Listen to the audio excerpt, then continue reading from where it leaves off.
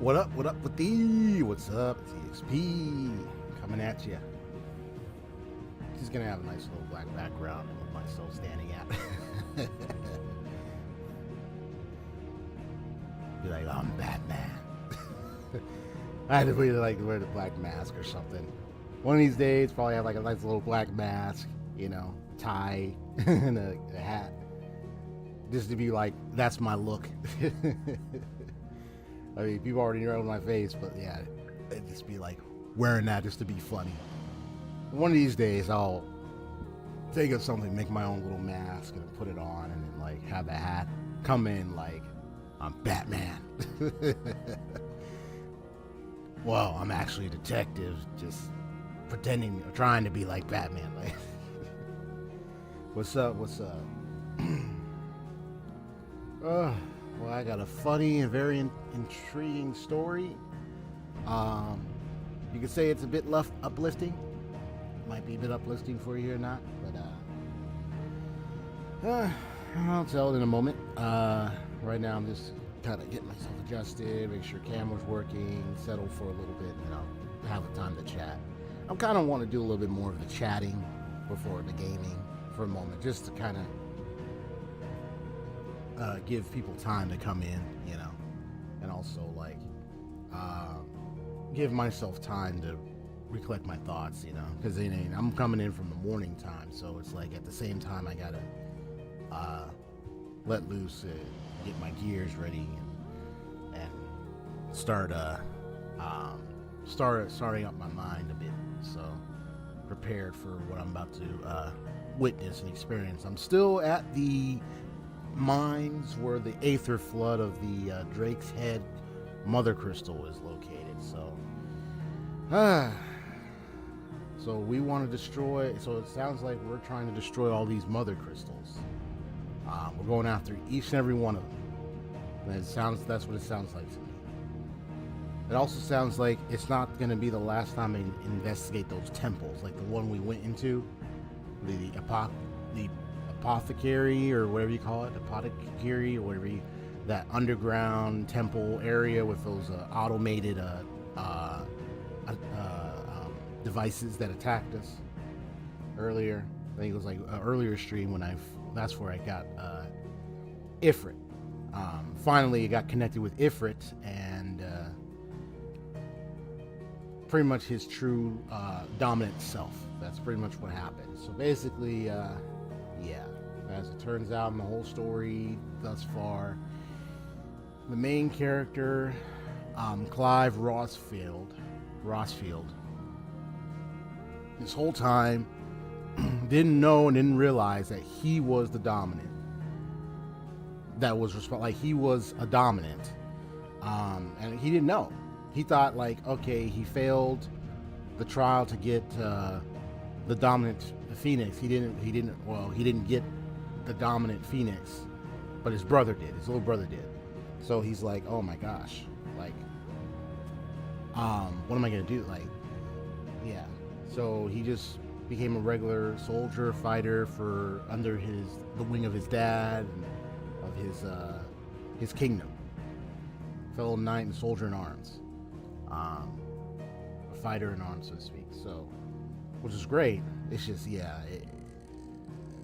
But you know, of course, the mother, she wanted to preserve her bloodline with the Phoenix, but she wanted more. She wanted some benefits, some bloodline attainment, and she saw the Holy Empire Sanbreque as the one to preserve her and her bloodline. And she definitely despised the bearers greatly. So yeah. And she's responsible for Clive becoming who he is today.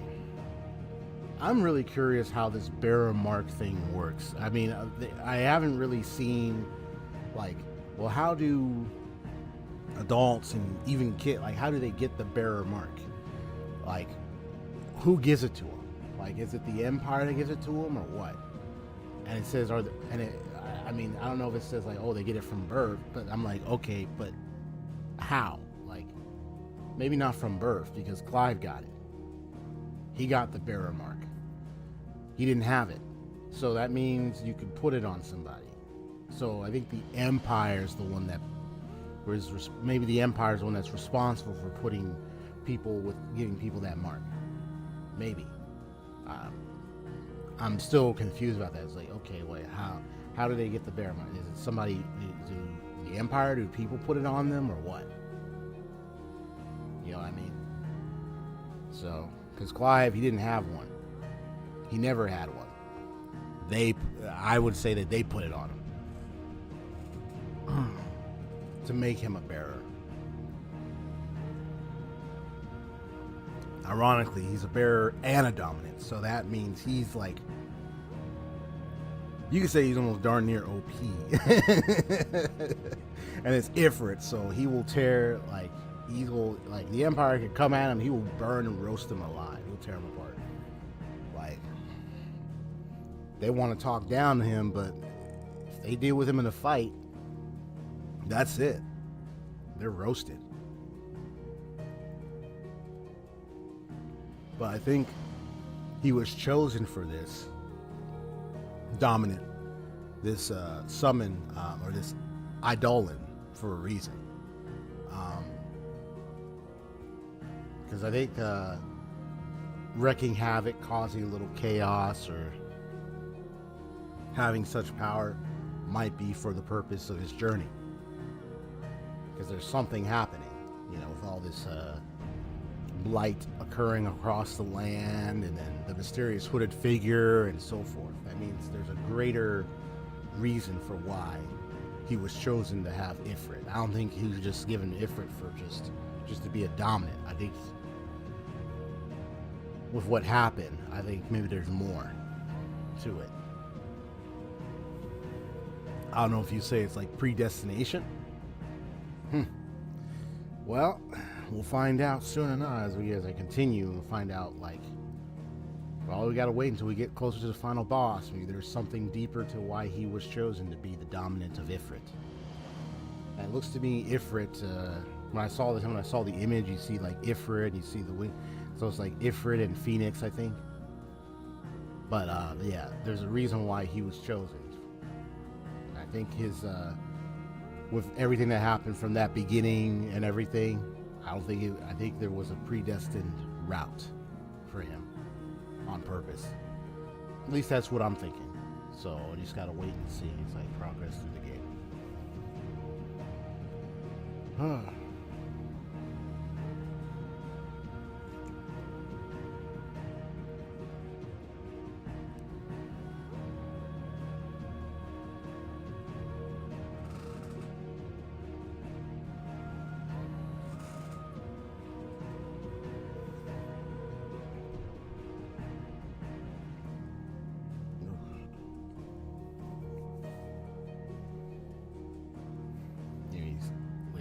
A little bit.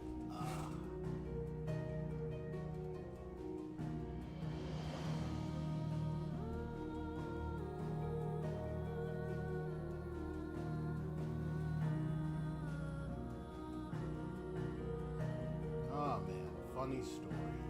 Funny story. Let's say I'm just in the middle of recovering from a little from something I had gone through, man. It's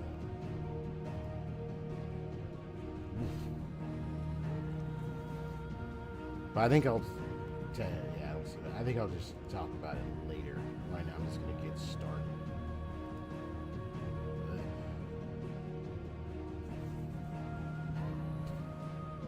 Okay.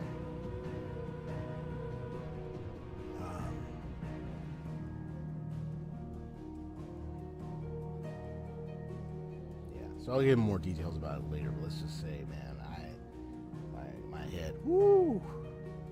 I was feeling a little, I was, past tense, feeling a little sick yesterday and stuff. I was going through some really serious head pressure, pains and stuff. But the more details about it, I'll share a little later. I'm going to go ahead and get to the game. Probably see my buddy online. Whoops. See, I almost messed it up. Okay.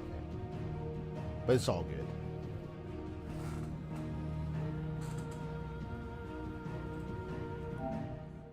So I'm just going to get started.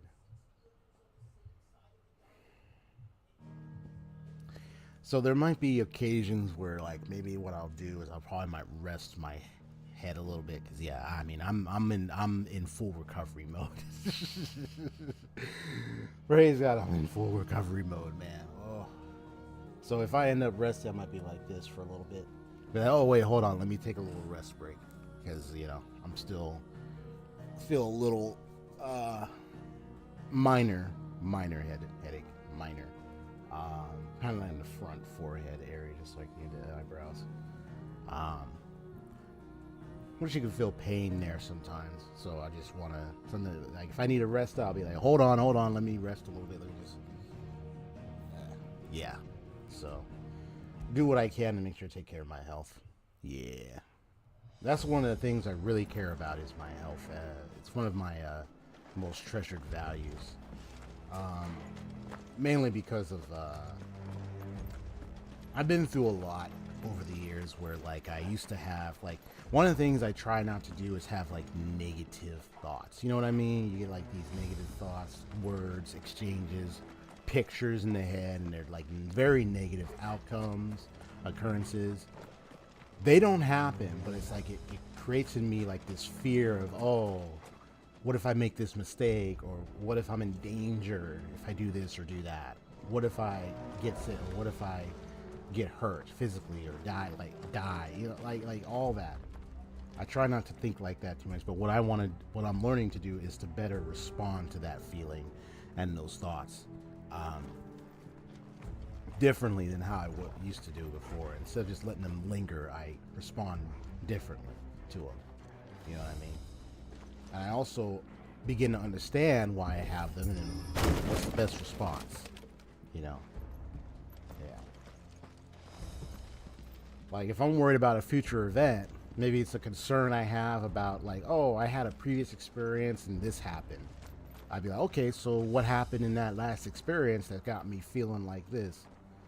And then I take time to reflect on it, and then I begin to learn and realize, oh, here's what actually happened. So I get to the heart of the matter, the truth of what happened, so then I can learn from it instead. So I learn, and then I begin to apply a different response to the situation. And I begin to see for what it really is. That, you know, I'm picturing a lying incident. It's a lie, and then I begin to have a different response that's more positive, more influential, and gets me the ability to learn, educate myself, and grow from there. It's a process of change, but it does require effort on my part to do that, conscious effort. But it works and it really helps. So I'm glad to learn to do that more. You know, I've been attending like a program. Where I'm learning to better understand my emotions and why I think the way I do, and then how to best respond to that. Either replace that wooden door with something a little more sturdy. Oh, you got it. You got it. You know it, bro. Sid's VA, man. Count to three.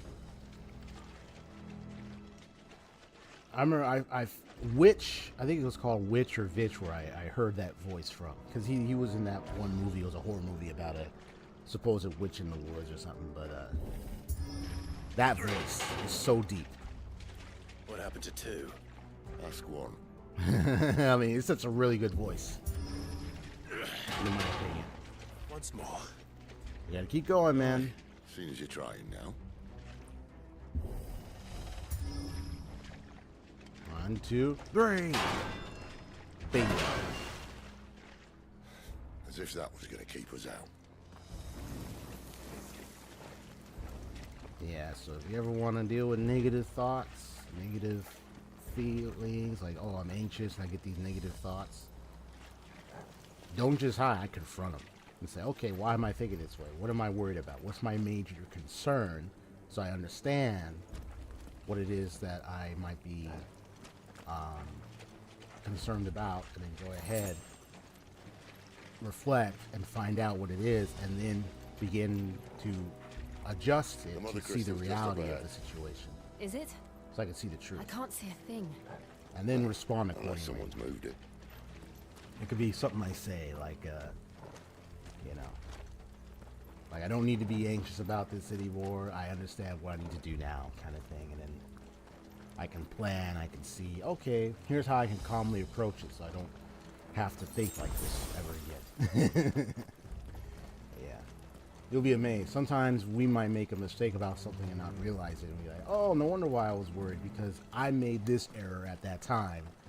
So now I know what to do next time I engage in a similar situation. Yeah. All right. So let's see what's down here. I know we're dealing with Drake's head, but how are we going to take this down? This is a very good question. Really good question. There's no one about.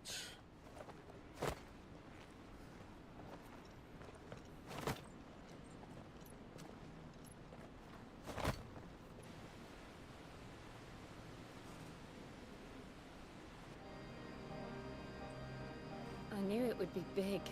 Whoa, look at Like this. this. Oh, this is what I saw in that little preview That's how gameplay well it's the during the, I think it was during that Final Fantasy 16 stream or something. It was on YouTube. Yeah, you do go in this area. She looks up, she sees that and everything. Yeah, you fight the enemies under here. You'd That's think right. they'd have patched that up by now. I was like, it looks familiar. Sorry state the Empire's in. Wait. You don't mean... Aye, my little game of hide and seek with Bahamut ended here. At tragic cost to this remarkable architecture.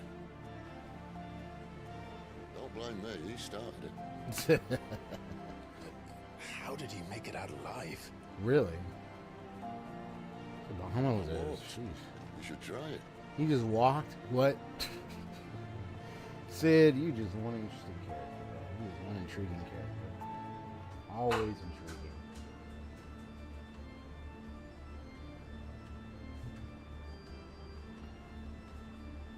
Yeah, check this out.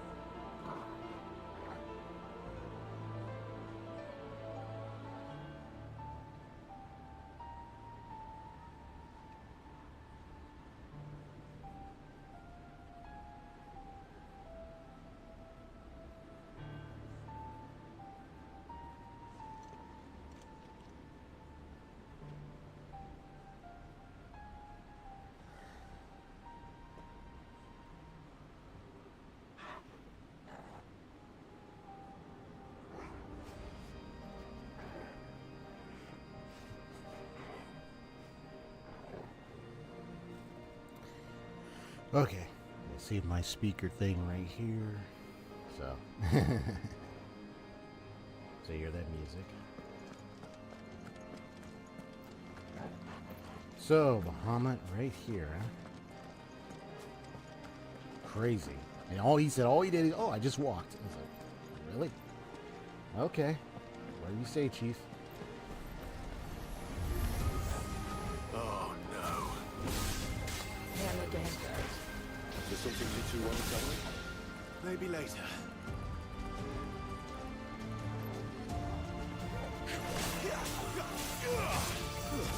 That's it.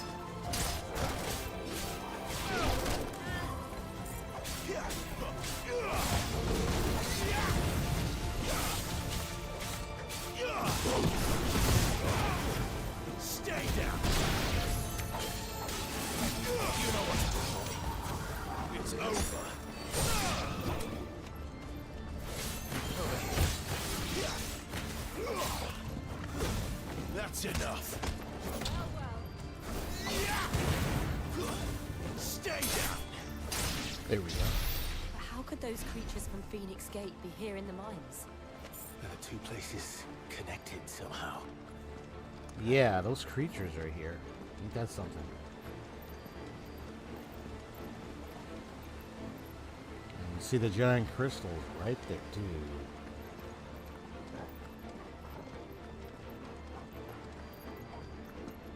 Oh, this is about to get even more interesting.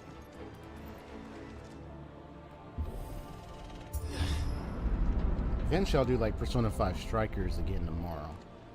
Yeah, that's the plan to stream tomorrow is Persona 5 Strikers. But although I'm working on a recording video for Genshin Impact, if I do need time, I might, whether I'll decide if I want to go ahead and continue going for that stream or just cut it off.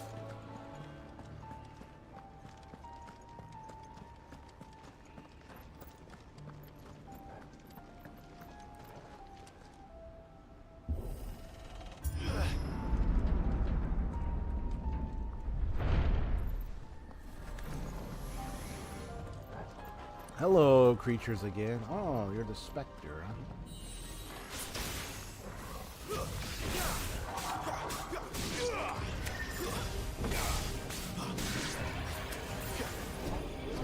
Oh, no, you don't.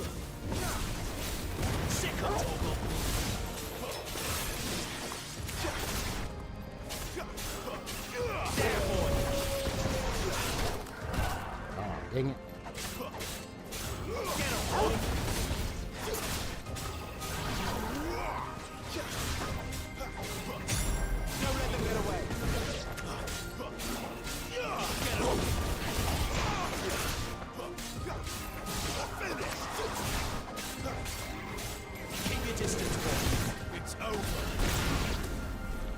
Gotcha. Oh, this guy.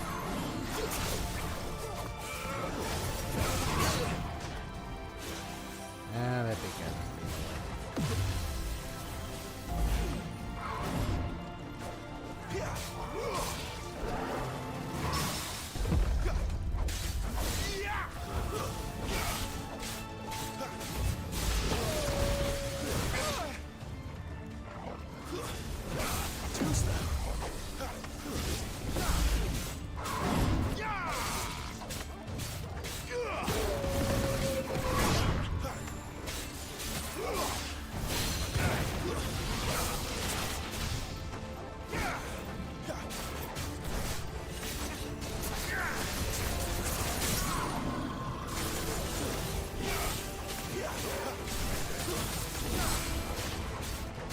Keep your distance, boy.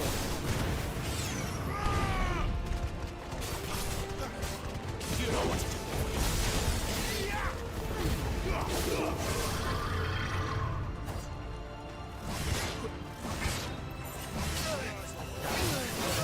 Oh. Alright, then be careful. Get him, boy.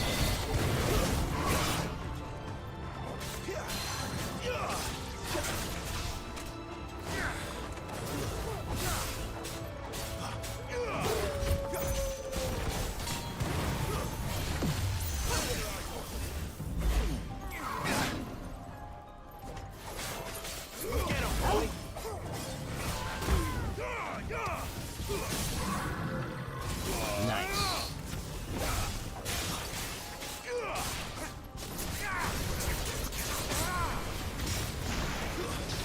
Sicko, Toggle. Give it all you've got, boy. Whew, there we go. Man, I gotten so used to summoning Torgal at this point. I know they have an item or a ring, a special type of item you can give them, so if you want to have Torgal automatically attack while you're fighting, but I prefer to command him on my own because then I can have him come in and do his special glowing attacks. That way you can add more extra damage to the enemy. I like doing that. Better already. Especially when we knock him down and all that stuff. When I was in the Imperial Army, soldiers assigned to the Glass Gate would tell stories about something they called the Guardian. Can't say I saw anything like that when I was last here. Then again, I can't say I made it this far. Let's just be careful then.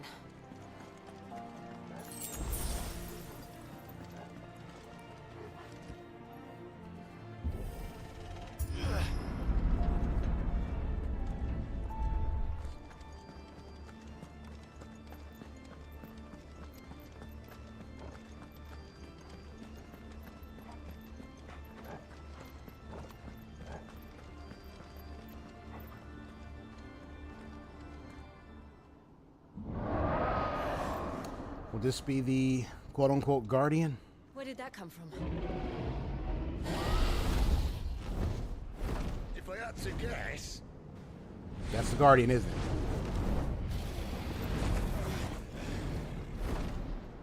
Poor beast. Another victim of the flood. Or not? Just some beast, victim of the flood thing. Well, anyway. Well, if it's a fight he wants... Yeah, Akashic dragon. Ready, Clive? Always. Don't let them get away. This time.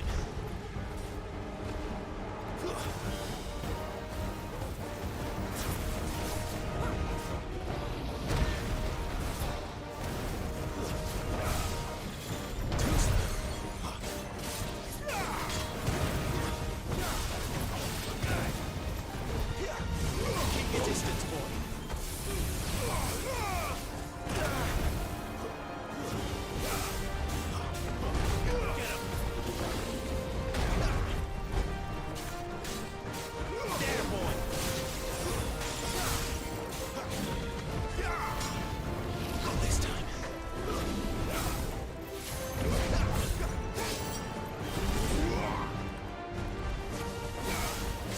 Come on.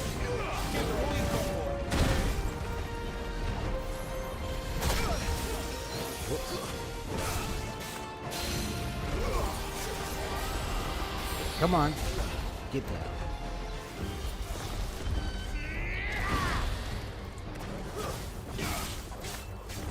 Don't let them get away.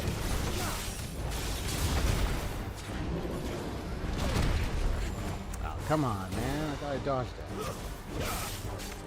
Timing. Not this time.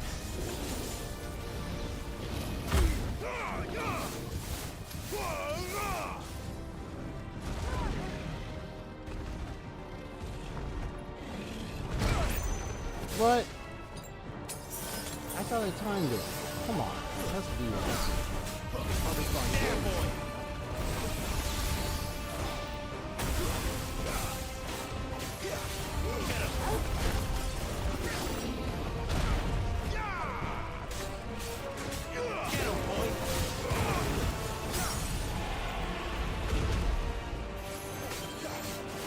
Sick of Toggle.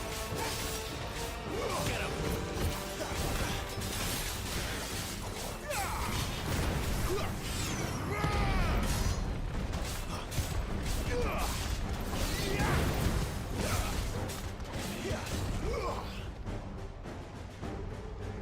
Where's he off to now? Right, look out!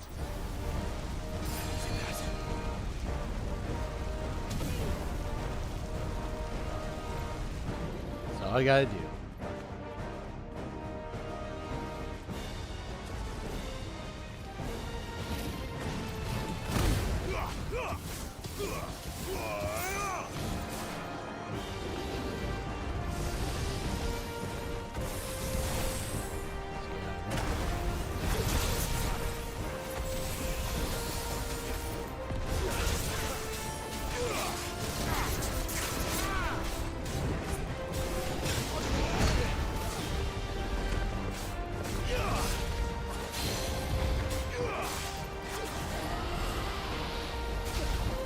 Come on.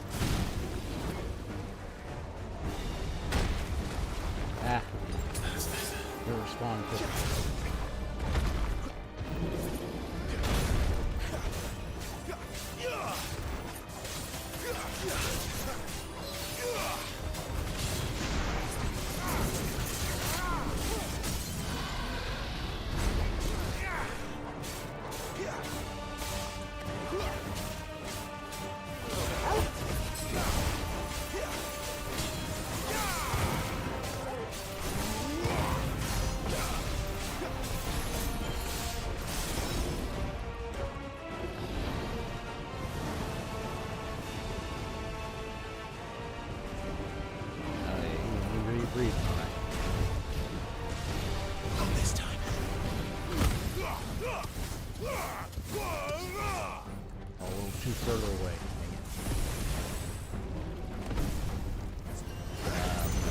Dang it. Ooh, that's close.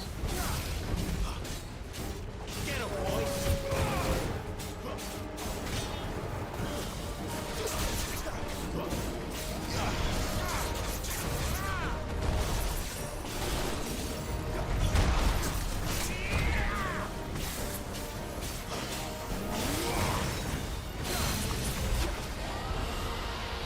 Okay, there we go.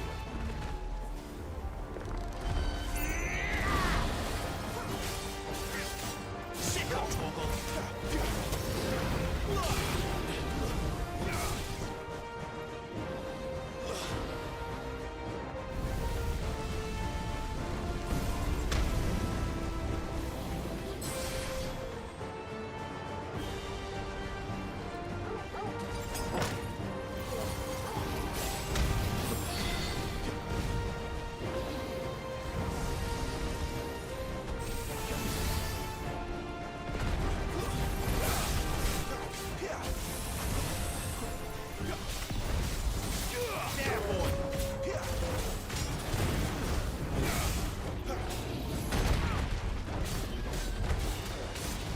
Not this time. Sick of Toggle.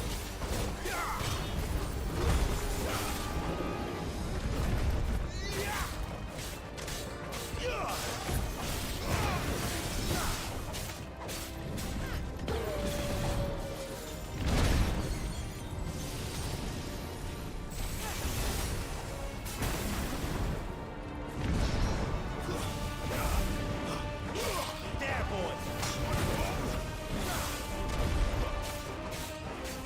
Sick of Toggle.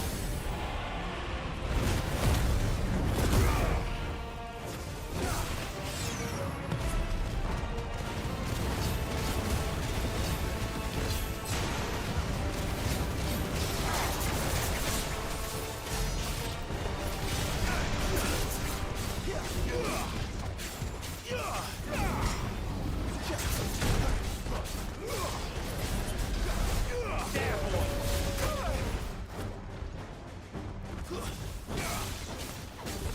Give the bully a go, boy.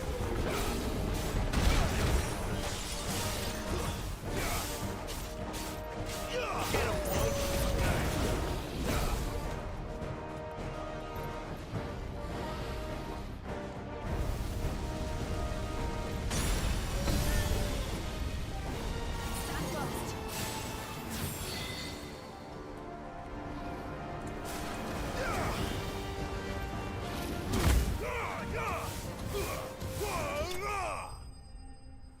There we go.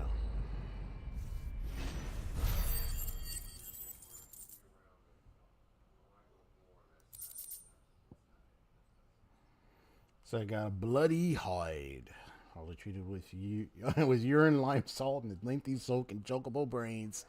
This ichor flecked skin will make for a fine piece of leather indeed. Oh wow. Okay. Bloody hide.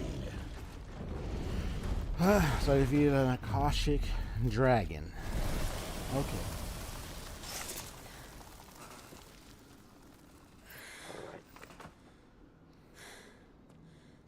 Are you alright? Fine. It said Guardian. I'm like, oh wait, is that the Guardian? I think so. Unless The inner it's talking about sanctum something lies else. just chances are the palace guard knows we're here. We should move.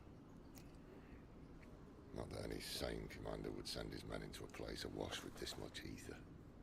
Well, that dragon was definitely on our way. Oh boy. Clive. If this all works, and the blessing fades, things are likely to get worse for our kind before they get better. Being the last to wield ether will make our talents that much more sought after. By which I mean hunted.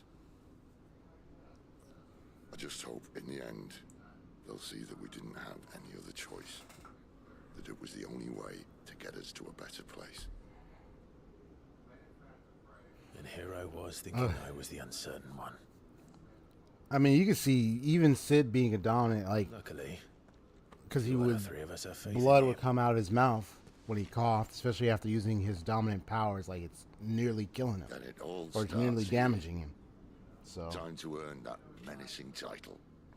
Sid the Vicious, was it? so I feel sorry for him. Like, you know, it's like he's a dominant, but it's like it's taking a lot out of him, man.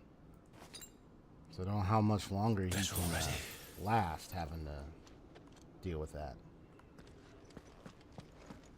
Let's just see how long he can last. You know, so I don't think there was any treasures around. Yeah, I don't think there was any treasures around here. Oh, excuse me.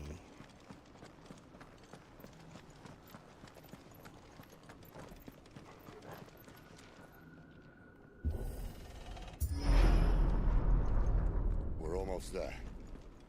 Anyone having second thoughts? Not me. We're with you to the end, Sid. Then what are we waiting for? I don't know about this. I mean, he claims it's the mother crit. He claims, well, I mean, at least now we know about the whole Akashic thing. But here we go. Let's just see what happens. I mean, if there's a bigger shock here that's about to happen, I wouldn't be surprised. Let's just see. So here, the Inner Sanctum. Sacred chambers in which the hearts of the mother crystals are enshrined, believed to have been created before the time of the fallen. They retain a portentous air even now, long after mankind has forgotten their significance. It makes you wonder about the people. They said there was like before and it had an airship and everything. So I'm like, ooh. So I'm really curious about that.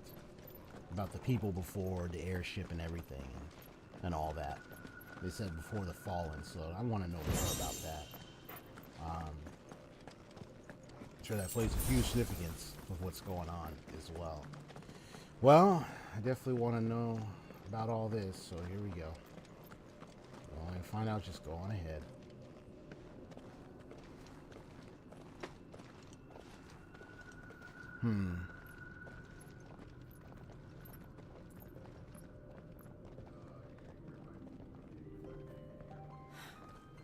It's beautiful. I'm gonna let this scene Lots of play while I remove sunbreak. myself for a little bit.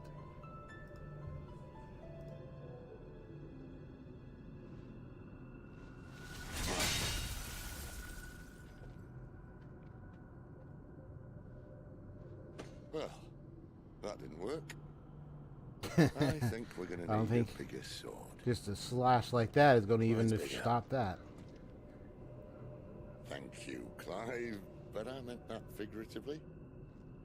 The core's clearly made of sterner stuff. But I'm just wondering now. Tyler's going to have a fit when she hears about this. Stand back. It's about to get cramped in here. I mean, we're listening to what Sid is telling us, but I'm just... Well, here we go.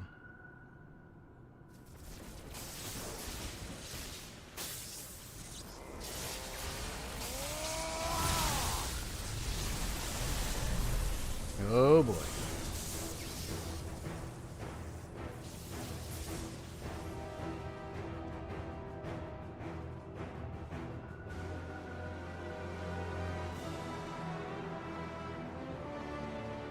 That's more like it.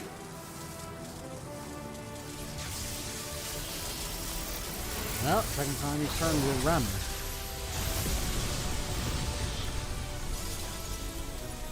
Alright, looks like you destroyed it.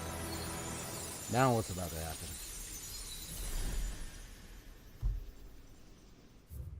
Let's see, anything else?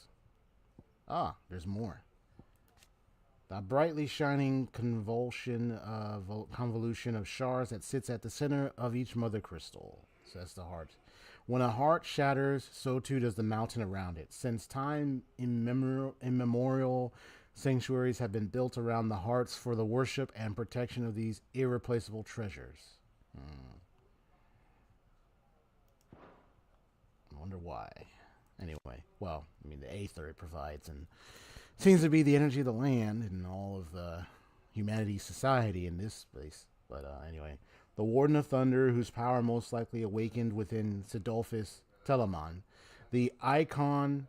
I said Eidolon, my bad. The Eikon is known the realm over as a symbol of judgment, no doubt inspired by its sage, Mian, and the scepter with which it summons its Levin bolts. Folklore has it that not only are dominants of Ramu blessed with the command of lightning, they are also granted a deeper understanding of the true nature of the world. It's like they become more and more wise, become more understanding of everything that goes on. So he just destroyed the heart. Clive, look. But what's about to happen? What is that? Oh! Sid!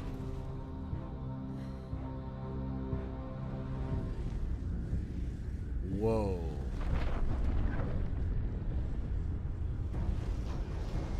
What the heck? Ifrit, I need Ifrit. Would that be the so-called guardian? Come to me. I mean, he said a guardian, and I was like, is that dragon the guardian? He's like, I don't think so. I think this thing is. Uh-oh. Oh, boy. Uh-oh. Where are you? Heck is that thing?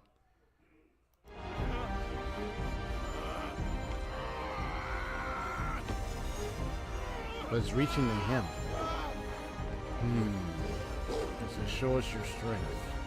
Mythos. Hold on.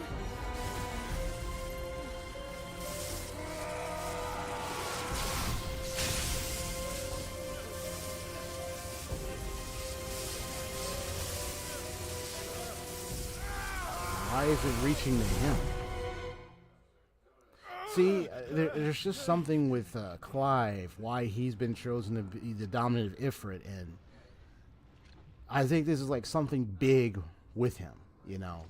Like, he was chosen, and it's like, there's something more to this with Clive that even he doesn't know. So, an Imperial Bearer, like, he's destined for something.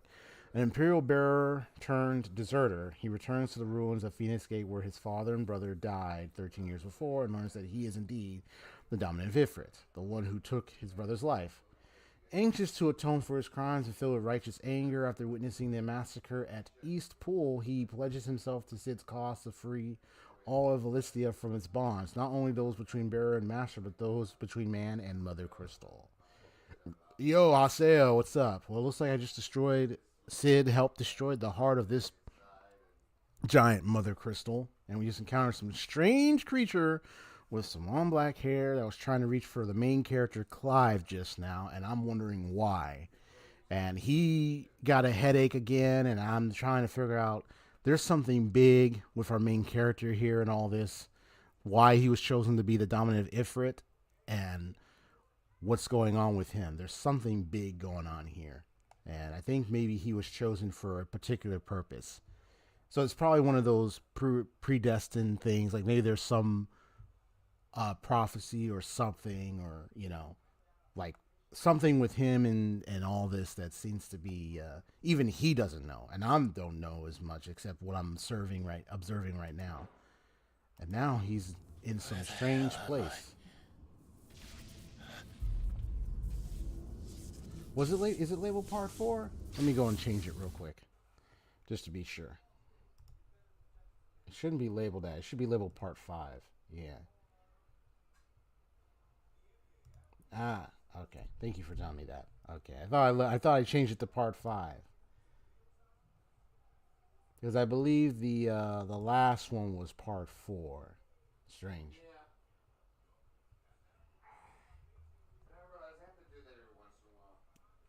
Yeah, let me go check. It did, if it, and you say, wait, 4 last one was 5. Oh, it should be, wait. Hold on. Let me double check. Let me see, part 5.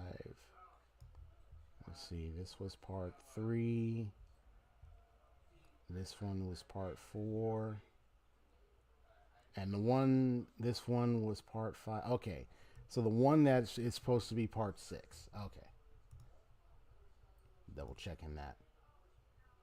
I think when I started, I didn't even think twice about the part for a moment there. I just started the stream. It's an honest mistake. Because I was so eager to stream and continue this. It's like, let me just go ahead and just keep going. So I didn't even pay attention to that part. My bad. All right. Well, it's all good. We're here. I changed it, so it should say part 6 right about now. Could you check? I just changed it. Yeah, there we go. I see it. Let me know if you see if it says part 6. Thank you. There we go.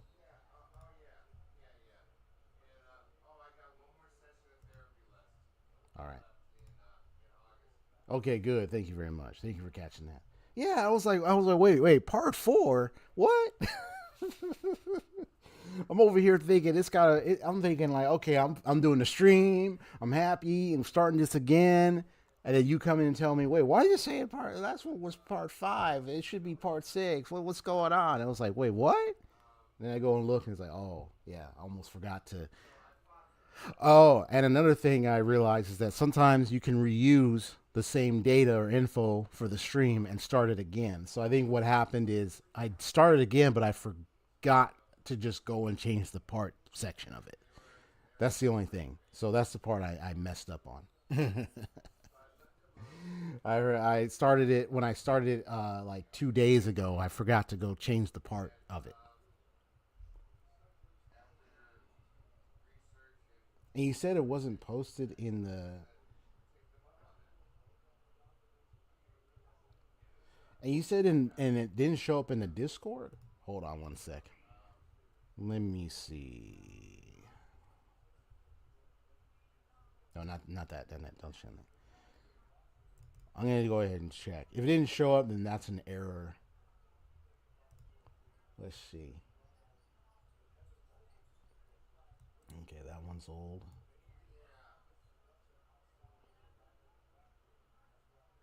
Okay. Yeah, the part 5 showed up on the 10th. But it didn't show up. Hold on. Yeah, that is strange. I don't know why it does that. It's so strange. Even if I try to start it on YouTube, it's supposed to automatically show, oh yeah, you're starting another one, and it don't even show up. That's crazy. That's crazy. Well, it doesn't hurt to check out my channel anyway, just in case. You know, if you're not certain or anything, it's okay to just go to my channel. Yeah. It's okay to just go through my channel just in case. Like, you know, if you're not certain and if you're like wondering, hey, am I streaming? Just go to my channel, just in case. That would be the last resort if for some reason it ain't showing up on the Discord. I see part 5 in the Discord, but I don't see the repeated title stream on the because it showed the one on the 10th.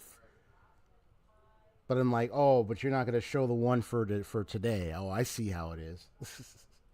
And I literally started it right after the stream ended. Right. So, I mean, I literally set it up after the last stream, which was on a Tuesday. It's such a strange occurrence. Anyway.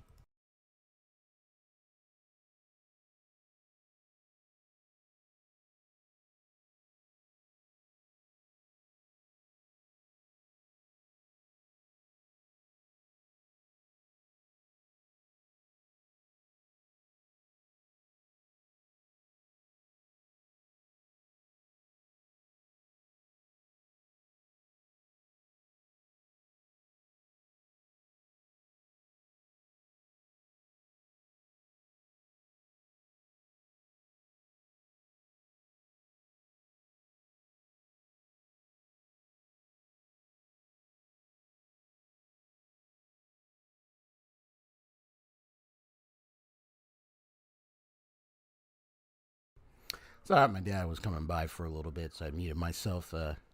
See what he was doing and everything. Yeah. What did you say? Oh, finding it. Yeah. I think that you could do that too if it helps to find go through YouTube notices. Go ahead. Yeah. Yeah. Go ahead. That can help out too. I mean, it does that a few times. It's all right. Yeah, you can just go through your notices. Okay. Well, I'm about to watch this little scene here. I don't know, was there any lore thing? Just Clive. Okay. So that's the thing that came out of this portal and attacked, and then Clive as Ramu threw his staff at him. I'm like, what's going on I've here? been here before. Typhon has been repelled.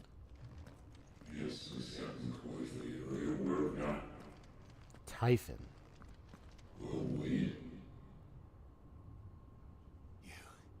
You again. Where are you? What do you want? So Typhon has been repelled. Fuck. He's still alive.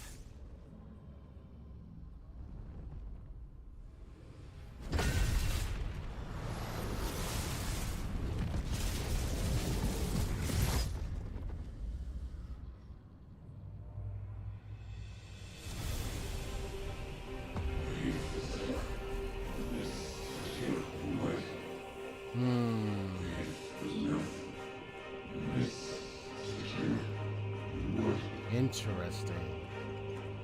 Get out of my head! I don't answer to you. I'm leaving, one way or another.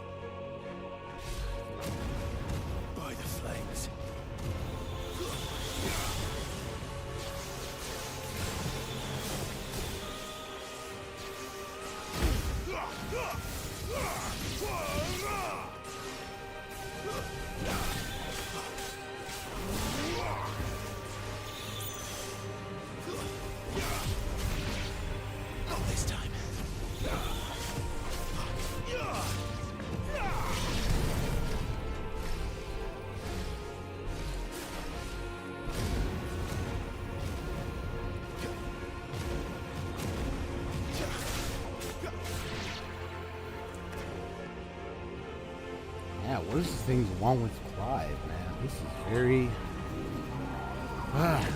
very revealing. What's going on here?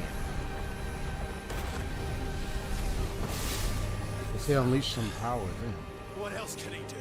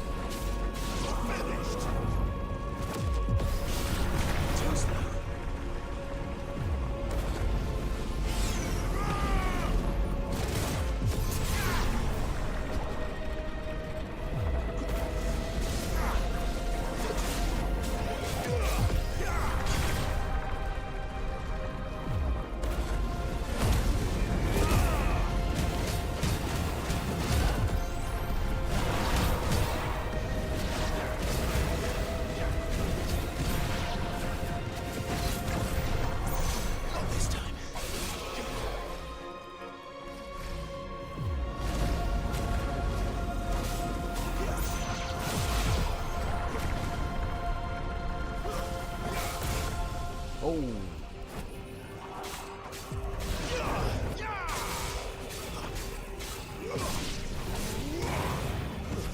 It's over.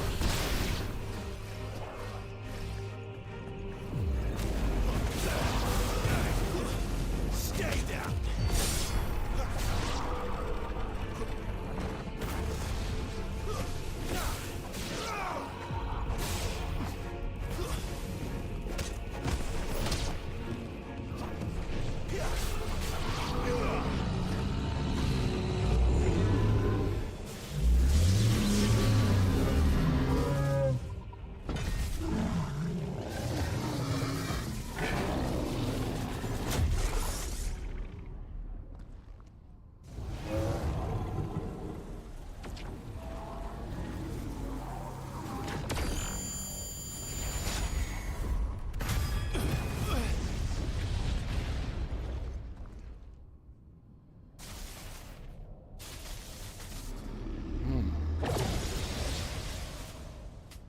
Finish Karara's friendship. Power Nice. isn't yours.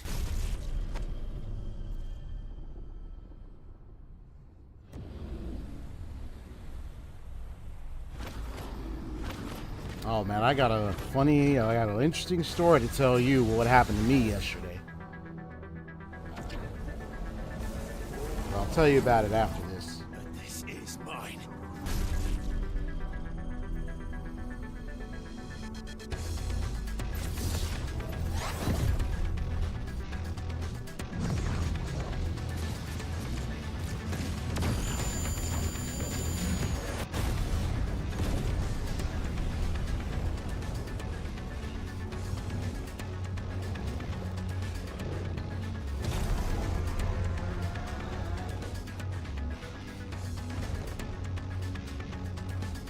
I remember now. I have fire. I am Ifrit!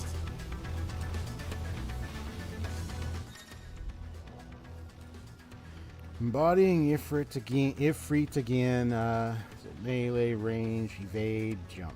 Oh, jump. Okay. After executing a fireball burst. Oh, you get some. Oh, you get some of his basic moves with Ifrit. Okay. Like his fireball combo, you get that onto Ifrit. Ifrit, nice. Iconic version of Clyde's magic burst to perform a devastating melee finish known as backdraft. Circle, sprint, extended distance, hold circle to lengthen spirit, sprint duration, use L while sprinting to change direction. Abilities. All abilities available while embodying Ifrit can be confirmed on the abilities tab.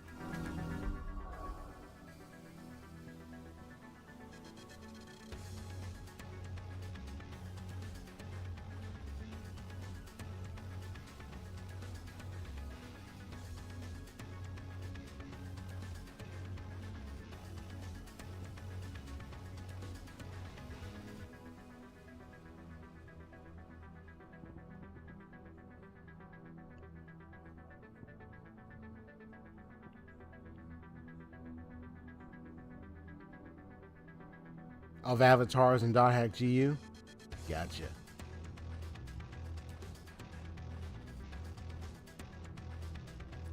.hack GU's avatars, dude, that was sick, man. All the different avatars and all the and Scathe, you know, all that. Especially that fusion with Haseo and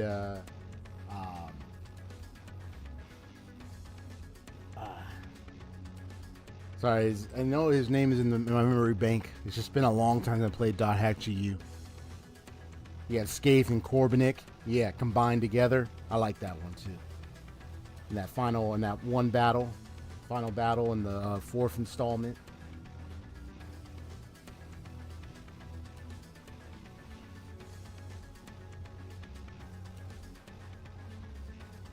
So he's still got the. So he's literally caught. It's really all his moves.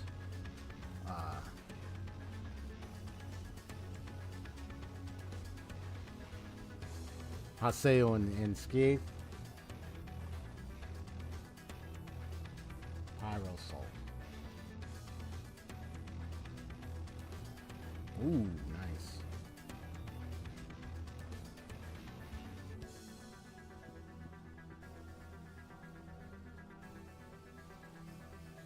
Okay. Yeah, these are all his abilities. Okay.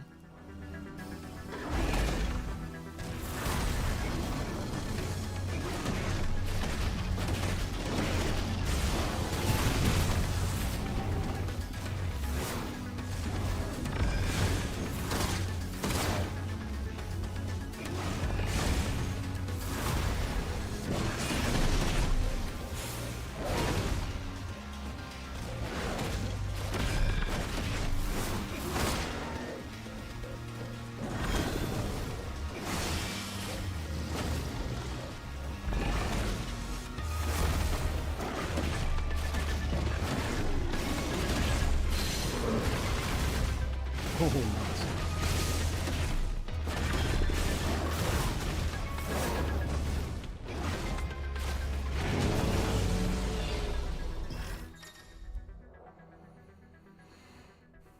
Using L while holding circle is an effective way to avoid typhoons, wide scale attacks. Oh.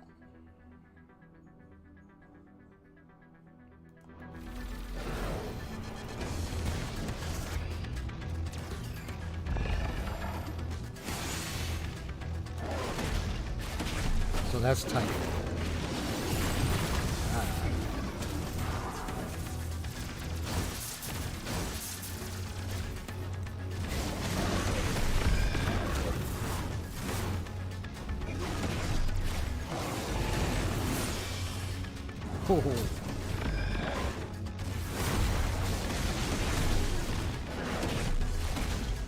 Edgy partner, huh?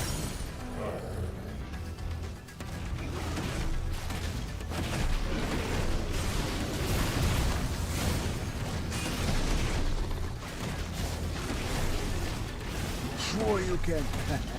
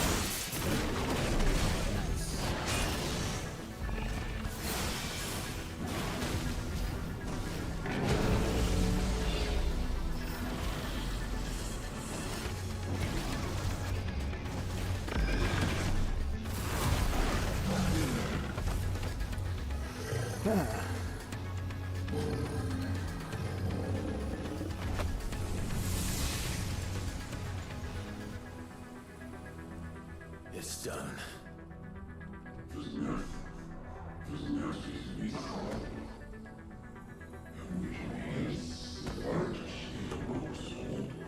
Yeah, that voice that's talking to him.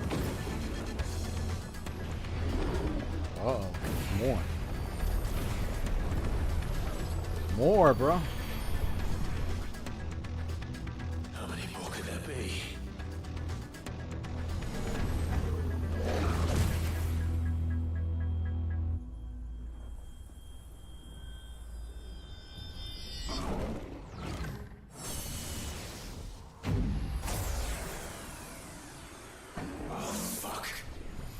Uh-oh.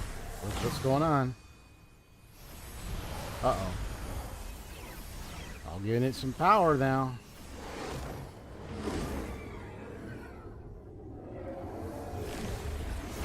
He said also how also was trying to find out Triage, while trying to find out about Ifrit.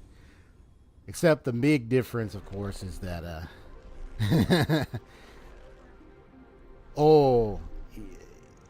Clive ended up being the dominant of Ifrit the entire time, and because he wasn't in control, he wasn't aware.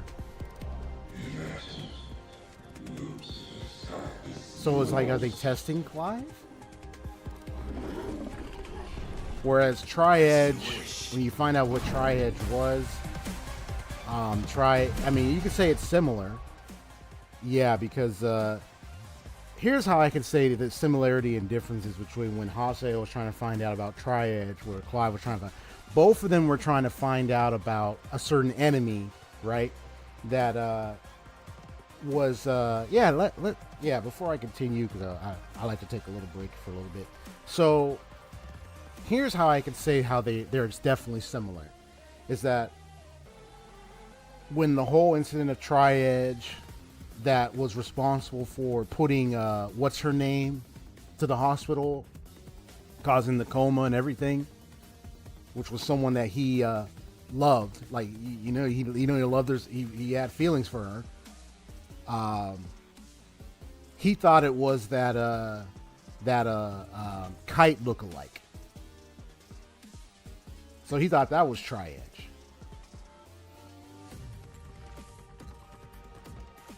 So he was chasing an enemy, a ghost, or like he thought that. Well, he was chasing the wrong person. It wasn't them.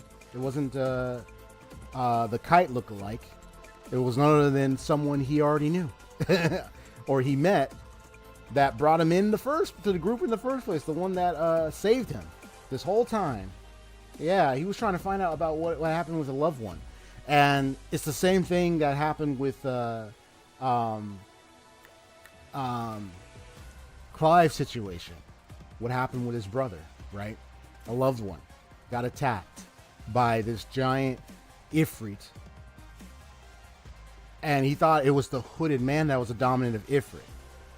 So you kind of have a similar thing. Both had someone close to a loved one that was attacked by someone. One ended up in a coma. One appeared to have died as the dominant of the Phoenix, which was his young brother. So you had a similar situation, and they were seeking this enemy out. When they both find out the truth, one involves where Ifrit was Clive the whole time, and he didn't realize he was the dominant of Ifrit. That Ifrit was from him, but he wasn't in control because he didn't know. Whereas Tri-Edge, Haseo wasn't. It would have been crazy if Haseo was Tri-Edge the whole time. What if they did that story, right? If Haseo was Tri-Edge the whole time, but he wasn't, and he didn't realize it until he awakened to realize it. But no, in his situation, Tri-Edge was what's his name with the glasses? It's in the back of my memory bank. Sorry if I have to bring it out again. Who had a Korbanik? He's the one who saved his life in the beginning when he got attacked and betrayed by those two shady characters that begun the whole story for him. Yeah, Ovan. Yeah, he didn't know that Ovan, the one he looked up to, the one that brought him in, that saved her this whole time, was Tri-Edge. He didn't know. He didn't know. So I think that's like the little difference there is that this wasn't like if Haseo was Tri-Edge. No, it was Ovan, someone he knew close to that was Tri-Edge the whole time. He didn't know. Whereas in this situation, Clive, he was Ifrit. He had Ifrit. He was the dominant, and he didn't know. So that's the kind of little difference there. But when you talked about like the Haseo with Skaith, it does kind of feel like that with Ifrit and Clive. You know what I mean? Because there's that similar rage-filled seeking of justice, seeking of vengeance, rage-filled vengeance. Though for Clive, he now has come to the truth of himself, and that he was the one that was responsible, and he seeks to amend. He seeks to atone for what happened. So he seeks atonement. Haseo, he continually sought vengeance.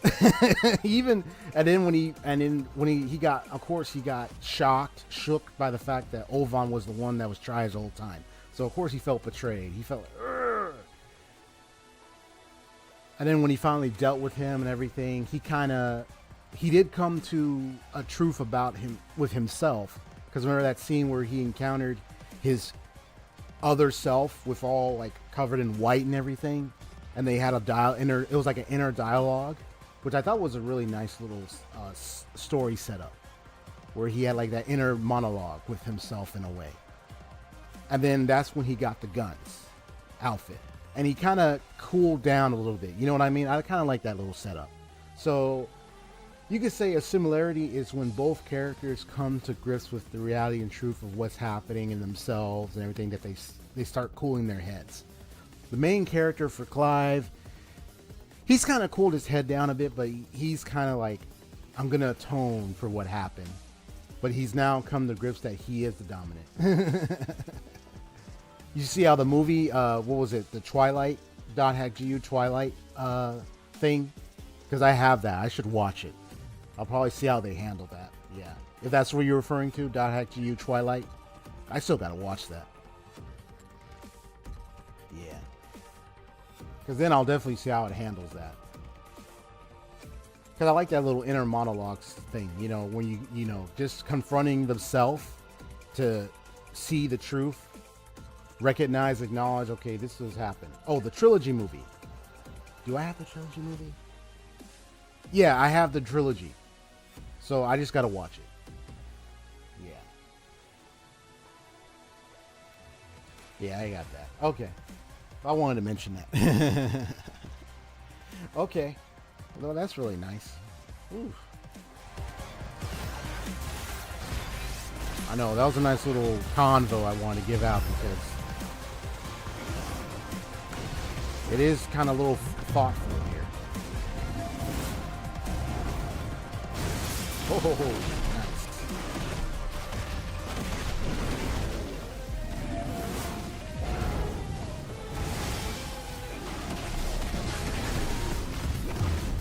It's like he did a little shuriken there, man.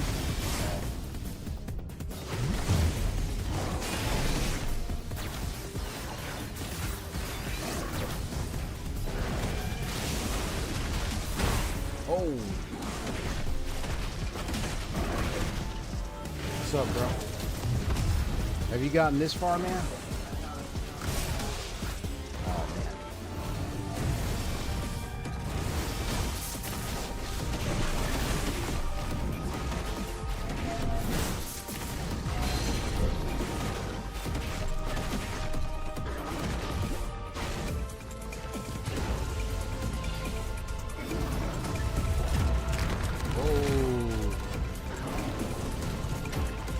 What the?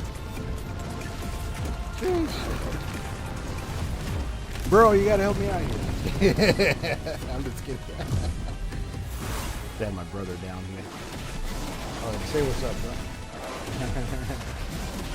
Okay, he's gotten further to this point, right? Yeah. Oh.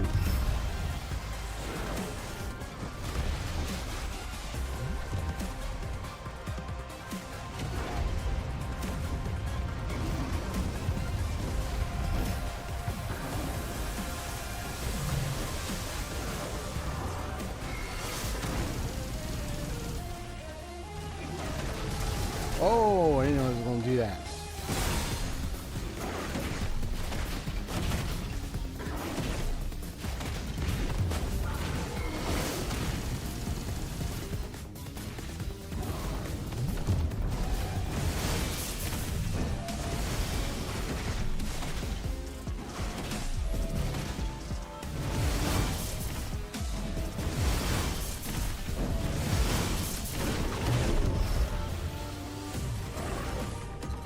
Oh, man. Come on now. Type in the transgressor.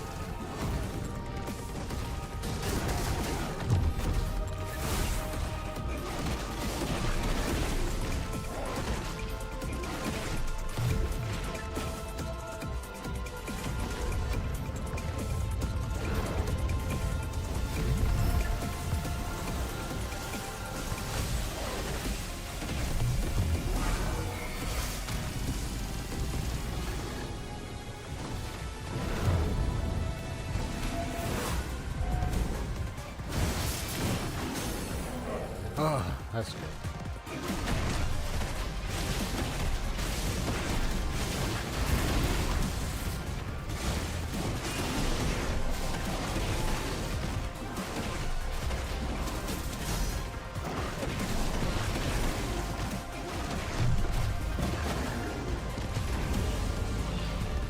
Yeah, I do like the Scathe battle moments, you know what I mean? You know what I'm talking about? When you get to fight the other avatars. Whoops.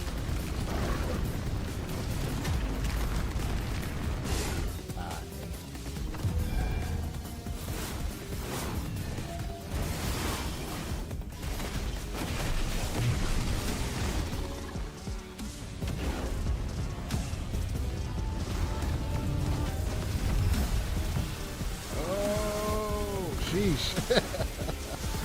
Dang, this guy.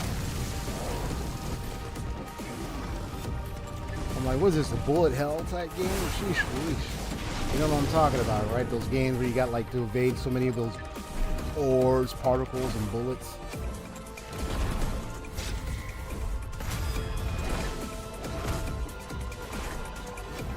I've seen people play games like that. Those games are insane.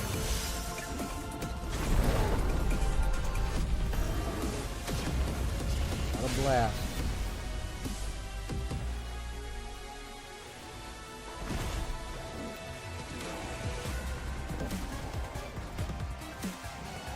Oh yeah, Wink, you know, those references I talked about from Genshin Impact. Yeah, bro, you'll see my reaction.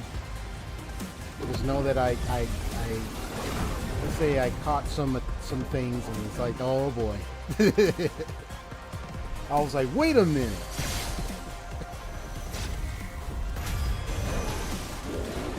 I'm like, wait, they added this in there? They said what? Kind of gave some implications.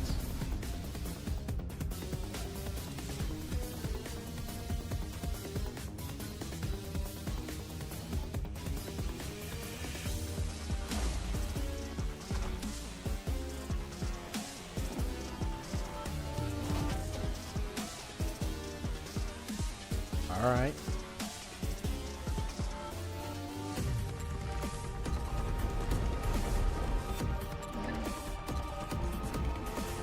This is Hellfire.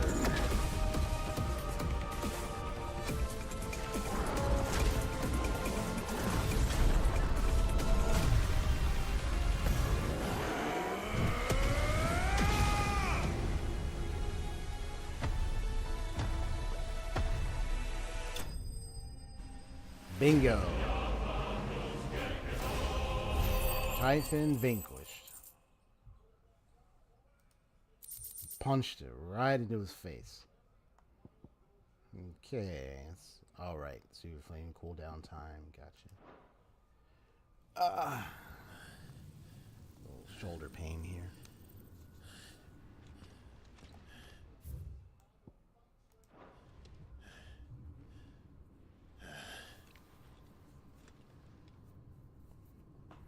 So, Typhon. I mean,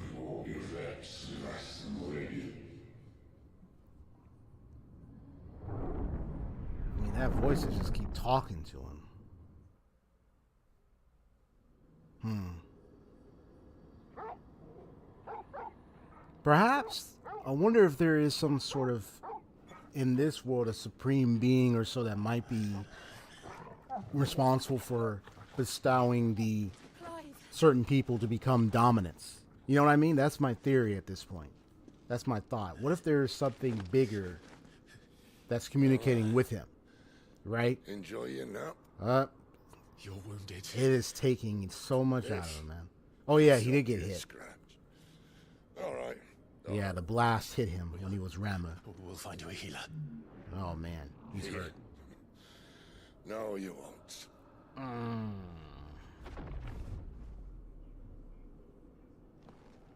Because that voice that keep talking to Clive is just like, what?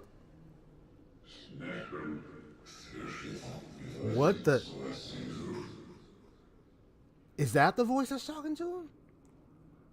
What the heck is that? I know who you are. And if you think So I'm Sid gonna knows? let you have him,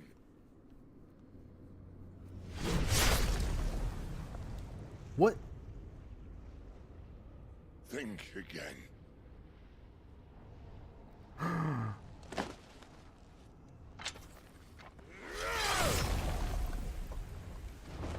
The heck?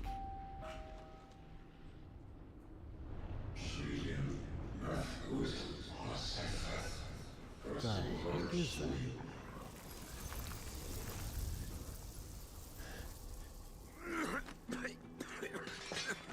Sid.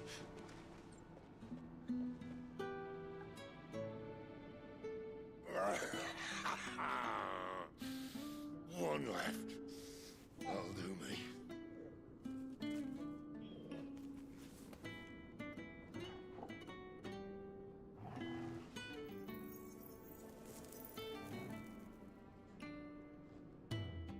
Try not to talk.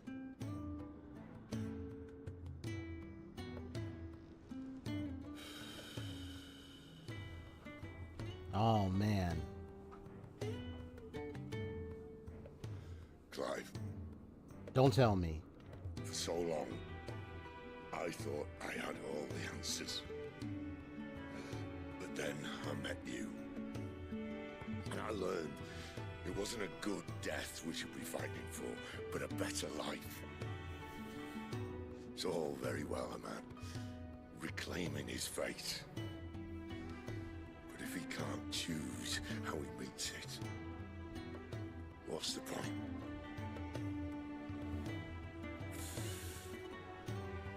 So, I made a choice.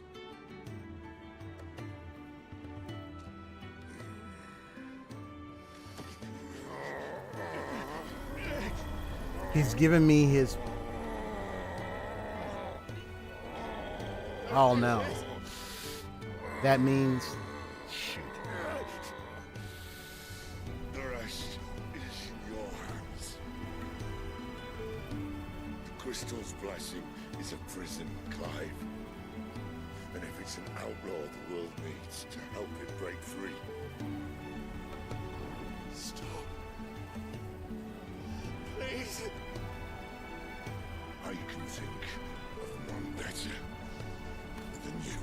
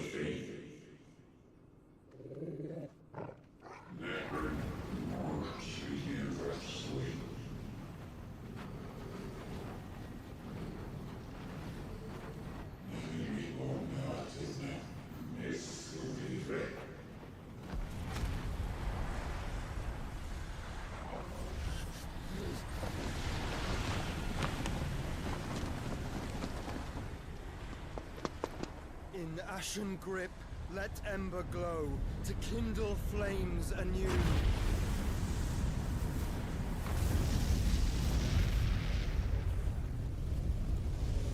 What the? It's the hooded man again.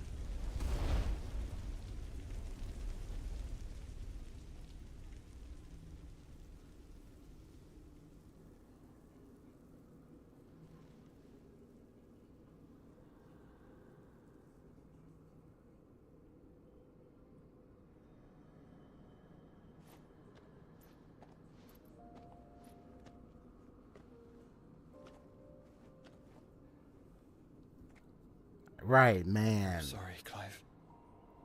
Had I arrived but a moment sooner.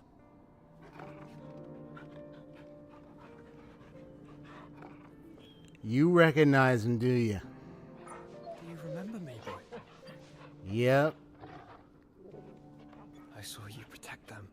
That was very brave. Come on. Come on, man. I He's know you're there, Ultima. Ultima.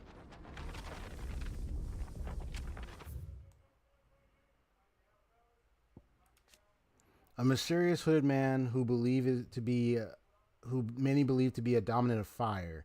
He is never seen outside the company of his faithful attendant. After being captured by Benedicta's intelligenciers and imprisoned in Caer Norvant, he slipped free from the bonds and escaped to Phoenix Gate. Come on, man. You gotta be... Dude, he's gotta be the young brother. He's gotta be the young brother, man. If he's somebody else, then okay, I need an explanation. But come on, man. Even Torgal recognizes him, man. So Ultima. You have learned our name. Yep, he said What it. else have you learned, Phoenix? Phoenix. So Ultima. My travels have revealed much about you and your ambitions. Ah, there we go. Dominant of the Phoenix from former heir to the ducal throne, Joshua is thought to have died. There we go. At the hands of the second icon of fire during the disaster of Phoenix Gate. However, he is very much alive, traveling the realm even now. His true identity hidden by a heavy cowl and an assumed name, that of Lord Margrace. Yep, that's him. But when I think of Phoenix, I think of the ashes, rise from the ashes. So I think that's kind of what happened. You thought he died, but not necessarily. I hope they do like a flashback that shows how he survived and how he ended up in this manner. And he appeared to him as a hooded person before during that whole thing. So it kind of makes you wonder. But yeah, so this being is known as Ultima. Huh. I know that it was you who tore me from my brother. Oh. And I know that it is his power that you seek. But know this. If you want him, you'll have to go through me. You know, I just realized something. It kept saying the voice. It was Ultima. It was Ultima that was probably the one communicating, saying, oh, show me your power. You're a worthy vessel. So maybe Ultima wants to take Clive as a vessel. So is Ultima the greater of all icons? Is this the supreme being that I was mentioning? So I really want to know this Ultima, that's for sure. Very well. Because they seem to be of a greater power. Fill these lungs that I may dispel the songs of suffering. A disturbance. We'll leave. My brother. Alone. Whoa.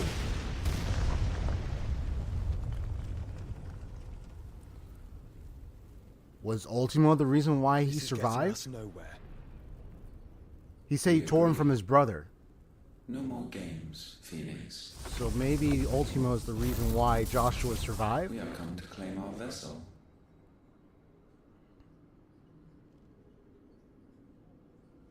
And I said no.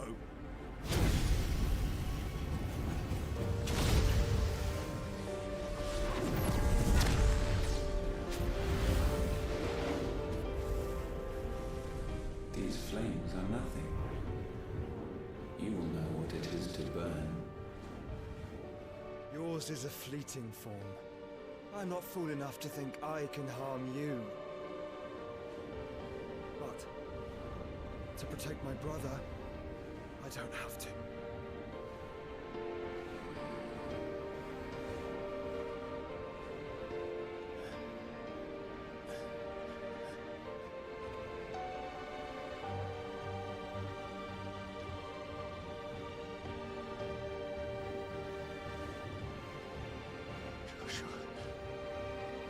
Now even he's recognizing it.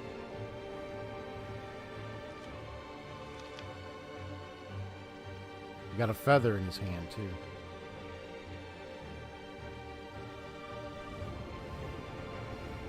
These are not flames of destruction. Any other more updates? Magic barrier. Oh, magic barriers. Some dominants have the ability to call upon a part of their Eikons' power to summon a ward. A nigh impervious barrier that no magic nor matter can cross. However, its maintenance requires a continuous channeling of Aether through the summoner's flesh. I see. Taking a heavy toll upon them. The larger the barrier, the greater the burden. Gotcha. So it can take a lot out of them and everything. Poor Sid, bro. Already? Oh, man. Who I am. But he gave me Ramuh's powers.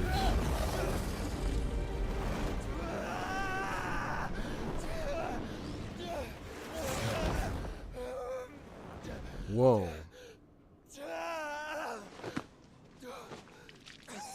Ooh. This took a lot out of him.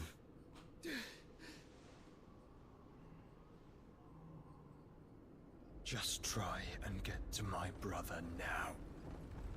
Wait, did he seal it inside himself? Fiend.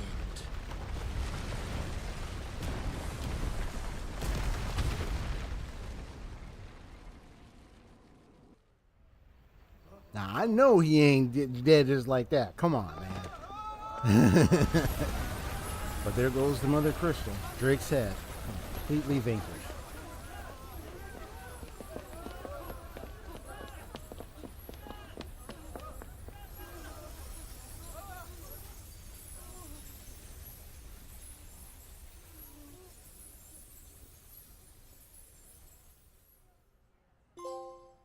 Lawless. Meanwhile,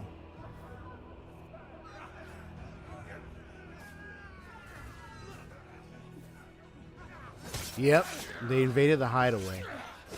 That's what I thought. Damn. I figured that was gonna happen.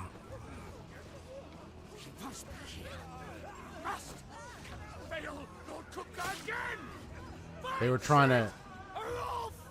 Yeah, they were trying to find Sid here, but nope. Sid, help us! Where is he? You'll do.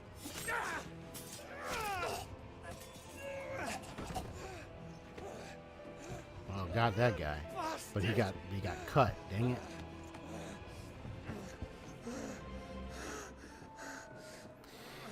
Yeah, Sid is We've got to go. Not without this. You two better get out of there, man, or you're dead.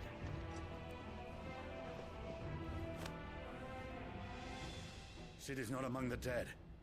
Shall I send a Stolas?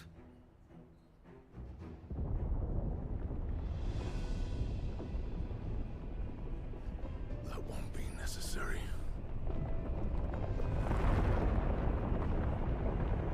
Oh, that must be the Titan.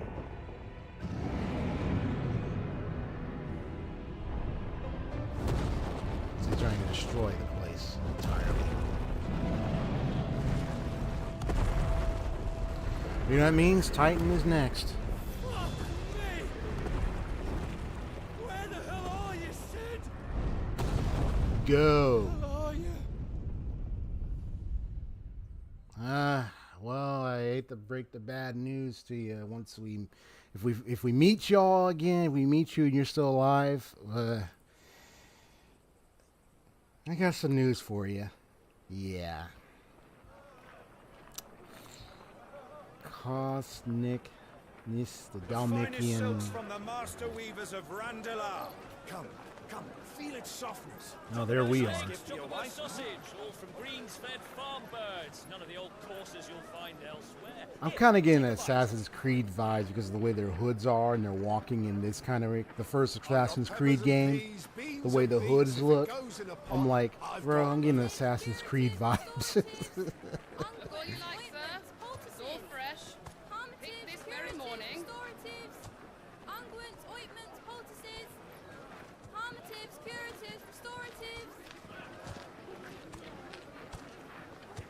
Unguents, ointments, poultices. Might I interest you in a potion, milady? Perhaps a soothing salve to ease the aches of the road?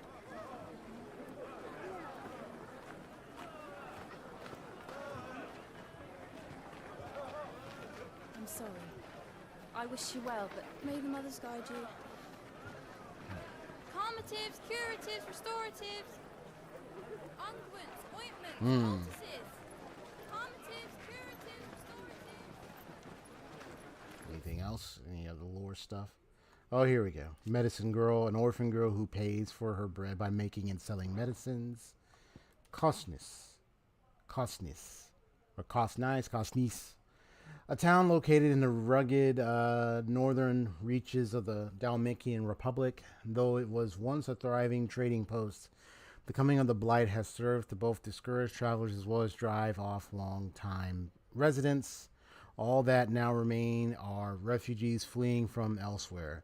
The black marketeers who prey upon them, and barely enough soldiers to keep the peace, or rather to pretend to when they're not being bribed to look the other way. Oof. Yeah, gotcha.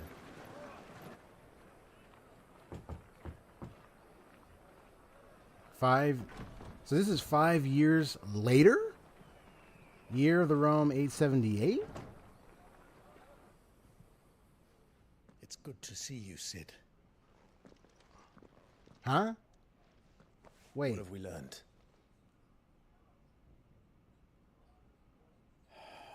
Wait. What? The bearers are locked up in an No, this is a different Sid, I think. This is a friend of Sid's, and later Clive's, who keeps an ever-attentive vigil on the comings and goings of Dalmatia from his hometown of... Okay, a friend of Sid's. Okay, gotcha. He said Sid, I'm like, wait, what? But then it's like, no, it's not Sid. It's a friend of Sid. Okay. Later Clive's, and he's the one who... So has it been 5 years later? That's what it just said. What? Huh? I was on the edge of town, and I hardly need tell you who is there to Please tell me sure that's stay that way. Really? How much time has Luca's passed? private guard.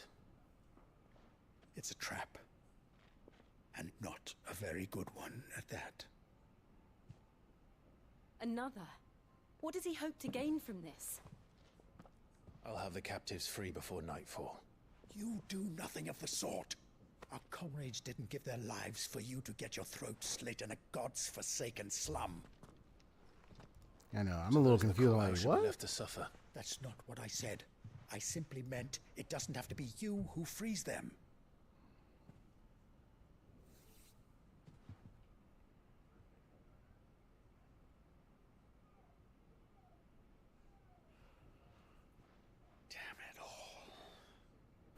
You're as stubborn as the old Sid was.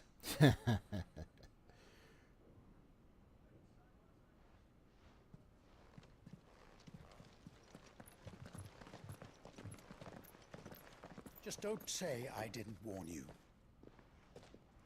You're Sid now, and if anything happens to him, we're finished. Oh, so maybe there's a switching of names. I mean, maybe this is being done on purpose. Because he said, "It's good to see you, Sid." So maybe there's something there's a reason why that's why they're doing that. But yeah, we know that the actual Sid is gone. Yeah, he's long gone now. So poor old Please, Sid. we don't know anything. You have to believe us. We'd help you if we could. But you're helping us already. Where is the Assassin's Creed guy when you need him? Oh, wait, he's Clive. He's got the hood. He's right there. No, I'm just kidding. I'm just kidding. Really. I mean, if it was Assassin's Creed, they'd come down and take out the leader of it and then, like, run away or take them all one at a time. Take them all down and stuff. Yeah.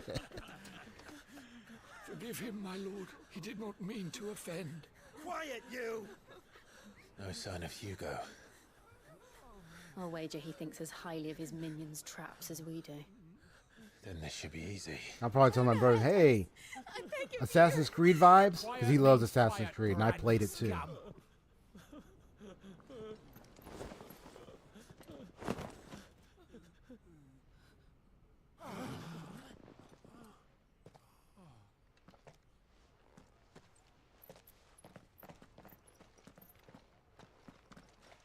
It's going to be all right.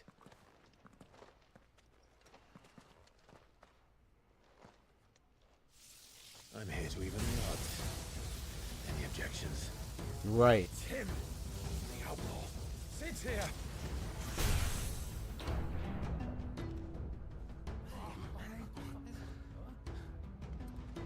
So they think he's Sid. So, because of the electric... Okay. So I think it's all being done on purpose. You never finished one, but you've played a few. Oh, yeah, the Assassin, yeah. Which Assassin's Creed games did you play? Even if you didn't finish one, which ones did you got a chance to play? Safe. So the power of thunder, Clive has claimed a portion of Icon Ramu's essence. Attuning with Ramu not only changes the elemental aspect of Clive's magic spells, but access to several new iconic abilities such as Thunderstorm, which rains 11 bolts down on all nearby enemies, knocking them back. Abilities are found on the abilities tab in the main menu. Ramu's iconic feat, Blind Justice, can be used to launch a variety of ball lightning at up to 9 targets by locking onto them. The lightning will temporarily remain affixed to a target and can be ignited by striking them. Okay. So I got all 3 right here. Nice. So pile drive. And then thunderstorm.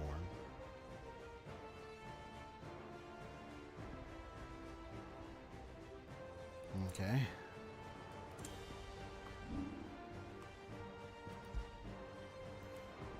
Abilities.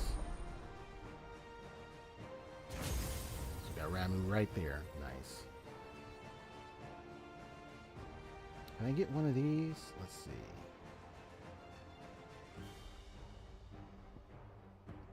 Oh, that requires $16.95.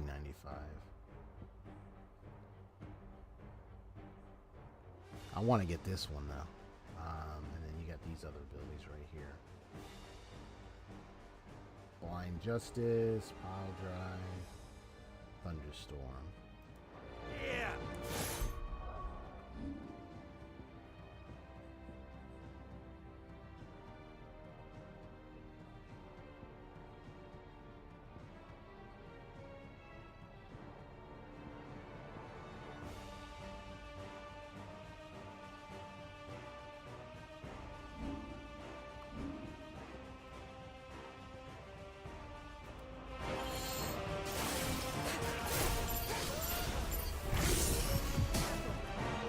See.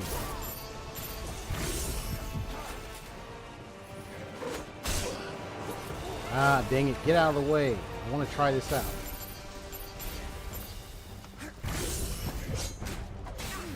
Okay. I'm still trying to learn how to do this going.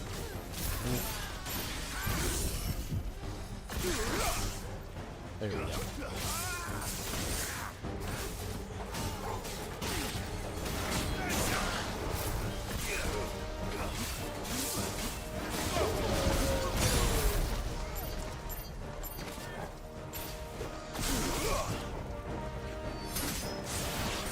Nice.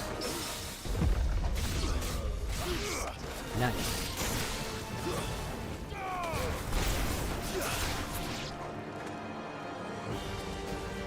So one of the original trilogy might have been the first Black Flag Syndicate and Little of Odyssey. Okay.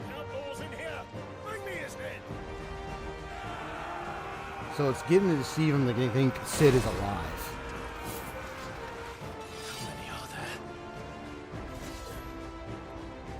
Titan senses regards.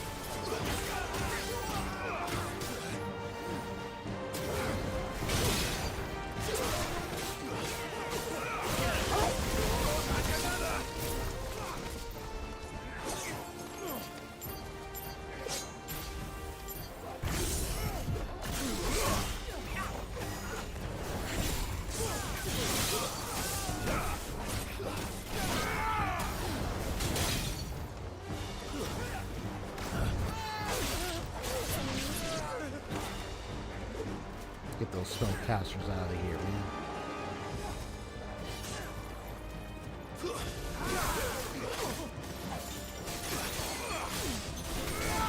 This one. Stay down.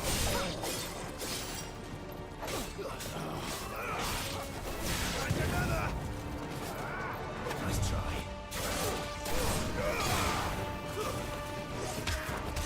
Farewell.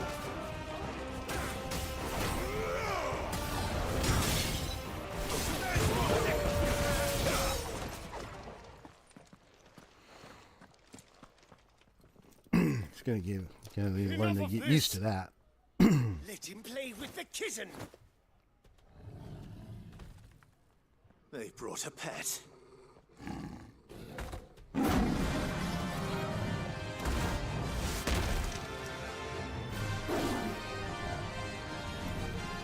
You'll pay for what you've done, Sid. Those things are fast. We'll have to be faster.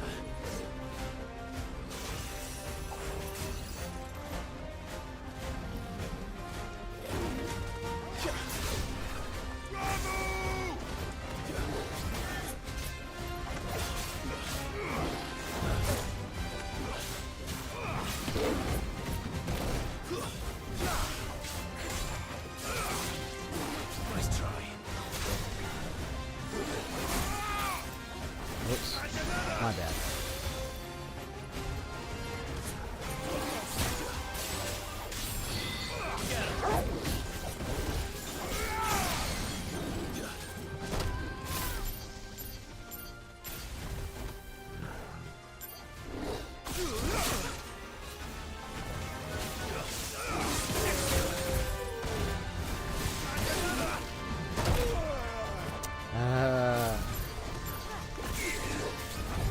There we go.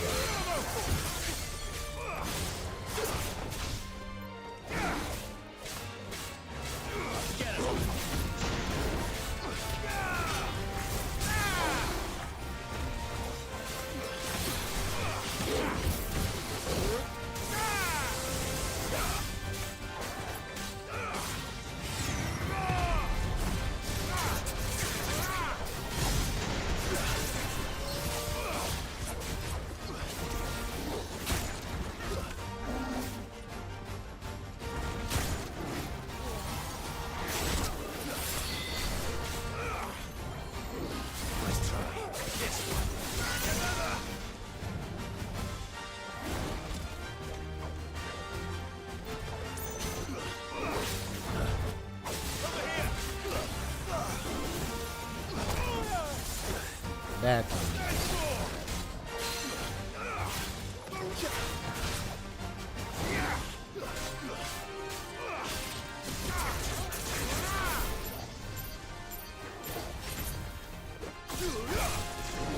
Slow. I'll be fine now.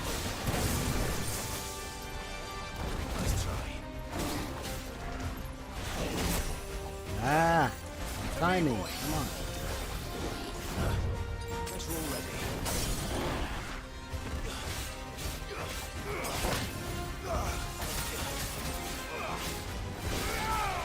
Whoops.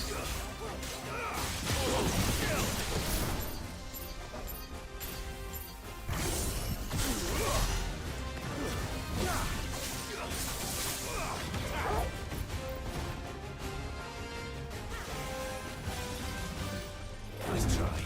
Nice try, bro.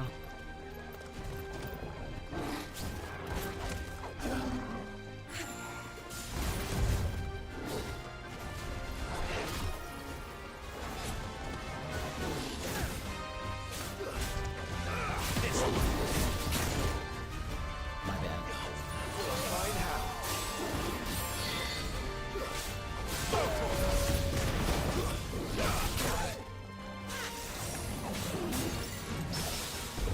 Ha!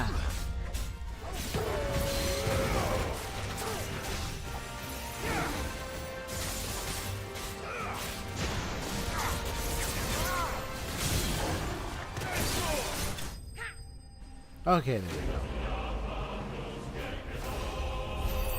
Had a few bad timings there, but it's okay.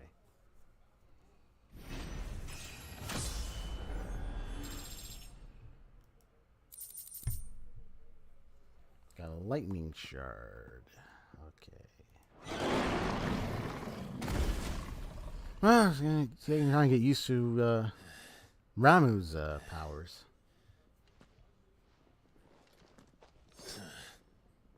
To hell with this! I might be taking some of the others' powers by force, like They'll tell Titans Hugo. and Let them. Odin and There's been Bahamut. more than enough bloodshed for one day. Maybe even Shiva. Well, Shiva. That's going to be interesting. I think I end up getting hers at some point, I think. How? That's going to be the question.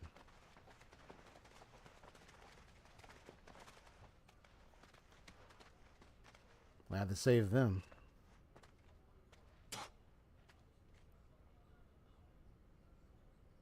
Murderer.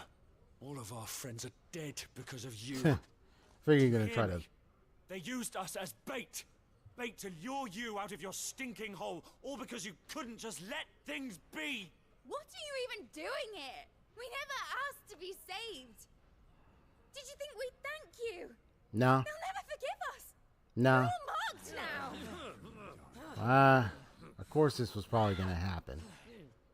For 5 years we fought to secure a better life for our kind. To see that we are treated as equals. Do you not want that? What we want is to be left alone. Every time you show your faces, it is we who suffer. It's all right. I'm sorry. Oh, I see. I look at the side of his face.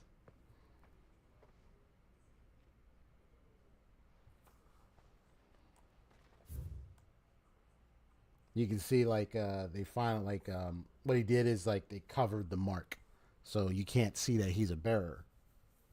Yeah, so he finally got that mark covered. An Imperial bearer turned ally of Sid the Outlaw. In truth, however, he is something much more. Not only the firstborn of the Archduke of Rosaria, but also the dominant of Ifrit, with the ability to absorb the powers of other Eikons. In the 5 years since the fall of Drake's head and the death of his mentor. So it's been 5 years. He and Jill have strived to continue Sid's legacy, the light of Ramuh forever in his heart. Wow. Dominant of Shiva and Clive's childhood friend, after Clive and Sid spirited her away from the battlefield where she was, why they don't do that sooner, or I don't know either, man. I'm like 5 years later. After Clive and Sid spirited her away from the battlefield where she was being forced to fight for the Iron Blood. I don't know about that element of the story. It's kind of weird. Weird thing they went with. Oh, 5 years later. 5 years later. She was placed in the care of the Hideaway's talented physicker, Tarja, who nursed her back to health. 5 years have now passed since the fall of Drake's head, and she and Clive continue Sid's mission to emancipate bearers and rid the realm of Mother Crystals. Kupka's awakening as the dominant of the Eikon Titan trusts him to the forefront of Dominican politics, winning him influence over both the Republic's armies and its policy making, as well as a personal fortune to free the bearers to just leave their marks wide open. His greatest treasure, however, was always Benedicta Harmon. So when the servant of Waliad informed him that his love had been slain by Sid, his fury toward the outlaw and his allies knew no bounds. When did they arrive in the Demelkian Empire? I mean, we're like 5 years later. I'm like, what have they been doing in all those? 5 years? And they still haven't dealt with Hugo yet? Hugo Kupka's personal guard. On Kupka's orders, they ruthlessly gutted and destroyed Sid's original hideaway. Vengeance for the brutal beheading of Benedicta Harmon. But Kupka's thirst for revenge is not yet slaked, and it is with reckless abandon that he employs his means to commit atrocities across the realm in the bid to drive Sid from hiding. Yeah, especially since the freed bearers, they just leave their marks wide open. Like, his mark is now officially gone. It's been seared away. Like, you look at the way that it looks on his face. I guess maybe he must have, I don't know if they like flame seared it. I don't know what he did to cover it. So now they can't see as a mark. So he's come off as Sid. So I think to kind of course, mislead Hugo Kupka and all of them. But for 5 years, I'm just kind of like, I mean, I don't know about that part of the element of the story. It just, I'll probably talk to another buddy of mine who's played it and see what he thinks about it. But I'm going to tell him my thought. I'll be like, I don't know, man. It says 5 years later. I'm like, 5 years later? I don't think I get that part of the story. Like, I mean, I'll see what's ahead and maybe try to understand why is it taking him 5 years? What's going on?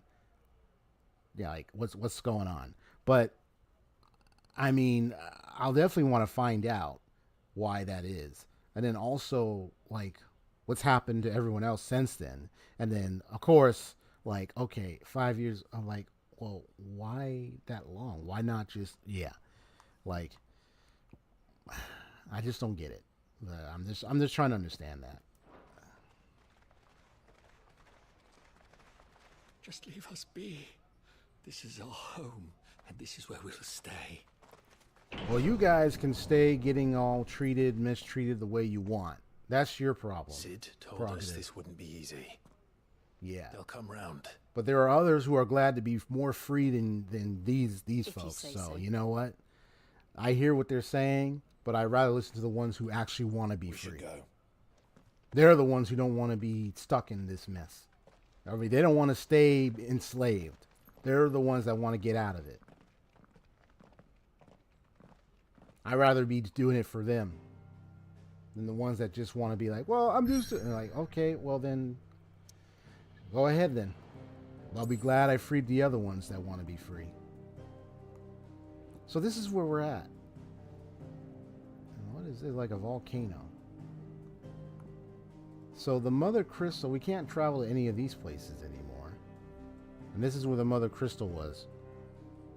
Gone now. It looks like these are the other ones right here. So you got 1, 2, 3. You got this one right here. I think this is where Rosaria is. Yeah.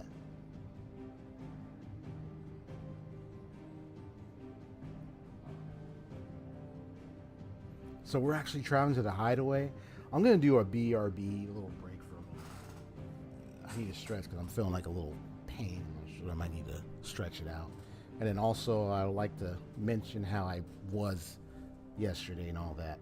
What I was going through and whatnot. Okay. Just to give a little story time. All right. So, be right back then.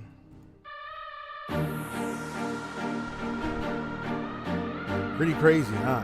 This whole story and everything. That 5 years later, I don't know about that. But I'll probably learn to see more about what happened with that. But anyway, you're listening to EXP Radio. Have fun and just settle down.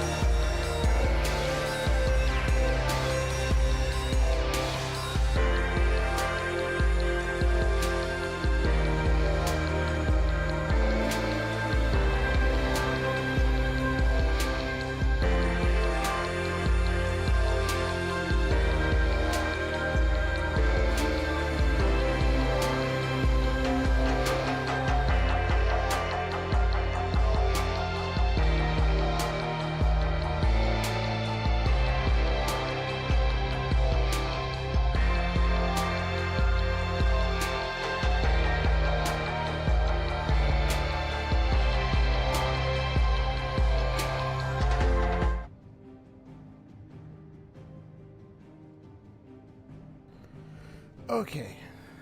So it's relaxing now. My shoulder's relaxing now. Just gotta be careful handling it. But so I'm back. So I wanted to just give a quick little story time. So Haseo, if you're still there, great. Let me know in the chat. But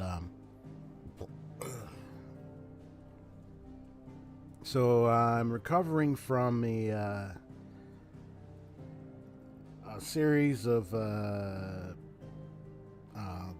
ailments that I was experiencing yesterday and the day before, like a few days, especially yesterday. Oh my gosh. I don't know if you describe it as the worst kind of headache or head pain ever, but it wasn't like pain. It was more like a pressure type headache. It's where your head feels like some kind of pressure buildup is happening. That's what I was experiencing yesterday, and then not to mention like a couple other oddities with my body, and it was like, oh my gosh. It felt so awful. I was like, man. But I managed it. Make sure I didn't push myself too hard yesterday, and today I didn't have that same head pressure since yesterday, after yesterday. So like my sleep helped me out, and then also kind of did some spoken affirmations for myself and wellness and all that. So yeah, like I had the like let me tell you, headache, especially like a pressure type headache, is when it's really bad, and you never want to experience it. Oof, man. It hurts just think about it. No, it doesn't hurt when I think about it. But I mean, I feel like a little minor pain, a little bit, a few from time to time, but not as much. It's cleared up now, so I'm glad. I even had my throat was irritated at some point, but I could breathe regularly and normally. So as long as my breathing was good, yeah. If my breathing was bad, then okay, that's something we got to get that checked out. But nope. So many pains and aches, so much stuff, but I made it. I did well. So here I'm today, just recovering and everything. I still felt like almost, even way in the morning, almost felt a little sick. Like feeling like I was gonna pass out a little bit here and there, but I got myself energized again. At this point, so I'm really good now. I'm good. I'm good. Don't want to pass out while playing this now. Yeah, but I'm all good, man. It's good. Woo! Oh my gosh. I was gonna probably have times when I was gonna rest in the shit. I was gonna be like, I need a rest, like for real, because yeah, I mean, it was such a relief to finally have it go away, but it was just like, man, just having to go through that was just insane, for real. Okay, well, that's what I was dealing with, and then also, of course, negative thoughts. One of the things I mentioned earlier in the stream, you weren't here yet, Haseo, but I mentioned about like dealing with negative thoughts. You know, I had like negative pictures in my head of future scenarios, negative things, negative words, exchanges in my head, causing negative feelings and reactions. But I recognized what I was going through, acknowledged it, confronted any fears or anxieties I had, and then spoke the right positive words against those things, and then also begin to reflect and learn from any past experiences to which some of those thoughts were coming from. Because yeah, you know, sometimes you could have a little negative thoughts here and there, but for me, it's important to confront them and see like the truth behind why, like what's going on what's the underlying message behind those thoughts, what's happening. Find out the truth and then confront it, and then speak the right way against it, and then in the positive direction, and to see what can I do now, what actions can I take now, so I can prevent those type of thoughts from happening again. Because you can have different types of thoughts. Some of them are random, but you gotta do something about it. You know, it's easy to it's easy to give in to a lot of negative thoughts. Me all the time. Yeah, it's easy to give yourself into a lot of negative thoughts. But if you don't say anything against them, or if you don't see what's truly going on behind those thoughts, what's underlying those thoughts, you know, and then identify what the real issues are, then it's going to be harder for you to deal with them. Yeah. Mine, for example, was where I discovered I had an anxious thought. It was inducing a lot of anxiety. And I found out that it had a lot to do with a past experience I had with a particular event. And then once I confronted that and realized that's what was happening, I began to reflect on that event, and I was like, okay, so why am I thinking that? What happened in that event that's getting me to feel so worried? And I found out what it was. Specifically, it had to do with some action and decision I made at that time, which didn't help, and kind of created a negative scenario during that event. And I said, okay, what can I do differently? So if I encounter a similar event, you know, I can make a better decision for myself. You may not have the same event down the road, but what if you have some event that's similar to that? Then you realize, oh, well, this is what I can do differently now. So then I took it as a learning curve to do something different, so I can look ahead for a brighter, a positive outlook and see, okay, this is what I'm going to do differently. And it's conscious effort, so it's not like you got it right away. It takes effort on your part. You know, it's not simply like, oh, I got it now. I can no. I dealt with a thought. Now it's the action afterwards that's important. I got to be the one to act differently and make the right decisions. Otherwise, I'm just dealing with my own thoughts. That's it. So I already note down what I'm going to do differently, and then I got to talk to some folks about it, because there's some kind of event that's coming up, and I got to talk to some folks about some of my concerns and everything, and we see if we can resolve or settle them and get some answers. Yeah. But that helped me confront the thought. Now I know what to do ahead of time, because there's an event coming up, and I got to get some questions answered and say, okay, what can we do about this? How can I do this a little different now? What's the best approach? That's how I'm going to tackle it. People are going to tackle it differently, but that's how I'm going to do it. Ask questions now before the event, and then see what can we do differently, what's the strategy, you know, and so forth. Conscious effort. Yeah. That's pretty much the strategy that I've learned to do is recognize what kind of thoughts I have. Whether it's like something based on a memory's experience, a memory, or maybe not a memory, or maybe just something I'm imagining and I'm feeling a type of way about it, and then finding out why am I imagining this and that? Why am I trying to see it like this? What's wrong? Why am I feeling this way? If sometimes, you know, one of the things I learned about emotions like fear tends to give a message of danger.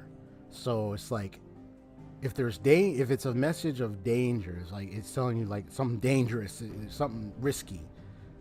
The intended effect is for the person to try to be in a place of safety, security. So it's like, what am I gonna do when this happens? You know, it's like going across the mountain road or like a dirt road, and you encounter a rattlesnake, and you already know they're very poisonous and everything. So you might start shaking, like, oh my god, there's a rattlesnake.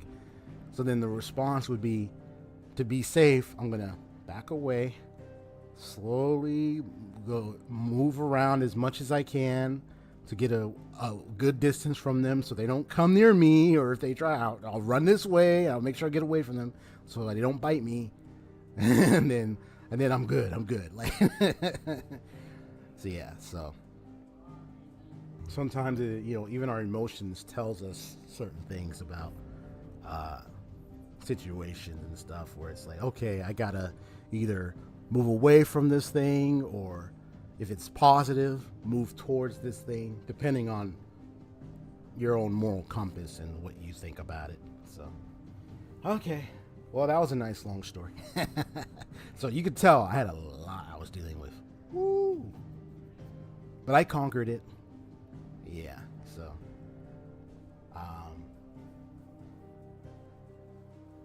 Yeah, but depending on what you take from this, it could be like maybe something of inspiration, something of, oh, cool, that's great to hear, or something like, well, I'm glad you're safe, I'm glad you're okay. Because, man, the pressure and stuff I was dealing with, oh, man. Yeah. You didn't know I was dealing with this, honestly. I was like, oh, my gosh, this pressure. I mean, but pressure, it was just so much. But I was able to, but yeah, I endured it. Praise God, I endured it, man. The main thing I turned to was like, I turned to the Word of God for support. I turned to rest, being careful, so making sure I'm not overworking my mind as well, because I don't want to do stuff where I overwhelm myself, that my mind starts feeling more and more pressurized. Then also watching what I'm doing. I already informed family members, hey, this is what I'm going through. I'm watching the symptoms, seeing how I'm doing, you know. If it merits going to the hospital, you know, things of steps to take care of myself, you know, because if I don't take those steps, I'm going to be just having difficulty managing and enduring it. So, yeah, you just got to take those steps. Okay. So, that's in the clear. That was a little story time with VXP. Hope you enjoyed the little story, because the part of the story we're about to find out is the fact that this apparently was... Oh, I also just noticed... You see this? Noticing some... Is that like a chain link fence thing? What the heck is that? Was that even there before? I don't even remember if that was there before. I don't think so. Look at that. Look at them chains.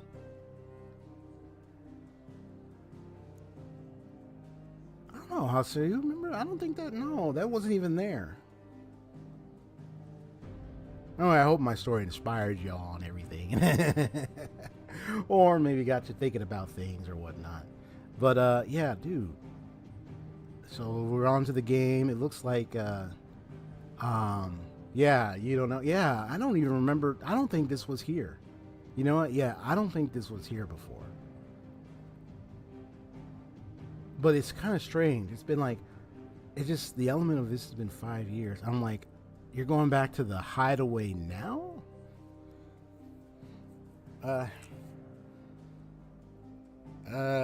Okay.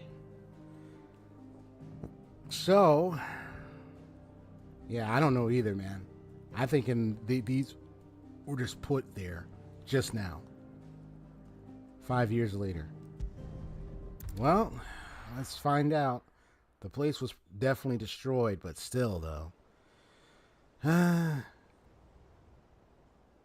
Budimir, Central Storm. That night 5 years ago, we destroyed what for many was a symbol of hope. For a reason they'll never know. We cannot blame them for thinking us the cause of their misery. Though it's to give them a better tomorrow, they see only that we've made their lives harder today. Yet the boil must be lanced if it is to heal. You know, I mean, not to try to make, I mean, I'm not going to say this to try to make like, oh, let's make some biblical connections or anything. But it kind of reminds me of where the story of Moses, where after delivering getting the slaves out of Egypt and all that, along the way, of course, they would complain a lot because they've been enslaved for so many years, and it's like they feel like we're going to be punished more, or you know, we're not going to be safe, or we're going to be in a terrible blight, or this or that, or like like, no, man, this is horrible. Like, no, it's like you leading us to death, kind of thing. Even though they weren't, they were being saved every time. But it's like, I kind of, when I think of what they're saying here about the bearers and the fact that, like, oh, everything we're trying to do for a better tomorrow, but it's like they see us as like a burden to them. I kind of think of that. They've been enslaved for so many years that whatever Clive and them were trying to do, it's like they're being blamed for it, or they're probably being treated badly more. And it's like, no, you're causing us more pain. You ain't freed us. We're if you try to free us, you're gonna put a target on our backs. We're gonna be enemies to the rest of the world. Like, you're gonna destroy us. You're gonna bring us more burdens. So I kind of feel that similar sentiment when I think of that. Yeah. So I kind of feel like that's where this element is going. It's like that's why I'm like wondering, like, what have you been doing for the 5 years? Like, what things did you do to try to free the bearers? And it's been 5 years. Like, so I really, really want to know all the stuff they did within those 5 years. Since the hideaway was destroyed, like 5 years later. Like, so how have y'all been? And the mother crystals, the other ones are still there. So, like, have y'all just been hiding this whole time and been secretly trying to free bearers in different locations? Or how long have you been in the Dalmekian empire, the Dalmekian region? How long have you been there? Like, these are questions I hope I can get answers about, because 5 years later, I'm just like, damn. A lake in the blighted lands on the southern edge of the former Grand Duchy of Rosaria, named for the dragon that some tales say created the basin when it fell from the sky. Fallen airships dot its expansive waters like forgotten cenotaphs, leading some to liken it to a graveyard. It's from a location. Aw, everything's meowing. Oh, did you need something, kitty? Leading some to liken it to a graveyard. Its remote location, far from any trade route and deep inside the Deadlands, made it an obvious choice for Clive when faced with rebuilding Sid's legacy. I wonder where Gav is now. But wonder if we've made the right choice. When Sid said that he wanted to create a world where we were free to choose our own path,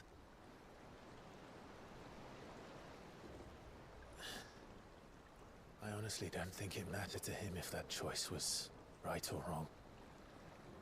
Only that it was our own. I miss him. A world where we can live and die as equals. That's what he wanted. What we want. And that's why I bear his name.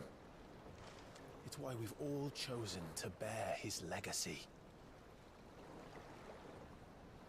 And I'm not going to let anything stand in our way. Rides over, lovebirds, home sweet home.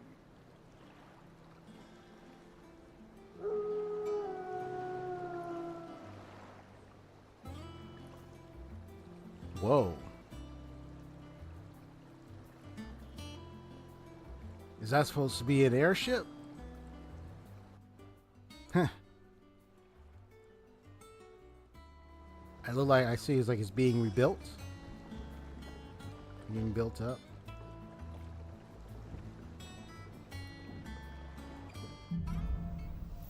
Home sweet home. Otto was asking after you. Let's go and see him. Never a dull moment. Otto. So Otto is alive. No, don't do Last I saw, he was in the mess, as always. Welcome back, Sid. They're calling him Sid. Finish with that log so we can call it a morning.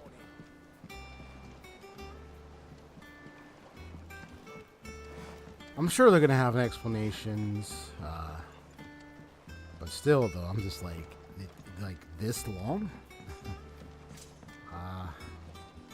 Again? I seen schoolboys swing harder. Like people they're trained fighting. They're training. Yeah, I think this is a giant airship. Otto will want to know what happened in Cosmos.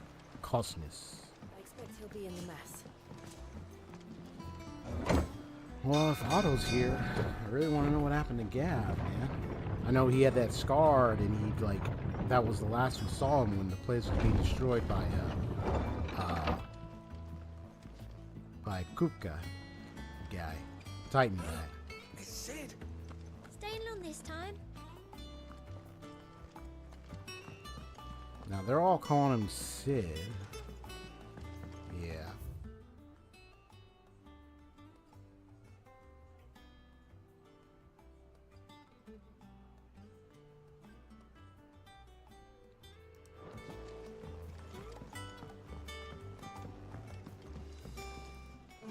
Hear the yon dance autumn winds atop the rotten. Wait, aren't you that bard in that one city? Of Sid's return, the faithful sing across the blighted meadow. I think that's that one bard. Remember, he was at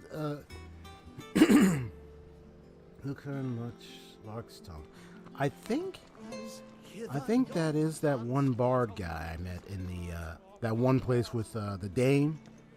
I think that's the same guy. I am a tinker by trade, but I've always been fascinated with the art of healing. If only there were a salve to mend a broken engine. Shelves are closed. Sign outside should have told you. Yeah, the sign outside should have told you. This is cute.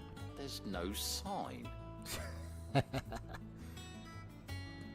no sign, man.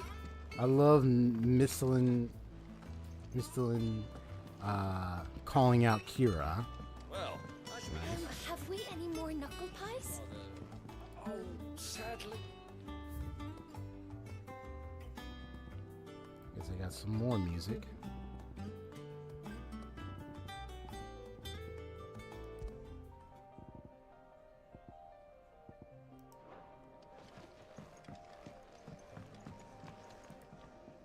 What can I get you, Sid? No, perhaps I should just have Blackthorn make me. So they're all calling him Sid.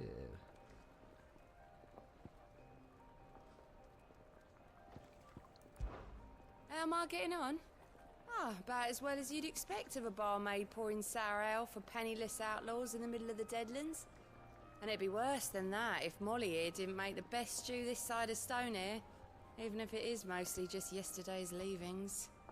Don't tell her you heard that from me, though.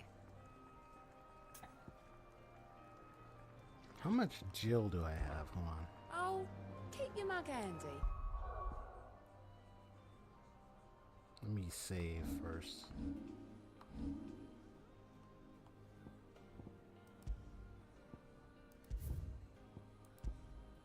Yeah, poor Sid, man. He rest in peace. So I got 41,754. You look like you could do with a drink. Well, someone's in a good mood. Drink up, you lot. The next round's on Sid.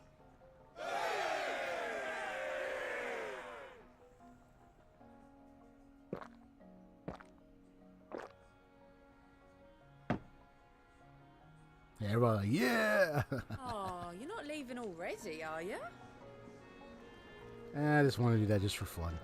So I got at least 30,000 now. Okay.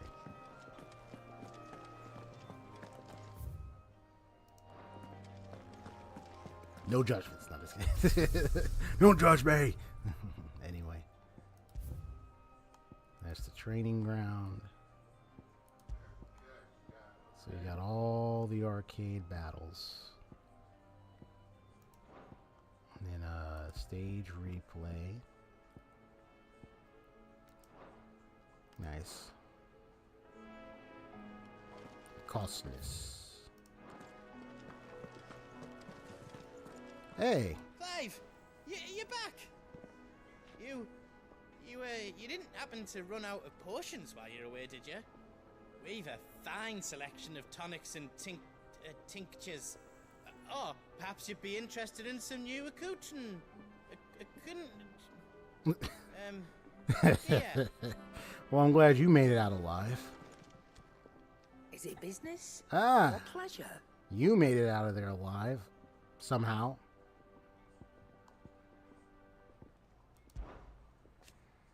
Has it really been 5 years since we left the old place? How time flies. It like it was yesterday. We were all waiting to treat Sid to a hero's welcome when Kupka's lot turned up. Not that we knew it was them. They just poured in like a plague of rats, cutting down anyone and anything that stood in their way. Blood and bodies everywhere there was, and a voice crying out for Sid to save us in the midst of it all. I'll never forget those cries. Try as I might. You're our leader now, Clive. Promise me you won't let anything like that happen again. Honestly, that come that may what may, Sid will save us. Well, you won't hear me complaining. It seemed roomier than the old one was. Got my own stores, my own little counter. Thanks to you lot fighting the good fight, plenty of demand for me wares. The only drawback's the constant bloody racket. If it's not Doris and Otto barking their orders, it's Blackthorn and Bardolph banging away day and night. Still, if a pain in the ear hole's the price I have to pay to be Sid, the outlaw's partner in crime, I'd say I've got myself a bargain. Go on, then. It does make me wonder, like, I mean, I wouldn't be surprised if maybe, like, yeah, some of them had fought to save the others. So a lot of people, I mean, yeah, if a lot of people did die, I understand. So I wouldn't be surprised if there were some survivors. Oh, what's this?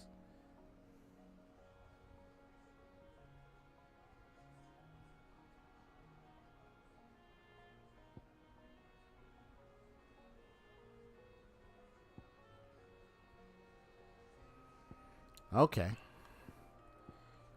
Yeah. I mean, it's up to me if I want to spend it on that. I'll think about it later. And then you also got these two. But I need to give me some high potions. It'd better all be here. Ooh, they got elixirs. Instantly restores all HP. Ah. They got 10,000 each.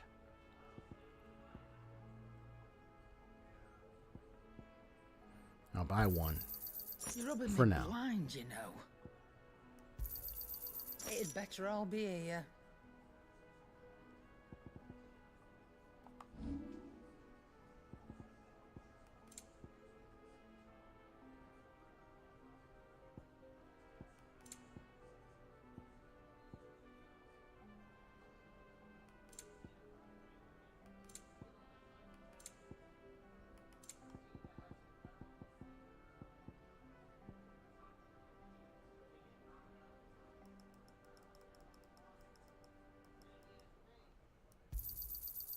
I reckon I can find a buyer. You got out else?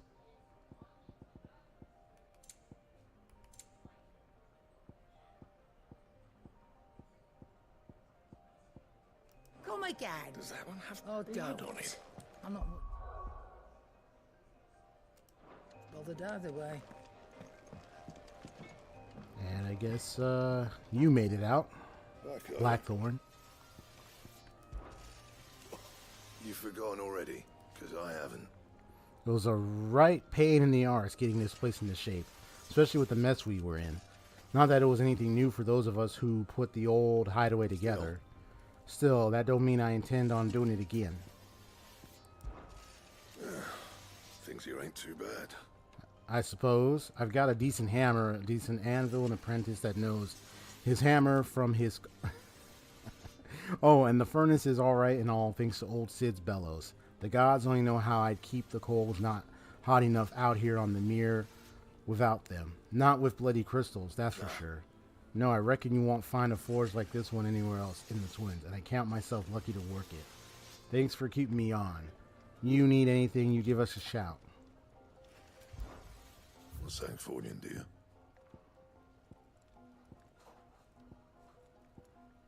Oh, so this is the new one. 11 bolts. Ooh, okay. I got that.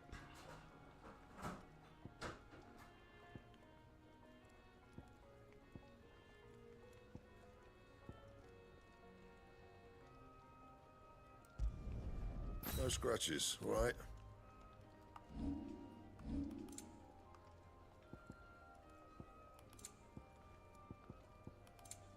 Anything else? Here goes 11 bolt. It's a different type of blade right there. If you told me you could fire a forge without a crystal or a bearer before I came here, I'd have taken you for a madman. But no, here it is. The secret's in the bellows, you know. They're Master Sid's own design. The other Master Sid. Right. So I think majority of people here are aware that I'm taking on the new name Sid now, apparently. This is crazy, man. Once the hall's swept, it's over to the Tavern Crown for me. Why, Sid? Why'd you have to go, man? Yeah.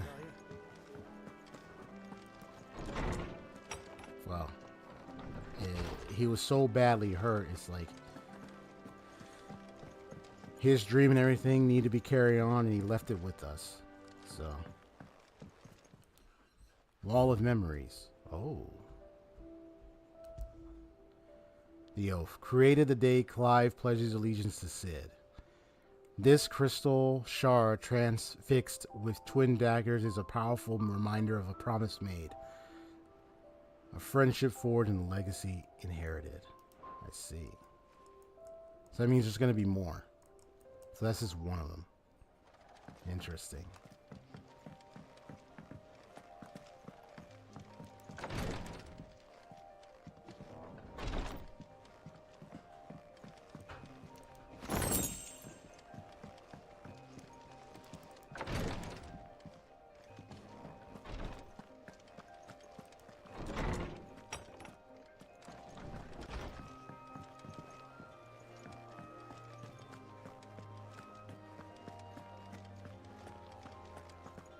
So I suspect they've probably been traveling around freeing some bearers in certain locations, I presume.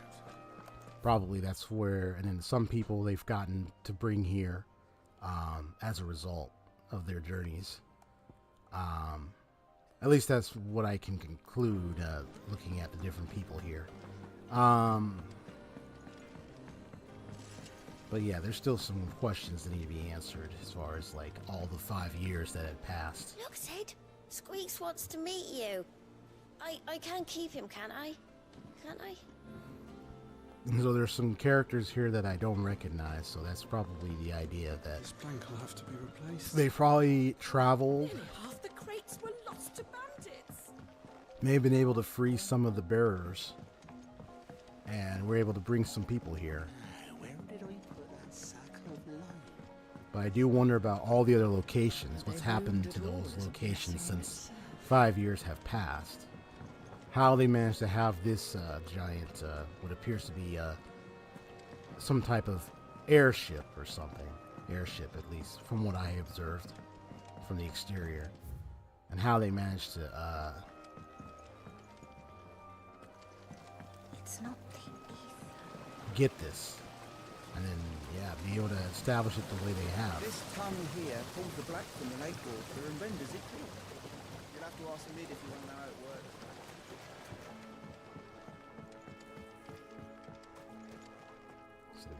See the glows there and everything.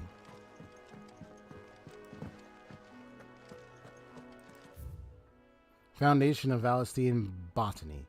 Marble tendrils. After exercising from the trunk, dry for 3 to 5 turns of the sun until brittle to the touch. Grind in mortar and add to warm kokoro milk to remedy gout, melancholy, moon sickness. Caution recommended when harvesting, as the host may grow disquieted. Much was lost when the first hideaway fell. Colleagues and friends. Years of hard work. But we did no, not man. let that loss defeat us. And our work will not be in vain. No. The spirits of our fallen comrades live on in every leaf and limb you see here. Experimental record. Bohumil head botanist. Mixed equal parts first-rate vineyard humus from Gultan's bales with deadland soil. Of the 6 cuttings planted therein to survive the flower, only to wither and die within the senite. Even amalgamated with the finest imperial loam, the blighted earth is still affecting nutritional deficiency. It might be remedied with some further source of nourishment, saltpeter or potash, or the dung of a racing chocobo. This shall be the subject of my of my next round of experiments. I also wonder how far has the blight progressed. You know what I mean? Because I remember they were suffering a blight in certain landscapes. I wonder how far even that has progressed. What lands have already been taken by the blight? It's also another question.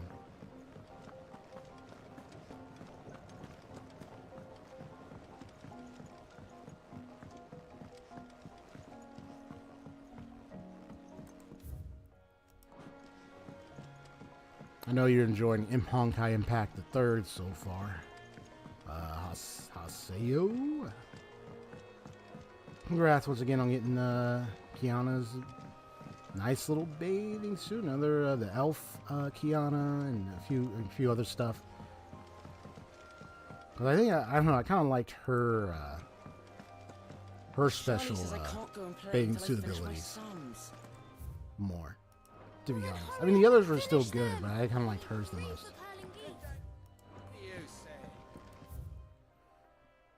Book of Sums. Old farmer Otto keeps both chocobos and antelopes. After 5 of his stock fell ill, he put them in his barn to rest. However, Otto woke the next morn to discover that a leg eater had found its way into the barn and devoured 3 of the limbs on one of his antelopes. Whoa. To make certain all remaining legs were accounted for, he did a tally and was satisfied when he counted 13. Question, how many chocobos were in the barn? Leg eaters. Oof. Ah, Sid. We were just about to start our next lesson. You're welcome to join us, but be warned. I tolerate absolutely no tomfoolery. Yeah, so it looks like we've probably did the effort of saving a lot of bearers over the years.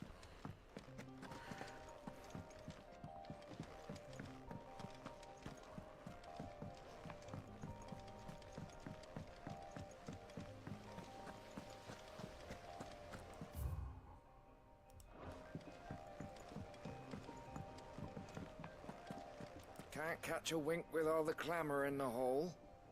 The atrium's quiet this time of day. But the way I see it, I mean, it's a common thread in terms of story. Like, you might, when you have a people that have been slaved for years, for a long time, there are those who might appreciate it, right? But there are those, they've been enslaved for so long that, when I was talking about the Moses thing, where it's like, when you're dealing with certain, like, especially certain people who have been enslaved for so long, or like, you know, even when freed or when giving freedom at some point, there are those that just be like, they either like miss being enslaved because to them it's like that was in their mind their own realm of safety, because it's like, oh, at least we're not being targeted or anything like that. You know what I mean? Versus those that are like, well, I don't care. I'm free. At least I don't want to have to be enslaved the way I was, you know? So you got like that little conflict that goes on. That tells me that within these 5 years, they encountered that conflict. Yeah, you know what I'm saying? They encountered that conflict over the years. So at least I have some idea of what's going on, what's been happening, but I still want to know more. And he probably came off You as... look as pale as the day your predecessor slung you in the cell next to mine. Huh. Not about to have another fit, are you? Of course you aren't. You're a changed man now. We both are. I see. It's just his character. So he's been through a lot, and I guess probably he's. I'm just getting in deep lore talk. Deep lore talk, man. Deep lore talk with EXP, man. Yeah, like it just seems like they had to deal with that issue. The lawsman says I can borrow as many books as I can carry. So there are people here that are well appreciated of him saving them. But there are those out there that just are just like, no, you're causing us trouble, man. Leave us be. Leave us alone, man. Sid, what's the special occasion? So for years, probably after the old Sid's passing, rest in peace, Sid, buddy.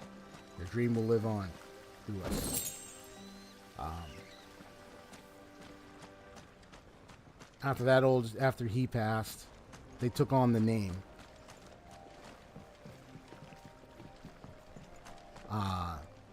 So to make it seem like Sid is still alive, even though he's not Sid, but he bore the name upon himself. Because you could think about it, you could also see it as like Sid living on through him, Sid's dream, Sid's vision living on through him. So I think that's actually a really honorable thing, in my opinion. But yeah.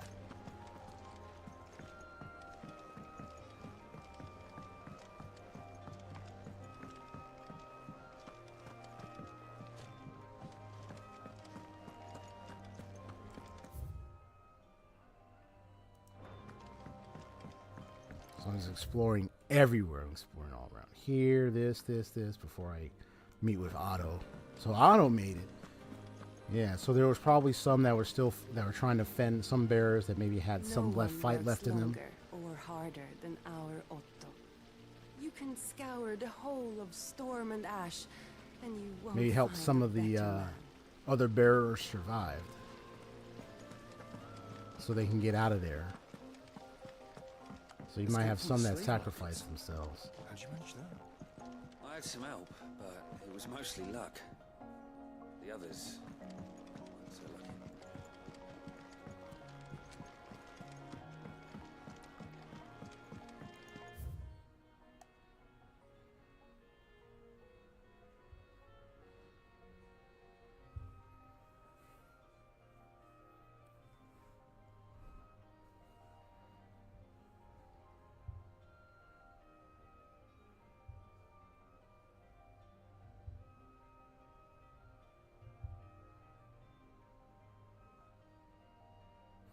Compendium of Rosarian verse. The rills run red with brave men's blood. Into the talons flow and flood, and then out to sea. But those same souls whose souls are touched by flames and phoenix claws are clutched, and never shall die. So dry thin eyes, the groom is gone, but in thy babe his light lives on, and so shall be.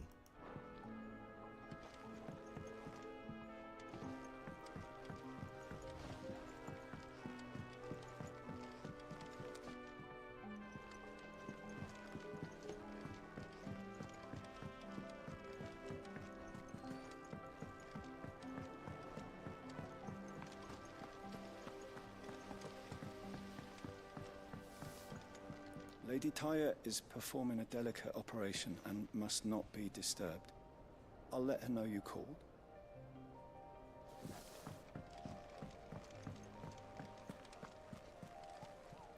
Hey, aren't you the same Chocobo? I mean, not Chocobo. I said Chocobo. Are you the same Mughal that I met back at the hideout? The hideaway? So you're Nectar. I wonder if we gave him the name. Wait, he says behind me, aren't you? All in good time, my furless friend, all in good time. That's cute. I hope you don't mind, Sid. I changed the linens in your chamber while you were away. So many of them know him as Sid because he probably came to them with that name, so yeah. Before I talk to him, I just keep wandering War is around. brewing. I can feel it. The history of Valistian jurisprudence the Continental Accord. The signing of the Continental Accord marks the beginning of the modern era of Philistia, where the realm had once been riven by hatred and mistrust. The Accord built bridges affecting many of the areas of realm-wide cooperation that persist to this day. The shared currency, shared calendar, and common system of bearer ownership chief among its epoch-making achievements. Alas, in the years since the Accord signing, many of these old rifts have reopened. It is for us to follow in the steps of our forebears and wholeheartedly endeavor to usher in a new age of peace and unity. You know what? I wonder what happens to the old guy that would hold all the lore and stuff. He's probably, I don't see him. He's gone, huh? Unless he's behind places that are locked right now, because he said books. So I wonder if he's here. Did he survive? Well, we'll have to see. So far, there are some places that are closed off. The infirmary, I think that one lady who helps nurse people back to health is here. And my suspicion, if this is supposed to be some library place, the shelves, I wonder if the guy who holds all the lore and stuff is here. So I'm wondering if they are still alive. Well, just have to wait and see. All right. I mean, well, the nurse lady, I think, I'm sure she got out of there. So did Gav. We just saw him. In that incident. So we're just gonna have to see about all this other stuff. Just have to see if those places open. I'll let the others know. Started. Been busy enough with my own work. Yeah, so this is closed off Lady right now. Tyre is performing a delicate operation. Yeah, and so she's must not not there. be disturbed. I'll let her know you called. Yeah, but I want to see the shells. I think that lore guy is there. Okay. Ah, there you are, Clive. Word of your adventures arrived this morning. Victor sends his thanks. I doubt Kupka will miss the fools he sent to catch me. Not a single one of the bearers we saved showed any interest in coming with us. No one seems keen to join hands with an outlaw. Yep. Any news while we were away? None worth mentioning. Gav's still off keeping an eye on the Republican army. Okay, so Should be Gav back is any there. day now. Understood. If anyone needs me, I'll be in the map room.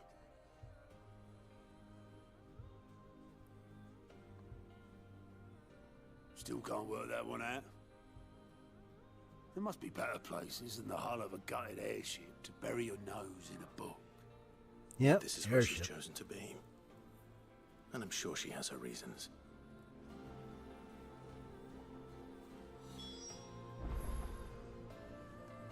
I learn something new. You'll be the first to know. Hey, Vivian. I trust I'm not intruding. Back from your mission? I'm beginning to think your habit of surviving cannot be attributed to luck alone. One might say the same of you, Vivian Ninetails. Vivian I know Ninetails. that only 4 attempts have been made on my life. Ah, here we go.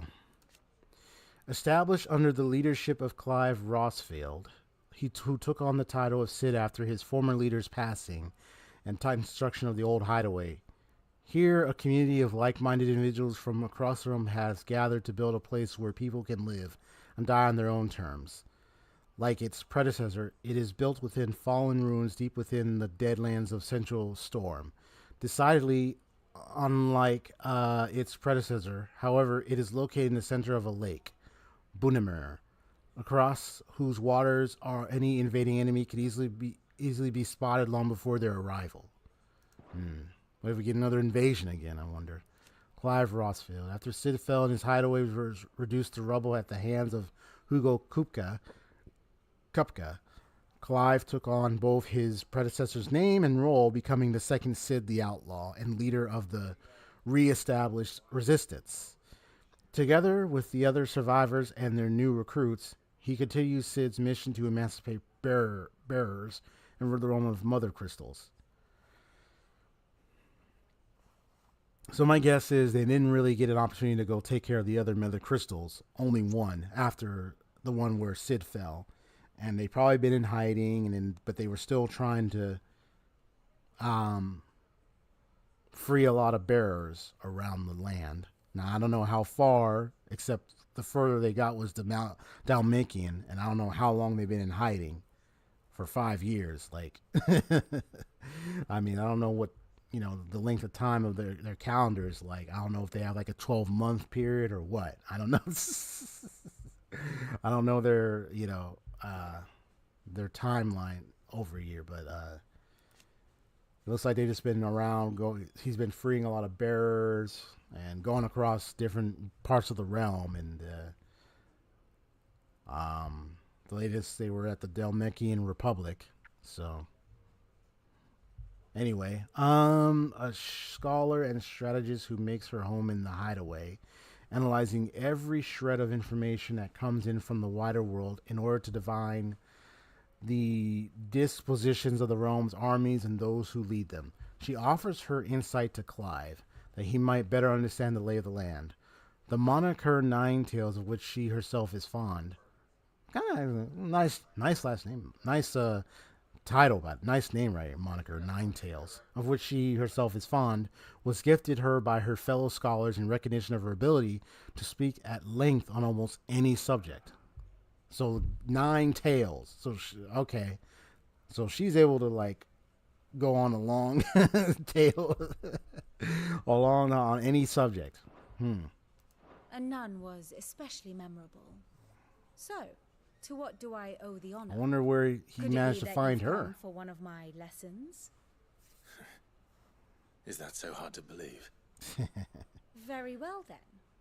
Shall we start with the state of the realm? To absolutely no one's surprise, she finds herself at the mercy of armies and outlaws. Well, mostly armies. Though that's not for want of trying, is it, Clive? But the real question is, how did we get here? So are we getting flashbacks? Long though Sambrek's dominion over northeastern storm has endured, recent days have seen the blight wrest ever more land from her grasp. For which reason she has continued to wage war on her rival across the strait, hoping to claim less blackened pastures. But Odin would sooner pawn his sword than Waloed relinquish Ash. And the Empire pays dearly for every blade of grass bent beneath Sambrequois boots. I know those two have been in war for It's a some wonder then time. that Sylvester set his sights on the Crystalline Dominion, an altogether easier target, possessed of no less ether. It was 5 years ago, while you were busying yourself with the destruction of Drake's head, that the Empire made its move, subjugating its theretofore neutral neighbor. A nation which could legitimately claim to be the center of the world. So the Empire Certainly, there is no expanded. better place to stage an army. From there, the Holy Empire's reach spans the Twins. The non-aggression treaty was the only thing keeping them in check. But if they truly broke the pact without provocation, it is only a matter of time before others reply in kind. The Holy Empire, the Dalmatian Republic, the Kingdom of Waloed, and of course, our friends in Yaran. Who will be left standing, I wonder, when the last drop of blood is spilled?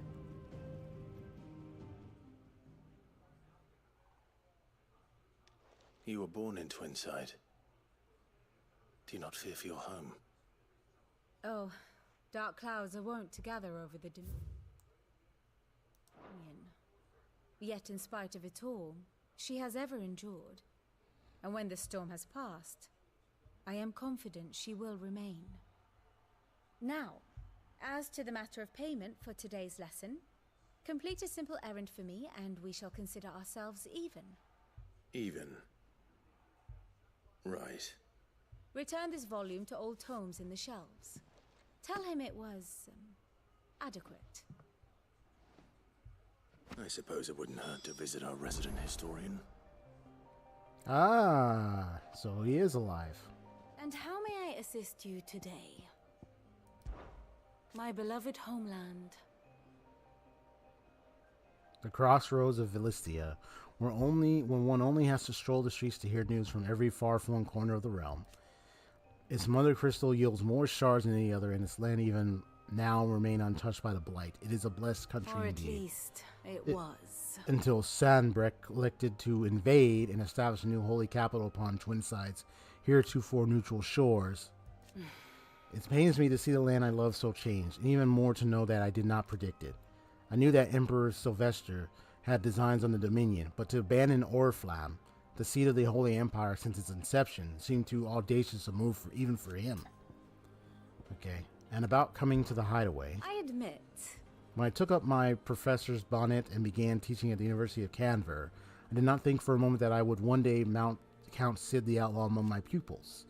But nor did I imagine that my fellow educators would have designs on my life, and we both know how that ended. Has it been a year already? Such is the peril of an overly inquisitive mind, I suppose. One is wont to uncover that which others would go to great lengths to ensure remained hidden. Were it not for you and our mutual friend having come to the rescue, my curiosity would likely have proved fatal. But instead I was not only saved, but granted a new lease of life, as personal tutor to a band of new outlaws, no less. Reputable fellowship. Than anything in the academic world, I assure you. Ask about Vivian. One would think. My role was abundantly clear by now. I offer you and yours the guiding light of knowledge, that of matters military and political, both past and present, that it might illuminate your way ahead. For it is only by understanding what has become before that one might steer one's way toward a brighter future. Your role, meanwhile, is to ensure that I remain furnished with as much information on the state of the realm as your people can muster, in order that I might continue to appraise the dispositions of the great nations and those who rule them, and of course to pay attention during my lectures. It would not do to appoint the stored Nine-Tails as your tutor, only to disregard her expert advice. View the state of the realm. What is it that you wish to learn? By seeing in the hideaways, Clive can view the state of the realm and learn more about the current goings on in Vilistia. Revisit any of the Nine-Tails' past lessons. Do you look at their relationships? Oh, in Clive's orbit. So we got the Grand Cast and we got the situation map. I see. Yes, perhaps a little revision might not go amiss. Turns from his ill-starred adventures in Cosnes. He visits Vivian for a review of the right. Oh, and then she talks about this again. And long though Sanbreck's dominion over Can I northeastern skip storm. this? Yeah, let's skip. Okay. Now let me look at this. Grand Cast. Here you can view a detailed visualization of character relationships in Final Fantasy XVI that updates as you progress through the main scenario. Use L1 and R1 to cycle through pivotal milestones in Clive's adventure. Cool. So here's me, with the blight pressing at Rosaria's borders and forcing ever more citizens of the duchy from their homes. Archduke Elwyn rallies his nation to take up arms against the Iron Kingdom and wrest Drake's breath from their grasp. Yet tradition dictates that they must find march north to perform the rite of ancestral communion. And then here it talks about the Night of Flames and really, I see. Yeah, look at this.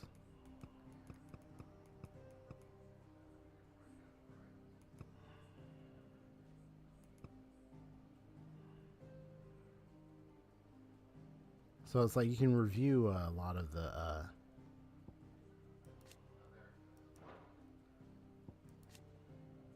yeah, you can review all the old info and stuff about him. And then about what happened the Night of Flames, and he got his head cut off. You see that she betrayed us, and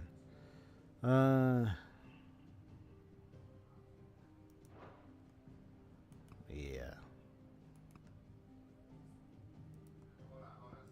And he was the mysterious figure.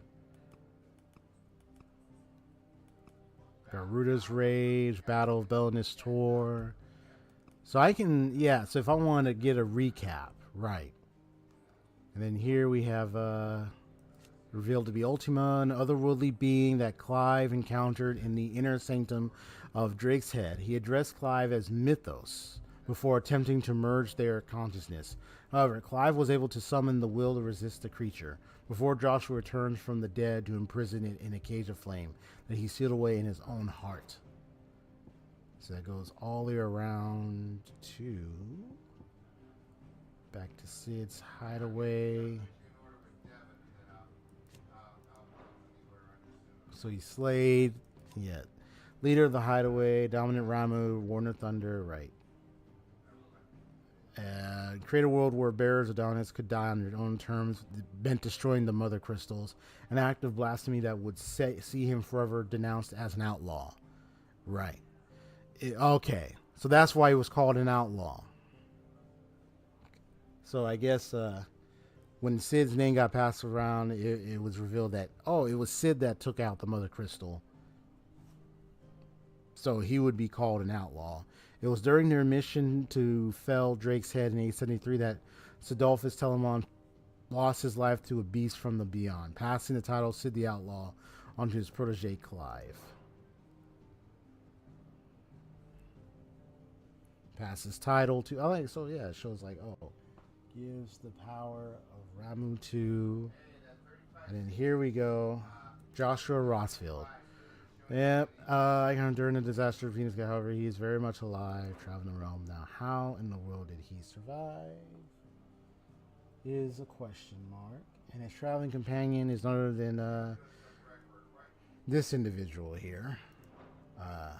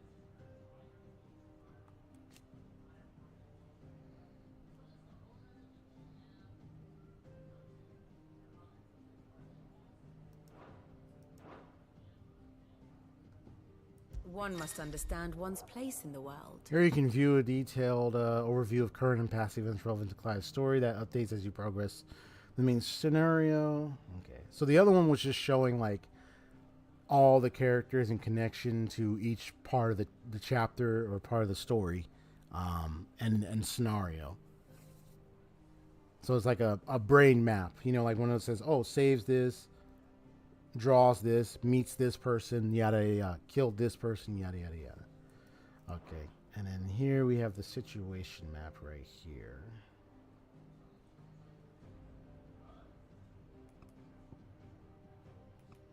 Oh, so it shows like the situations of travel that happen in certain scenarios.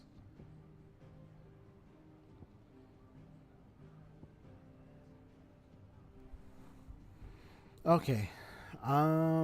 Let's see here. Yeah, so it's just showing the info. So during Rosario marches, I know that we were traveling, both Clive and Sir Tyler and the other guy. We went to the marshes. And then upon dealing with the Marlborough. I know it was called Marlborough, but they call it Marlborough, or they gave it like a different type of name. Ducal's army. they marched as well. And what's this here? Yeah, they were to conduct the rite of ancestral communion here at Phoenix Gate. And during this time, apparently, the Iron Kingdom, Drake's breath rises from a volcanic island situated just within. So, also known in the local tongue as Haran, the Iron Kingdom is an archaeological nation situated off the west coast of Storm, with its capital at Craig. The Mother Crystal, Drake's breath, rises from a volcanic island situated just within. So that's that fiery-looking crystal. Its borders, depending on whom you ask, has been the subject of long-standing conflict between the Ironblood and neighboring Duchy of Rosaria, because they're like neighbors right next to each other. The Iron Kingdom's inhabitants shun any contact with outsiders, which has given rise to unique, if largely inward-looking culture. Okay. Crystalline, this same religion decrees these matters. Okay. Control all the mothers. The Ironblood's attitude to other nations is one of indelible antagonism. And they bring reinforcements. Iron Crusade. Kingdom ultimate command rests with the king, who issues orders directly to commanders, right? And this is where they go to Drake's breath.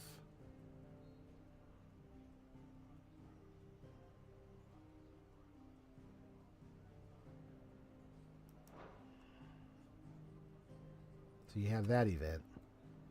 And then we traveled. And then they came and invaded us at Phoenix Gate. That's where we had to fight. And that's where the Night of Flames occurred. Right. And then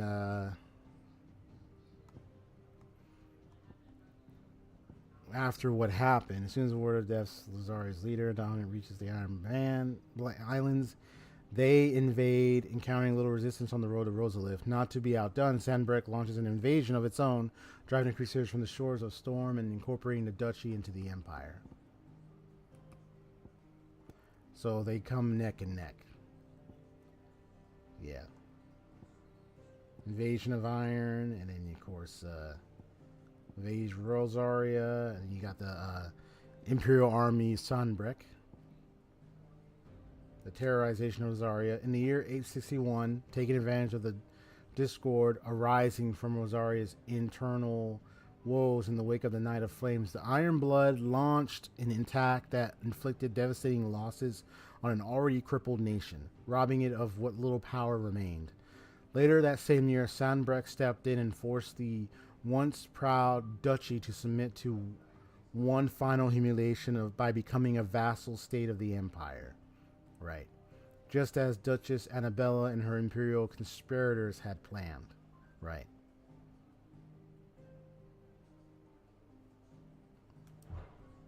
Thus giving in to the Empire, of course. Yep. Just as they planned. And then you have also the Boiling Crusade, a surprise attack launched by the Iron Kingdom on the Duchy of Rosaria. In 860, Rosaria was critically weakened at the time, having lost Archduke Elwin Rosfield and been plunged into chaos in the aftermath of the attack on Phoenix Gate. The Ironblood unleashed a wave of murderous destruction on the Rosarians and returned home with human spoils in the form of countless young women and children, Jill Warwick among them. Right.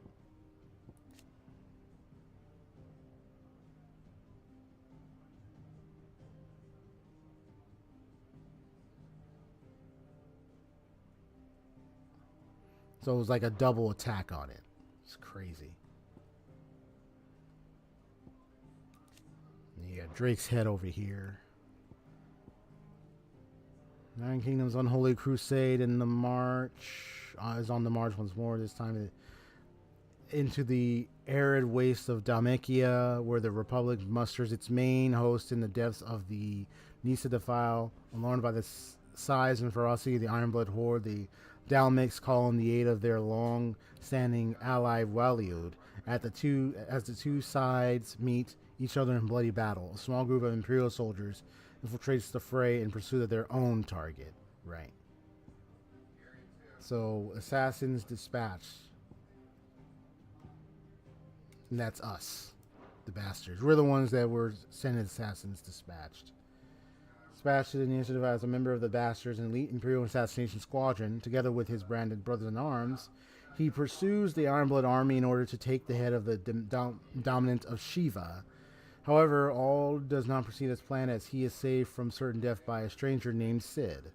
And of course he finds out who the dominant of Shiva is, and of course saves her. Strong was situated in western in the year 873. It served as the site of the meeting convened by the Damakians with their... Yeah, that's where they had the meeting. Yeah, I remember that. I remember that scene.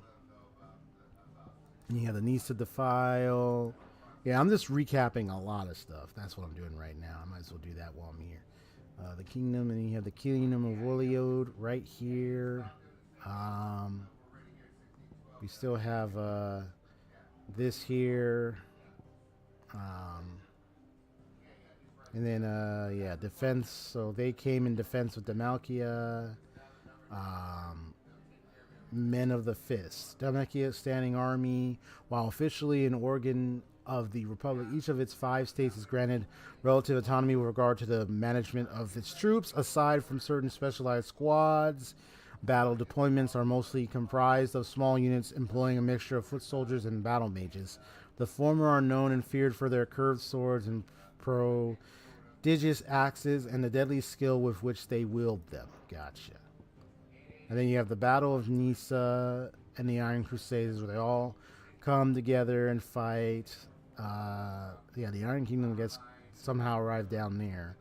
Probably came by ship. I wonder if because they traveled here, so that means they probably got ships, so they probably went like this. If they came down that way.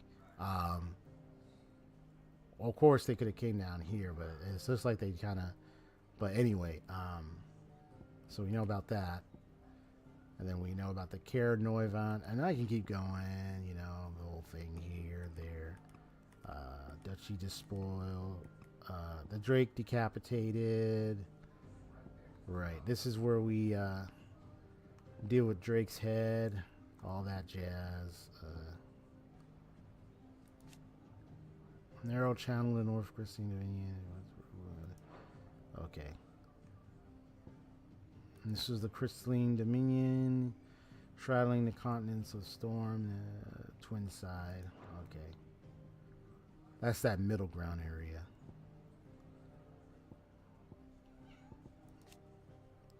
Aw, you okay there, Miss Jinxie? What's going on? Here's where they invade the hideaway to destroy it.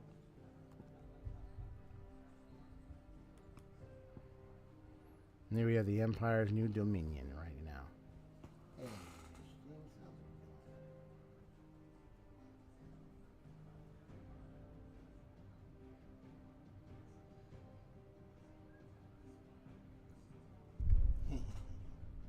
You just want me to pit. You just want some pitting, huh? All right. Let me just go ahead and change some of the lighting. I look very bright at the moment.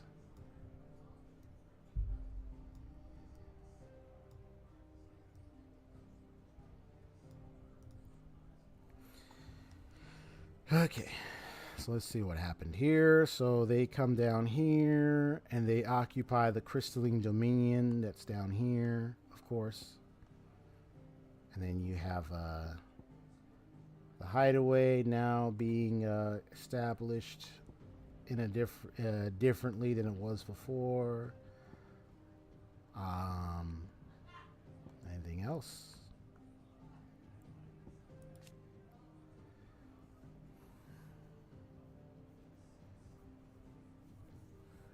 The approved Oriflamme has since fallen gradually into decline, having lost the mother's blessing and all the benefits it brought. Yeah. So I think, yeah, because of what happened when we took out Drake's head, they lost the blessings. So they were going to come down. So it was like, okay, you know, let's come down here now.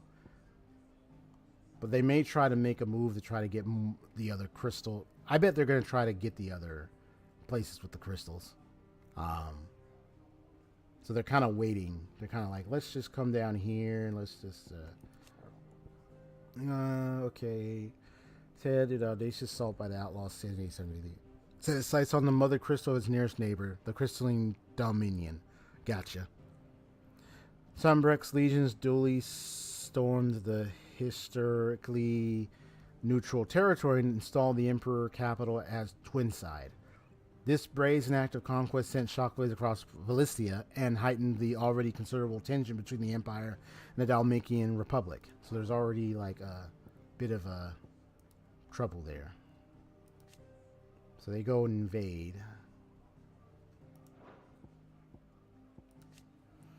A once independent state straddling the continents of Storm and Ash, its capital Twinside is built on the tiny Isles of Ark from which its mother crystal, Drake's Tail, rises. After Drake's head was destroyed in 873, the Holy Empire of Sandbreck declared Twinside its new capital in defiance of the long-standing non-aggression treaty. While controversial, the move, carried out by Prince Dion and his Knights Dragoon, proceeded mostly unopposed, largely due to the Dominion's lack of a dominant of its own with which to intimidate the interlopers. Right, because it didn't have a Dominion. I mean, it didn't have a dominant there. So it was easy for them to come and just take it over.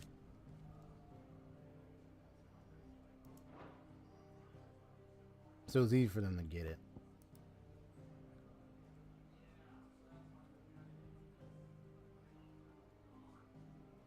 Leading them to build a new home in the heart of Bunavir. Under leadership. That's it. Right. Yep. So with what survivors were left, they were able to rebuild.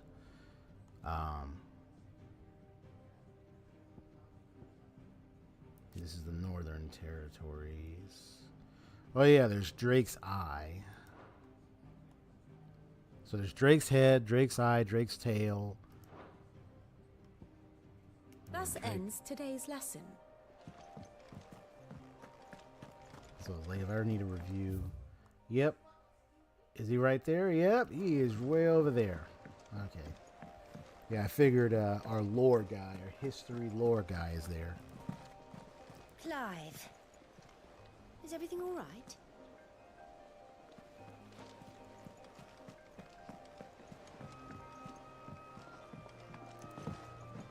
Everyone seems so happy to see us.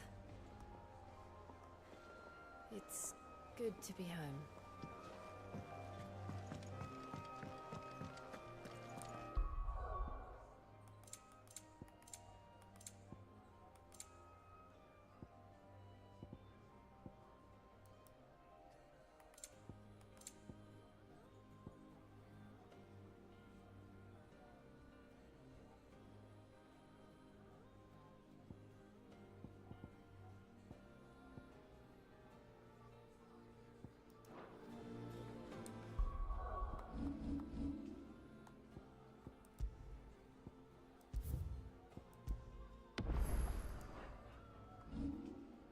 So I have enough to get one of these. I want to get the main one.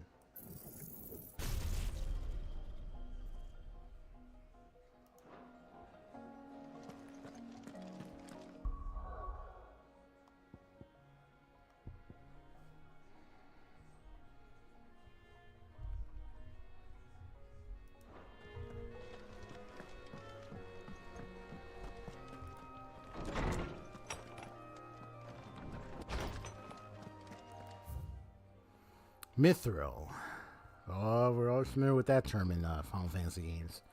Mithril, mineral most mighty. Introduction. Mithril is a material of both passing hardness and luster, and it is these two qualities for which it is valued by the weapon and armor smiths of the realm. However, there is a third quality of mithril that sets it apart from steel or shell. Its durance. While even the finest steel may be melted by dragon's fire, become brittle in frigid climes, or turn to rust if not regularly and rightly oiled. Mithril is once made eternally unchanging. In this volume, I will explain how one might go about making, shaping, and employing mithril in one's work. So I figured he's gonna have his own little library space. Nice. The Sins of Zemicus. An Illustrated History of the Twins, Volume 4. Tales of the Founder. Right, it said Founder. Mort Dolliver. Old Tome said the hideaway is built inside an airship. Said it was called the Invincible. The Invincible, eh? Nice name. Simeon's Treasure of Knowledge, Volume 11th. Ye Treasury of Beasts. Beasts, I don't know what that's. Ye seas which gird about ye land of Velistia on all sides, doth churn most frothfilled with diverse and deadly creatures.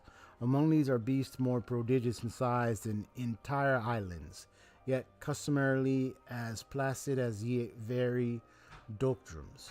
Yet lo, when they do awaken, towering waves are driven forth, like in proportion to great mountains. Ye peoples of ye outer seas in which these creatures dwell, though live in great terror of ye writhing isles, as certain chroniclers make record of their being known. He already's not listening. Little accent. Lawsman Harpocrates. Lawsman Harpocrates. Now that is a name I have not heard for a long time. So long, in fact, I had half forgotten it was mine. Ah, so that's Welcome the name home, he gave you, Clive. huh? You were missed.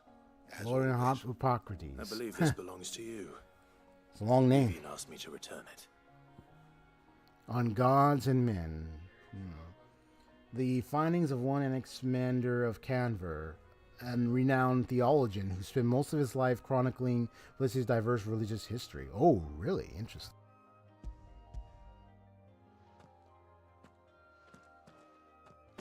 Ready? Our resident scholar devours books faster than young Tet does lemon tarts. Would that I could do the same. But alas, I no longer possess the necessary constitution for such indulgence, either in words or tarts. That said, I have continued my search for mention of the creature you encountered at Drake's Head. But without access to the great libraries of Oriflamme or the Dominion, I regret that I have been able to find little and less. I am sorry. Please, don't apologize. I'll send word to our associates. See if they can't furnish you with more books. I fear it is not more books that I require, but the right ones. Mayhap we look in the wrong places. There are still libraries to the north. I'll see what I can do. You are too kind. There are not many in this world who would indulge the whims of a tired old historian. Not too tired to go filching Kupo nuts, though. Always got a pocket for him. Nicks him off the Moogle. Hush now. We all know there's no such thing as Moogles.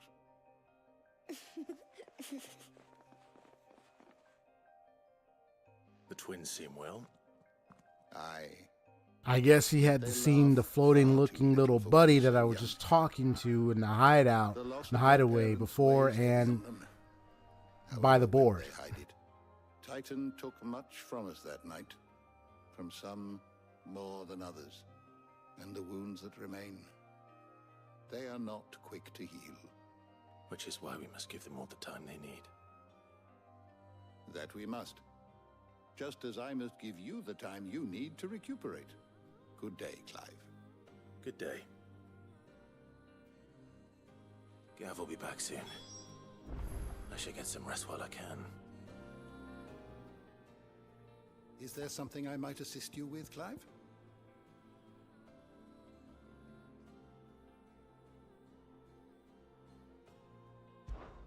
I still remember. The day I first met Tet and Crow, chasing their father about the hideaway one moment, clinging to their mother's cradle the next. The twins' love for their parents was something to behold. They're twins. So fierce and pure. When they passed, I feared the void they left in the children's lives could never be filled. Neither spoke nor smiled for years, hiding themselves away here in the shelves to bury their sorrows in the leaves of these tomes. Thank goodness they did. For I believe the stories proved a welcome distraction, as over time their pain faded, now they laugh and frolic as they once did, if not with more vigor. They reminded us that no matter how deep our wounds, we all have the capacity to heal. And that happiness lost may be found again. It has been difficult, certainly. When Titan visited his wrath upon us on that dreadful night, we lost much. He robbed us not only of our home and our loved ones, but of that which Sid fought fiercest to preserve, our hope. I hope that we might never have found again had you not taken his name and become our light in the darkness. Had you not led us here.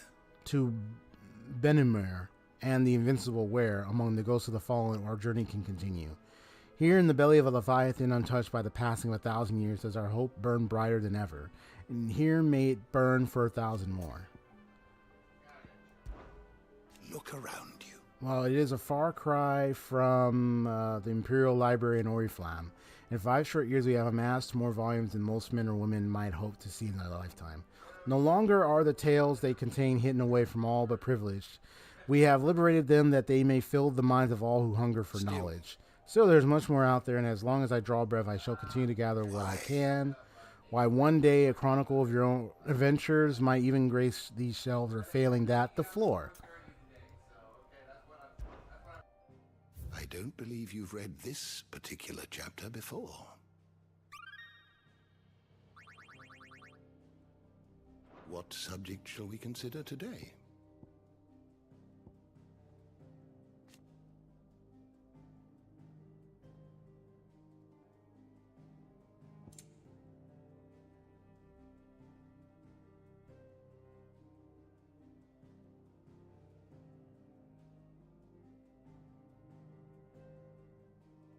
Established almost forgotten ruins, long consumed by the blight, was entirely destroyed. Many of Sid's collaborators and the bears they had freed from servitude were slain.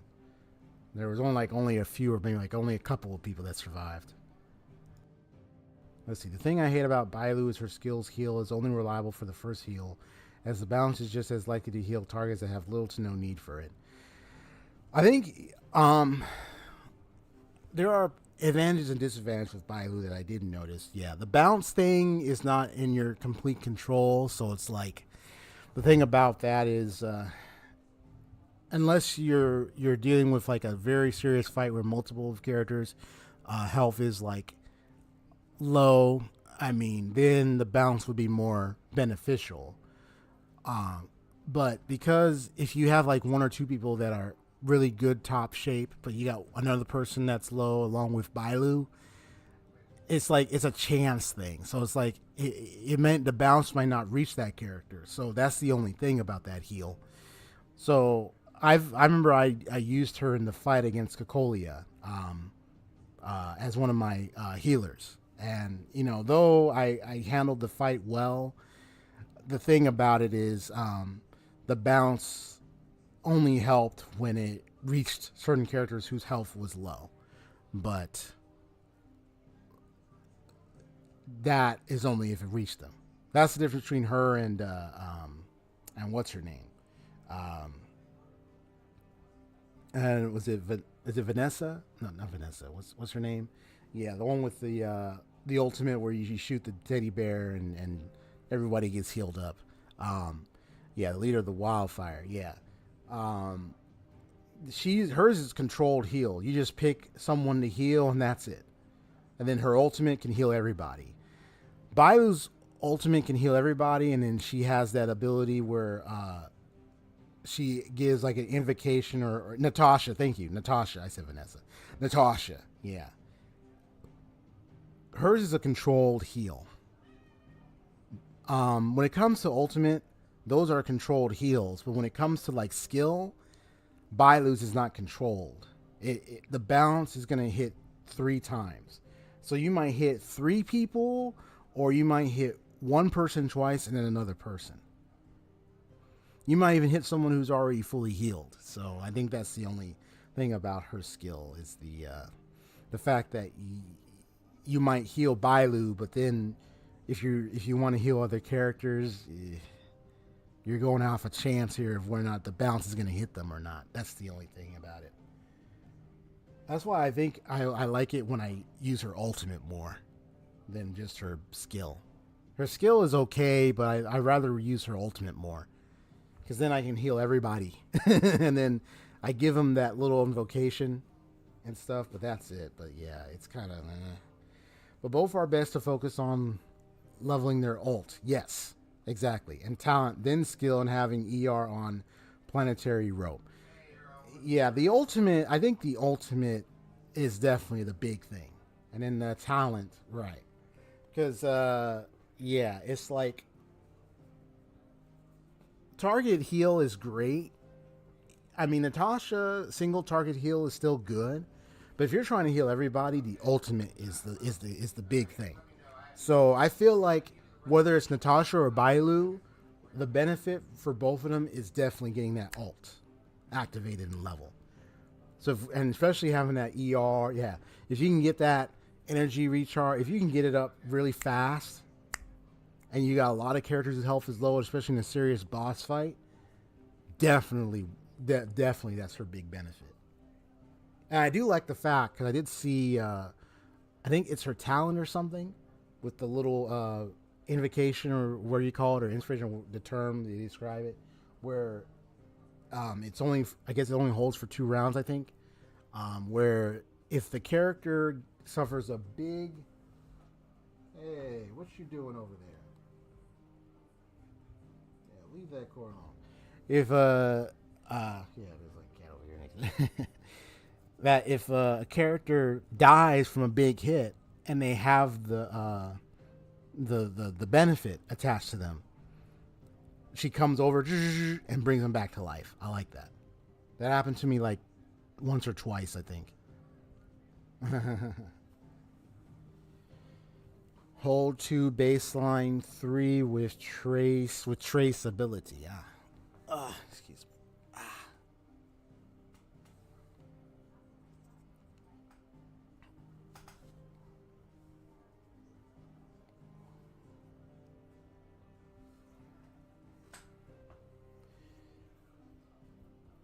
Yeah. When I said once or twice, I meant like in one battle it happened, in another battle it happened. Not like it happened twice in the same fight. No, it happened in another fight and it happened in another one. Yeah. So that's the only thing. But it worked for a character I needed alive. So I think it's like you have to, it's just knowing your character's abilities and capabilities, and then choosing whether or not if you want to have that character for that occasion or not. So after testing her, I was like, okay, I mean, I think I might see her benefit in some fights, some situations, but then others I might be like, I'll switch over to Natasha. But she's all right.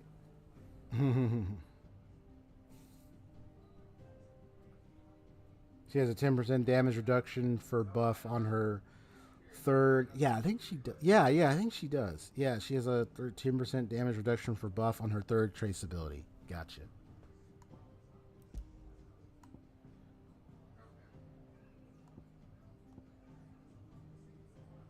Yeah, this guy that followed us.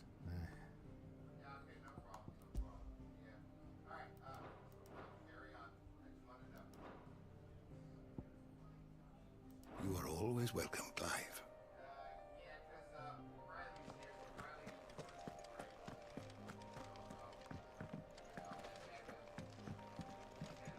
I started taking advantage of the traces because when I was leveling up and ascending characters, I also made sure to get some traces leveled up. You know what I mean? Because when I was reading the traces, I began to understand like each character's trace abilities. I was like, oh, they need this, they need that. You know. Not back a blink, and you're already off solving everyone's problems. Oh, hey. It looks good, Clive. Yep, it's Tarja. She definitely looks a little different. Resident Physiker of Clive's hideaway and trusted ally of the cause, branded a bearer from birth and forced to serve as a battlefield healer. She was served battlefield healer. Tarja put her surgical training to use in removing her own brand, a procedure she has since perfected and offers to any other escaped slave. I think So then maybe that's why Clive got his gone. She probably helped him out, get rid of it. Surgically removed it. I'd had that brand for so long. I'd forgotten what life was like without it. What it was like to be myself.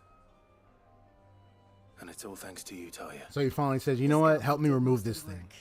Yeah. Ah, before I forget, a rider was here with a letter from Gav. Otto left it on your desk. Otto stole us. All right. I'll have a look. And then you get some rest.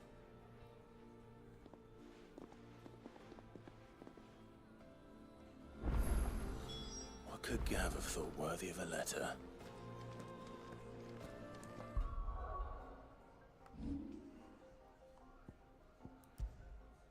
Yeah, that's why. Yeah, I learned my lessons. Like, it's better to, because I think that's also, I think what helped me out in doing well and preparing for the battle with Cocolia was, not only I made sure I ascended, I also made sure I checked the light cone types, because I know each character for their own path has certain light cones they can access.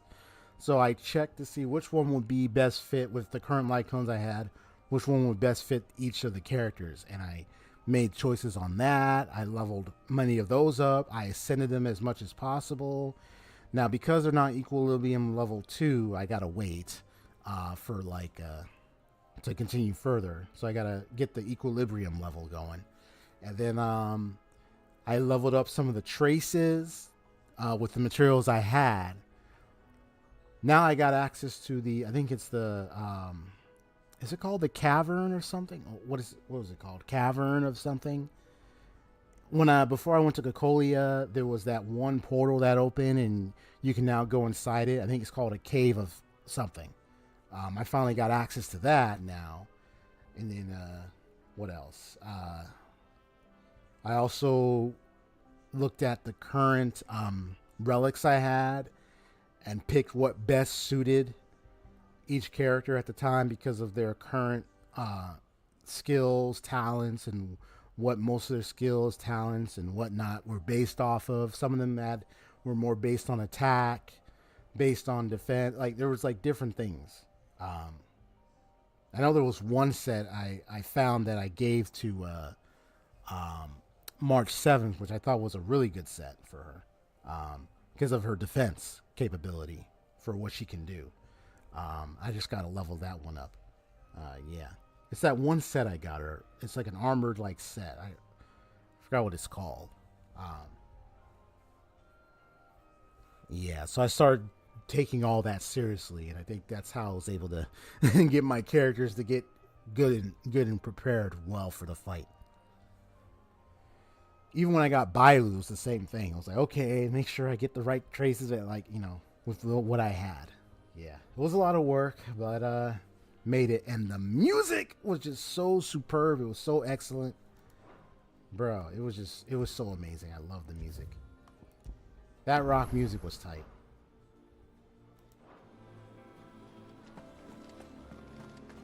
Have you been to the toll? I hear a new shipment's just arrived. I know the song is called Wildfire.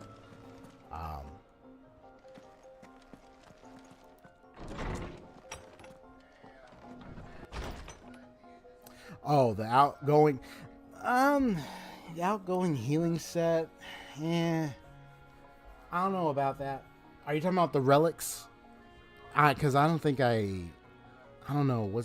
I don't know if that was the one I don't know if that's the set I gave her. What's that? Hold on. What's the name of the set that I gave March 7th?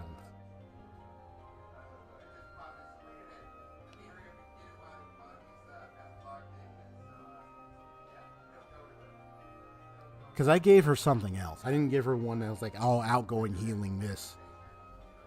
It was one that was more fitting to her because of the way her shielding worked. I mainly took advantage of that. So I gave her a relic set that was more, I think, I could have sworn I was more geared towards that. Let me see. I don't know about what I gave Natasha. For relic's sake, I gave her something else. But Knight of Purity Palace. Is that the one I gave?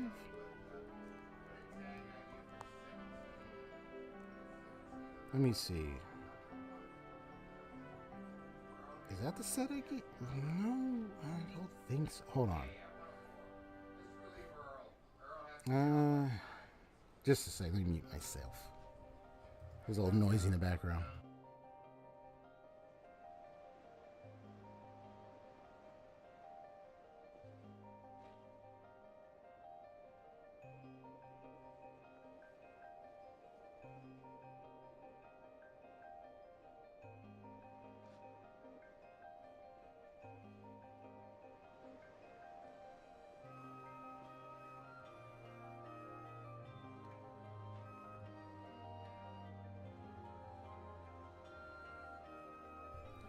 Knight of Purity Palace is more about when it's 2-piece, it increases defense by 15%. And when it's 4-piece, it increases the max damage that can be absorbed by the shield created by the wearer by 20%. That's more about defense and shielding. And that's the one I gave to March 7th. I don't know about any outgoing healing with that. That doesn't say anything about outgoing healing.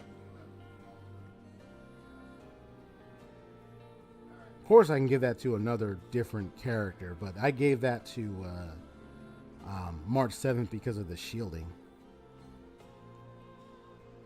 So I'm not sure which one was the outgoing healing you're referring to. Yeah, Knight of Purity Palace is the defense one.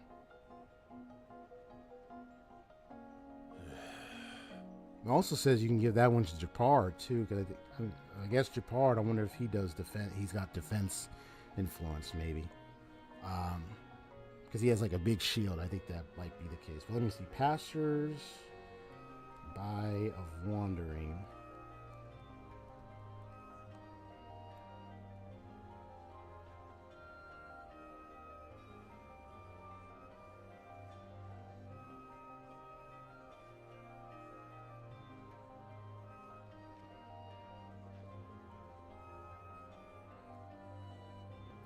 Oh, I haven't. I don't know. Did I give that to anybody? I don't know if I did. Maybe.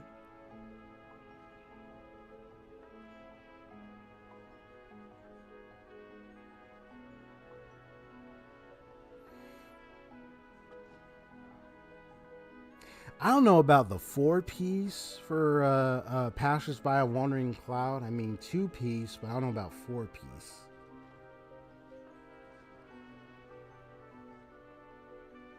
Yeah, because the 4-piece, I don't know about that benefit. I think like 2-piece, but I don't know about 4-piece. I think it just depends on like who you give it to and whatnot. But I think the benefit for that one would be like 2-piece. I don't know about the 4-piece. I think the 4-piece, to me when I read it, I think the 4-piece might be a waste. But 2-piece, well, maybe. But I think there's probably better, like, I mean, I'm still playing the game, I'm still getting far. There's probably better relics out there for stuff like that. So, yeah. I don't know about the benefit of the 4-piece, but the 2-piece, maybe.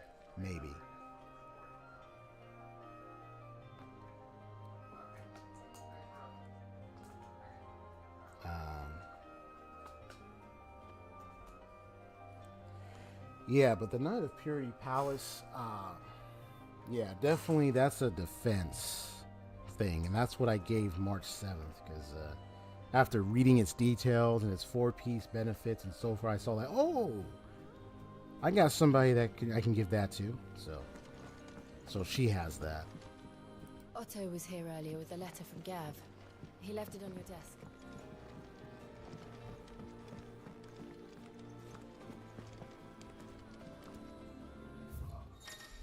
He said fire trailblazer. Yeah, you're talking about yeah, when I got the path of preservation for the main character now.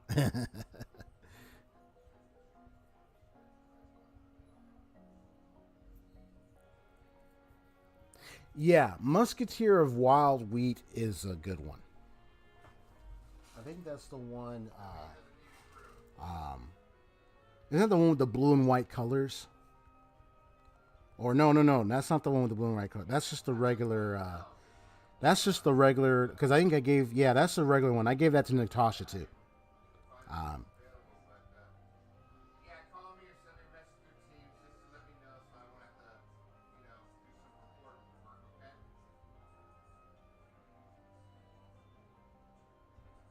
Yeah, I don't know if I gave her the other one. I think I gave her this one. Yeah. I just used the Musketeer one for most of the characters, and then that Purity one I gave them March 7th. And then there was another one about like break effect. I think that one, that's only if I have a certain character where I feel like, oh, maybe this might be more beneficial, but not so much right now. I don't know about that, but I don't even know if I gave that one to anybody. But anyway, reports, letters, and other important missives addressed to Clive are delivered to the reading table in his chambers. Okay, nice. The Republic's play. The Republican army marches on the Empire at Twinside, and the men of the Rock have been summoned to the front. Something big is brewing, I reckon. I'll see you're done to war upon my return. So I think they might probably go after the Empire. Or join the Empire? Something. I don't know. But they do have service to Weliud, and that's where Odin also has service from Benedicta, so they're probably going to help them take on the Empire at Twinside. Maybe. What does Gav have to say? The Republican army is on the march, leaving Randalar in Hugo Kupka's charge. With him. You see anything else? Together they continue Hid's mission to emancipate bearers and rid the realm of mother crystals. Gav, Sid's faithful scout, now one of Clive's closest and most trusted allies, he continues to put his legendary nose to work in service of the hideaway. The information he brings back from his expeditions proving invaluable for the curse breakers in their efforts to save bearers from servitude. Okay. Oh, you can see it when his eyes closed. Though he lost an eye during Hugo Kupka's attack on the old hideaway, his scouting senses remain undimmed. Nice. It's nice because it helps increase the speed to have their turn more often. While upping their base attack when skill not needed. Exactly. That's another benefit, the 4-piece benefit right there. They're less likely to trouble us. Good news, then. Even for Natasha, it helps to... 4-piece helps to get the speed going for them. So they get more of their turns. So very helpful. Very helpful. But look how far. Very helpful beginner set, too. All that we have here, our friends, the hideaway, are they not cause for joy? 5 years. 5 long years. If I could only command this power I've been granted, we might have achieved so much. They probably also spend a lot of time trying to rebuild after the destruction of the previous hideaway, too. Summoning an Eikon exacts a price not easily paid. Your body knows this. So I can imagine that could take a lot of time. But I don't know what time is and how long their quote-unquote calendar is like in this world, so... And every burden I cannot bear falls to So you. I don't know if it's like here's a 12-month thing or not. I thought I knew. But one thing has become abundantly clear. The crystals take more than they give. In exchange for momentary comfort, we must endure a lifetime of pain. War after war, loss upon loss. Loss upon loss, man. And now? Now they rob us of our very homes, leaving naught but dust and ash. But you're trying to change that. We're trying to change that. And to me, that's no burden. I know, but... Try not to forget. We're only here because Joshua gave us a second chance. It would be a pity to waste such a precious gift.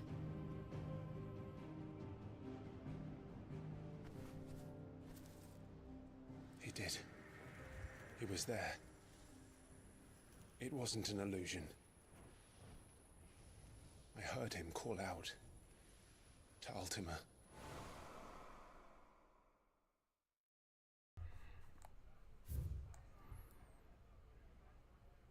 Yep. Yeah, because remember, he said his name. He witnessed it.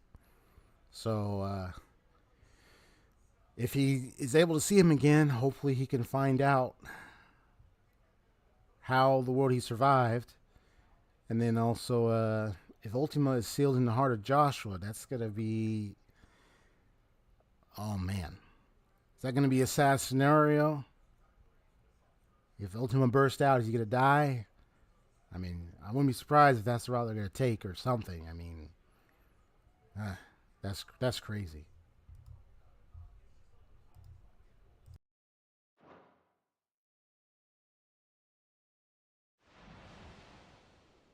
If Joshua is still alive, he'll be looking for that thing. Do you think he will ever come back? I know he will. And we must be ready when he does.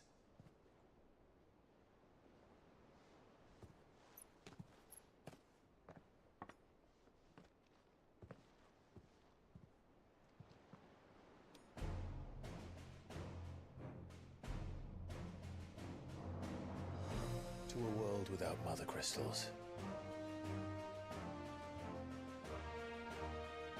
To Sid.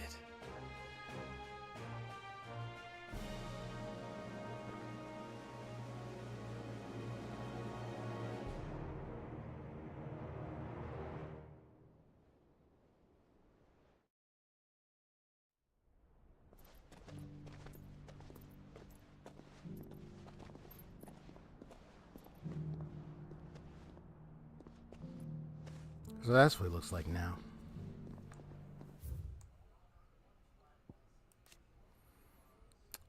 Dominant of the Phoenix and former heir to the ducal throne, Joshua was thought to have died at the hands of the second Icon of Fire during the disaster of the Phoenix Gate. However, he somehow survived, appearing before his brother once more, some 13 years later in the inner sanctum of Drake's Head, and saving Clive from Ultima's advances by calling upon the power of the Phoenix to seal the being within himself.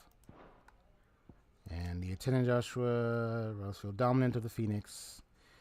As loyal as she is dangerous, her blade is ever at the ready for any who might mean her master ill, and her tonics ever at hand to heal the sickly prince's hurts. Joshua addresses her by the name Jot, but it is unclear whether this is her true name or another pseudonym. The Northern Territories, a bitterly cold corner of Storm's most northerly reaches, the loose collection of nations that sprang up around the region's erstwhile mother crystal, Drake's Eye, were united and pacified by Archduke Elwin Rothsfield of Rosaria in the year 854.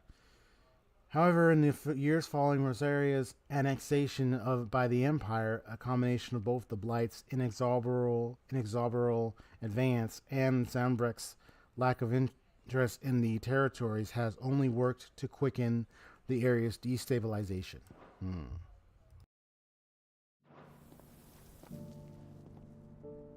so the North is lost. I knew that the Blight spread ever more swiftly, Your Grace. But this is far, far worse than any could have imagined. It is only a matter of time before the twins are no more.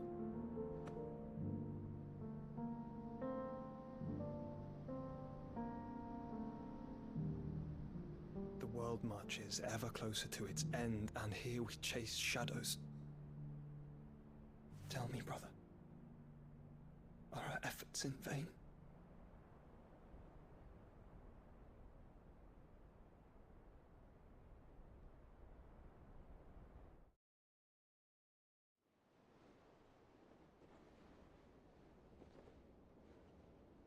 Master Clive, a moment, if you...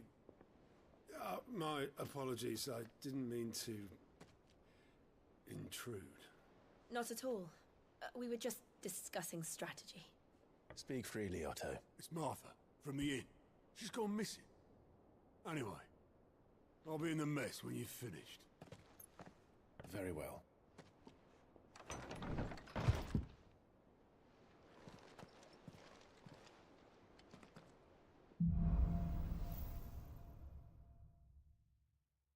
What would make Martha leave the rest?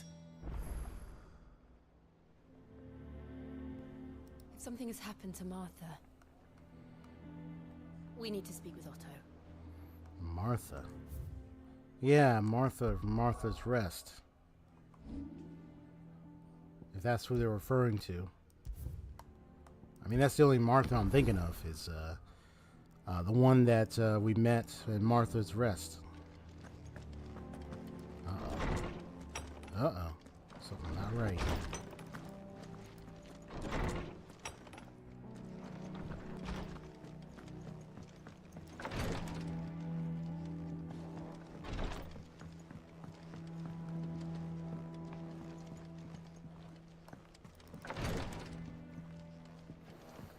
Yeah, I like those starting relics. The Musketeer of Wild Wheat. I've used it on most of characters. The outgoing healing thing.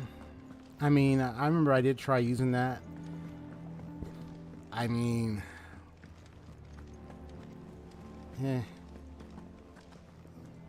that would be like you would be relying on the 2-piece benefit though, rather than like the 4-piece itself. So it's kind of like, So I think it's best to do the regular Musketeer 4-piece.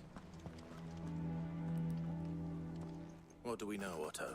Because then the 4-piece can just become useless, and you just have to rely on the 2-piece and then another 2-piece. But it's like, over at Martha's Rest. why not just? Blood was spilled, bones were broken.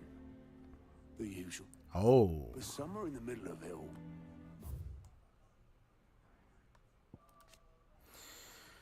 Chief Steward of Clive's hideaway, Otto continues to serve the same role he did under Sid, being the primary person in charge of all monies and information coming into and going out of the hideaway.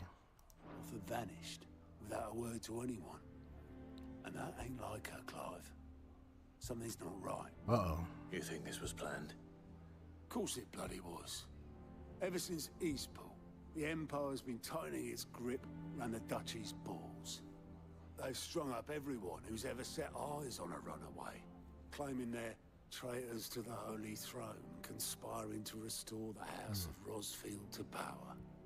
I know it sounds like the bastards have turned their attentions to the pallbearers meek enough to stay put. Naturally, old Martha could see the way the wind was blowing, complained that it was getting harder and harder to take bearers in. And now she's missing. If she's fallen into the hands of the Empire, we could be next. Couple of curse breakers are already on their way to the inn. They should help speed up the search.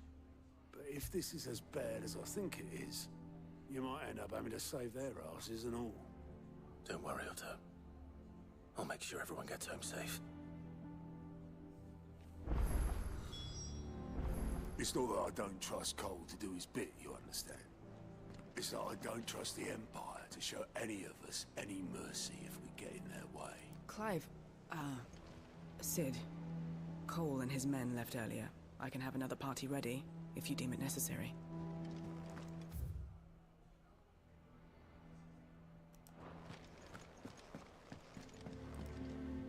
Ah, my favorite pupil.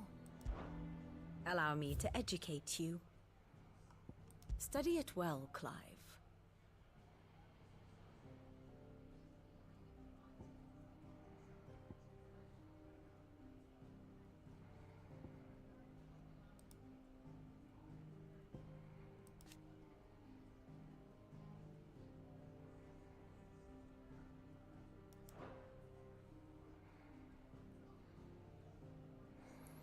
So declares on the Holy Empire's sunbreak over its annexation of the Crystalline Dominion, and marches its armies to the border. Yet with the blight ever spreading, the Empire is not willing to give up its new Mother Crystal and the blessed land surrounding it without a fight.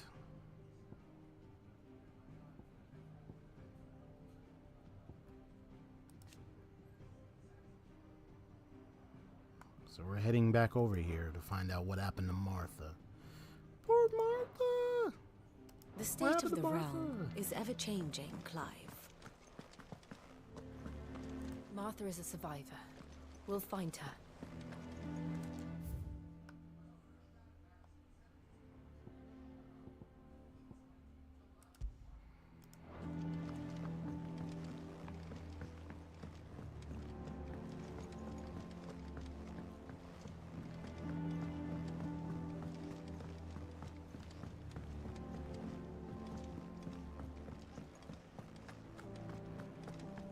Have we any more knuckle puck?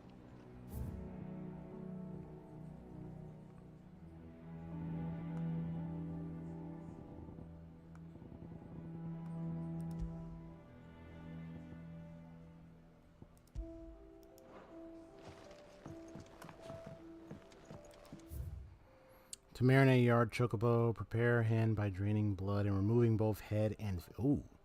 Offal, particularly the heart and liver, should be set aside for later use.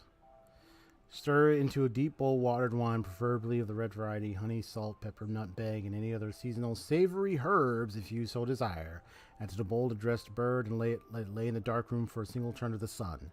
Break the breastbone and ready your force meat thusly. Chop together the heart, the liver, the chocobo, and mix it with the crumb of a stale barm and pepio or cupo nuts soaked in boiled cream. Beaten mace and as much thyme as will lie on a gill penny and fill the bird, but not overly so. Lard the beast with boar bacon and spit the bird, tying it at both ends that the force meat not spill into the coals. Roast until skin is golden brown, taking care to baste regularly with drippings.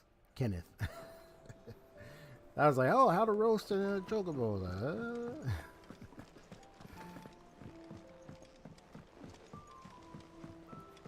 People be crying all day. How can you do this to a chocobo?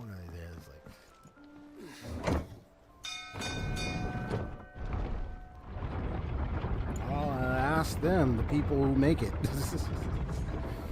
I mean, you have to share your complaints to them. Again, I seen schoolboys swing up.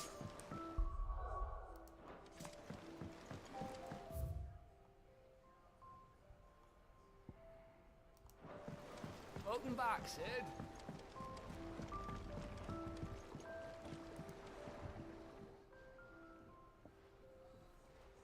Damn blighted bilge. Is everything all right? Aside from the holes in my hull, everything's roses. The lake water doesn't agree with it, then? That's one way of putting it. And unless you got some grand scheme to suck the black from the lake like we do in the atrium, that slurry'll keep eating away at the timber like young Tech does our lemon tarts. Suppose a coat of pitch might stave off the rot for a moon or so, assuming we had any pitch, which we don't. So, the Curse Breakers, a unit drawn from those of fighting age and martial training among the residents of the Hideaway, who conduct operations to liberate bearers from slavery. Okay. Beginning as a loose collection of like-minded individuals in Sid's Hideaway who chose to rid themselves of their bearer brands, that they might serve the cause out in the field. The Order has greatly expanded both its ranks and its operations since the move to Benamir, all under Otto's watchful eye. So they since grown. Okay. Not any bloody more. Doubt the old tub's got more than a dozen runs left in him. Of course, Obolus. Your skiff is our only means of reaching the main. And without it, we'd be lost. Well, I'm glad someone round here sees it that way. To make pitch, you need pitch trees. But in case you haven't noticed, live trees are one of the 1,000 things sorely lacking in the Deadlands. Now, I'm not so unkind as to ask you to fell a faraway forest and lug the logs back here to the mere, which is why we'll be needing a suitable alternative. And it just so happens I once heard the thorny pitchers of Curltail Falls cover themselves in a sticky wax to trap birds and beetles and whatnot. Might be enough to tide me over. Sounds easier than felling a faraway forest. That's for certain. Yeah, because trying to go to forest, get a lot of wood, and then come all the way back here, a lot of effort. Never been to Curltail Falls myself. Never seen a curl for that matter. Not that I want to. I heard they'll tear a man from cock to crown soon as look at him. Good thing.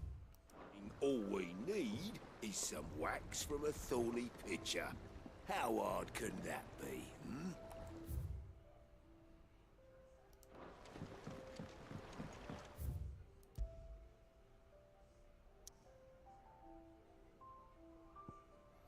Alright, so looks like all other locations are open now.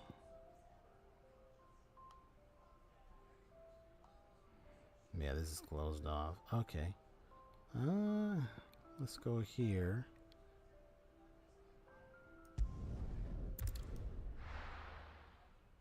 So where the side quest is.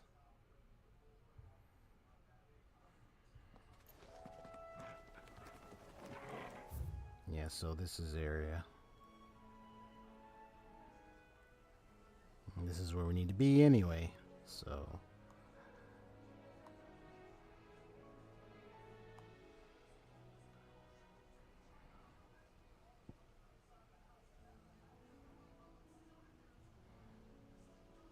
So let's go here.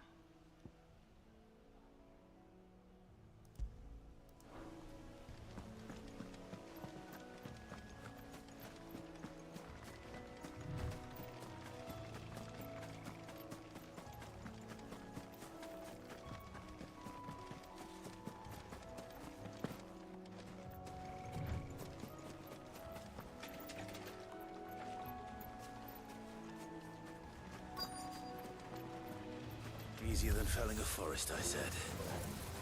The trees don't have teeth.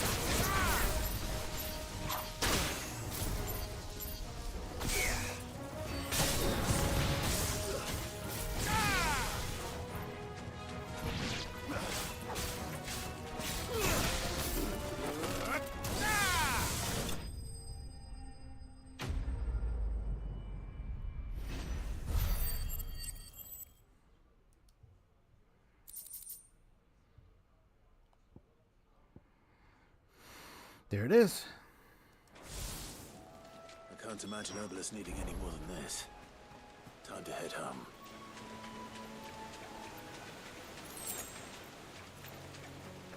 And before I do that, let's go see what's going on with Martha. We have some fights along the way.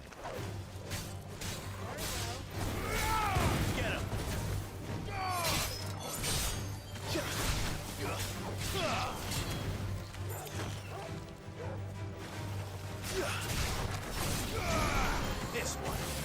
Make it look easy.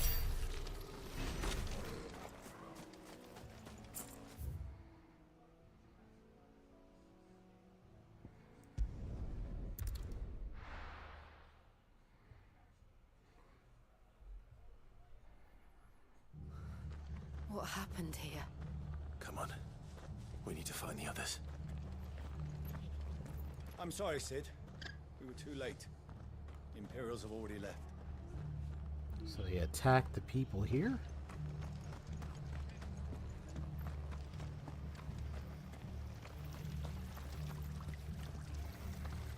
was all the screaming and shouting, Mummy?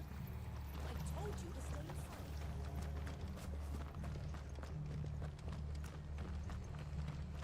Fucking Imperials. If they hurt Martha, they'll have their own rest to answer to. Crap. Oh no.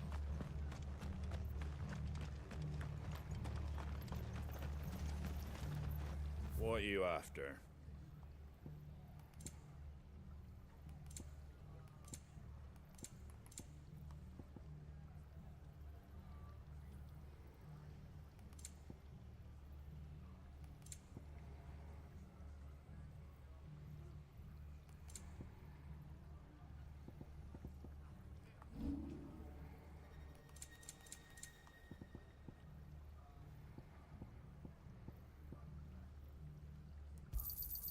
A fair trade. Is that everything? That all, is it?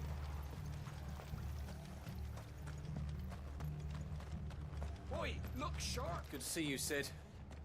The soldiers who did this are long gone, I'm afraid. We're doing what we can to treat the wounded.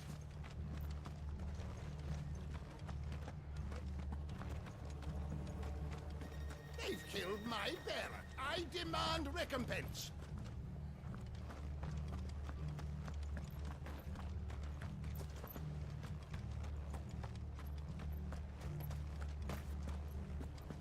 Are any of you hurt? No, they didn't come this way. Thank the Founder.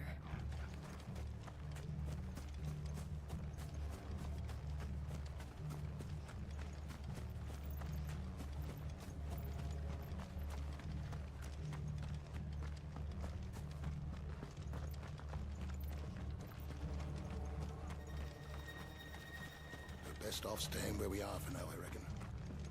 Let's get you to a physical, shall we? I'm sorry. I think I twisted something.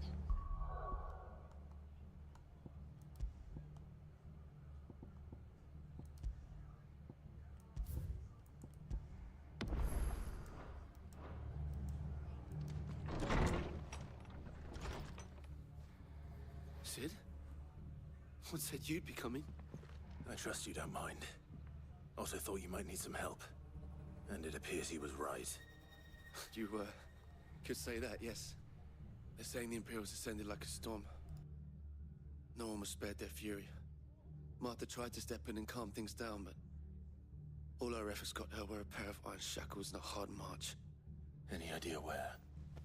Judging by their tracks, they headed towards Sorrowwise Bay. To the Abbey, sheltering Martha's bearers. The bastards. Jid and I will go after them. You take care of the people here. We will. But, before you go, one of the locals heard something. He said the soldiers were talking about a culling. I don't know how big this is, but it doesn't sound...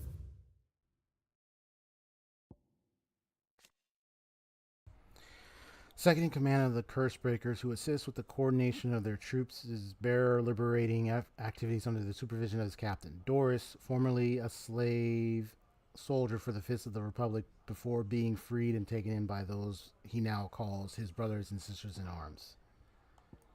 Guidamon Abbey, humble stone buildings perched above Sorrowwise Bay in the imperial province of Rosaria's southeastern lowlands. The abbey was built in order to propagate the Gregorian faith after the Duchy of Rosaria was made part of the Holy Empire of Sanbreque, and as such is one of the rare examples of imperial architecture in the region. Good. Be careful out there, Sid. You do the same.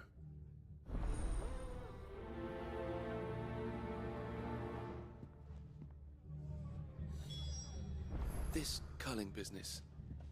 You don't think the Empire means to rid the land of bearers, do you? Lads from the garrison all poured in, sword swinging, and took Martha away with them. Cole is right. That was no tavern brawl. It was a message. But a culling. Bearers are the property of the Empire. The garrison wouldn't have the authority to act alone. The orders would have had to have come from higher up.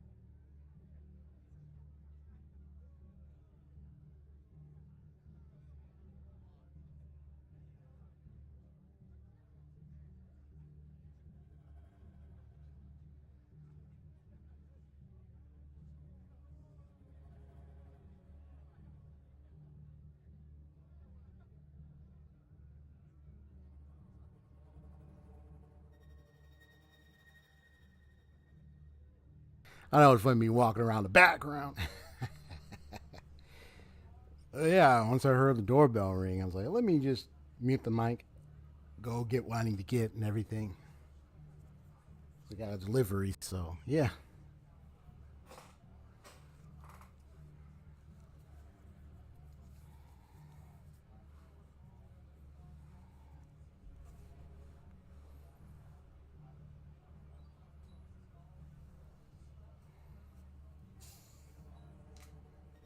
Something there, mistress.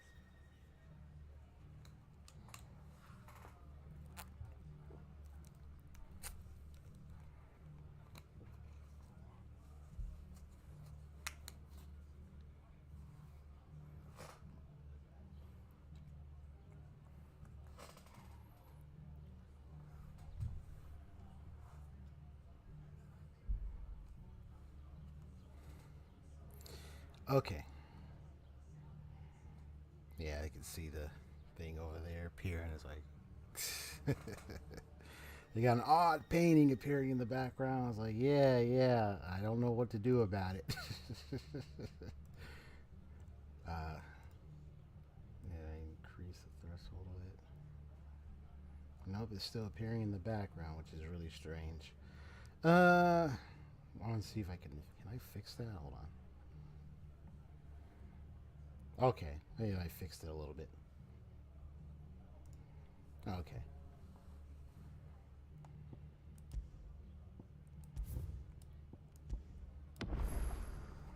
The cat is wanting to run, kind of roll around my legs. It's like, you trying to get some attention? Yeah. Buddy.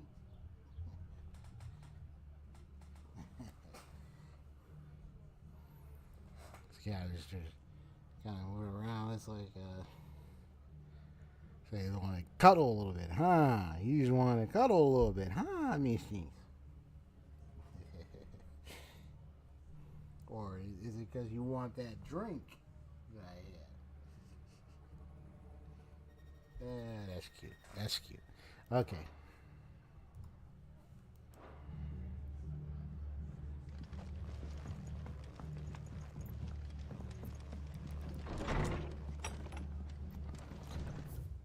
Okay, first things first, let me go ahead and I'm going to return to the, wait, yeah, I need to, let me go ahead and take care of that one side side quest real fast, and then I'll come right back and then go ahead and see what happened, the fate of Martha at the Abbey. They said coaling, and I'm like, oh boy, what are they doing?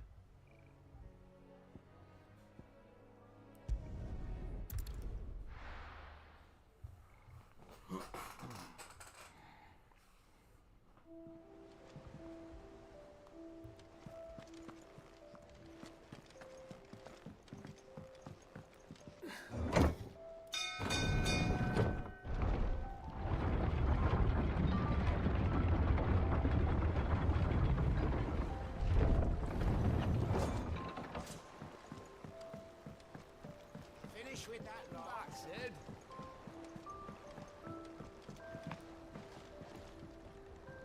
Well, did you find me some wax? Find is one way of putting it.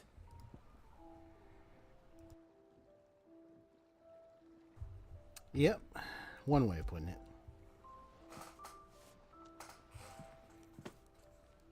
Ugh. Reeks like a chocobo's arse. I don't suppose the Argo will mind as long as he stays above the waves. Argo? So your boat has a name? I didn't know. Yeah. Same as me old man. He was a ferryman himself back before the blight came. The boat's all I have left of him. And thanks to you, he'll sail another day.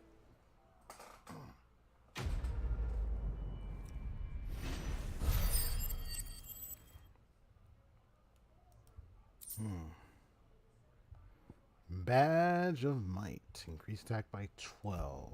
Nice. Okay.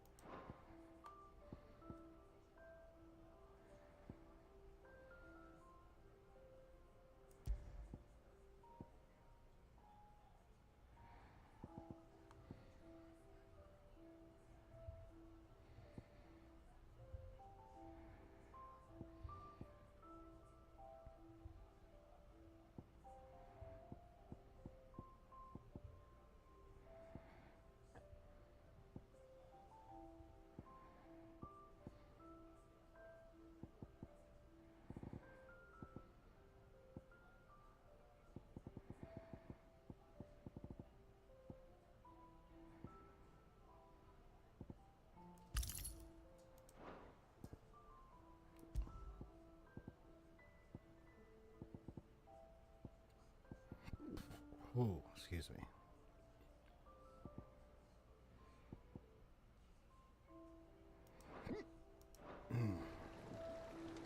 Yeah, Sid. How is it I never see you on the ferry? Ah, forget I asked.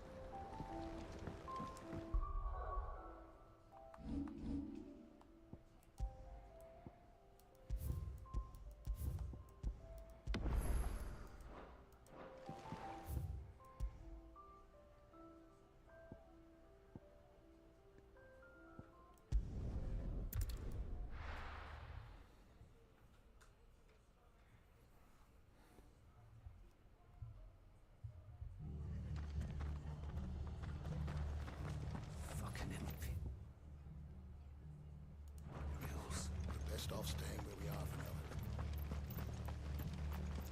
They've killed my parent. Oi, look sharp!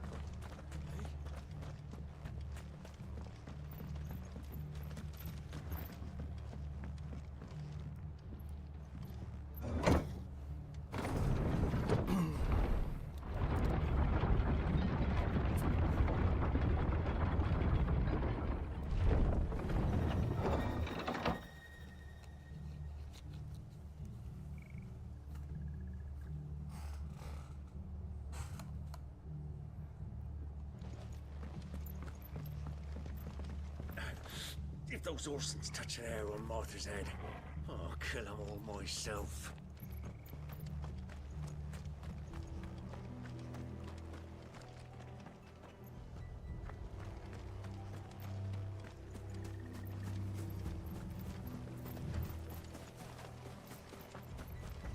Look. Up ahead. Martha. Oh, there she is. Don't worry about me. It's them at the Abbey who need you. You have to do something. Oh boy. Tell us what happened. What happened? The damn Black Shields, that's what happened. The Black Shields? The bastards caught wind. The Abbot and I were helping bearers. They were gonna hang us both. When the sick rose from their beds, poor souls turned on the Imperials. Distracted them long enough for me to get away. Whoa. Then they may still be alive. Martha, do you think you can make it back to the inn? Cole is there with the other curse breakers. I think so. Thank you, Clive. At least she's alive. But oh boy. Black Shields. Is this some sort of twisted joke? There has only ever been one Order of Shields in Rosaria, and they fought to defend all her citizens. It seems a step too far. Even for the Empire.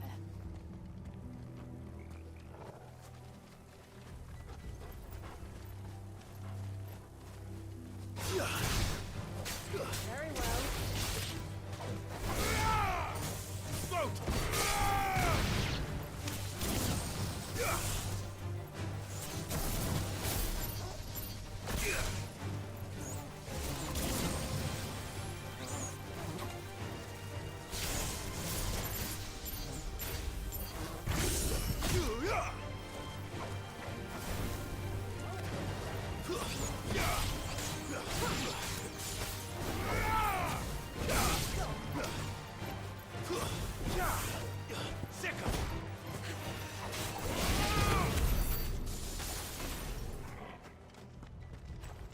I'm gonna need to. I didn't done it yet, but I'm gonna need to practice with the third iconic ability so I can get a sense of how to use it in like a chain.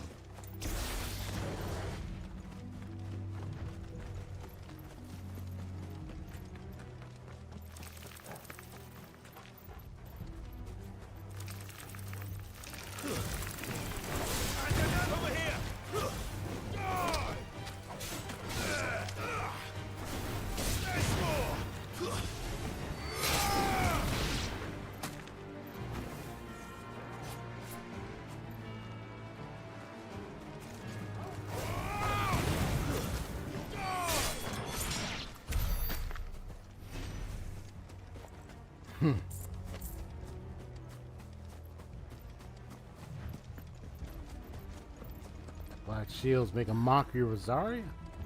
Are we too late? Oh man. There might still be someone inside.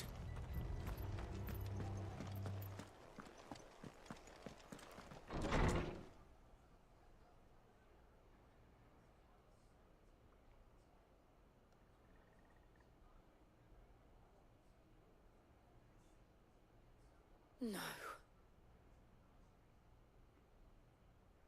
Damn it.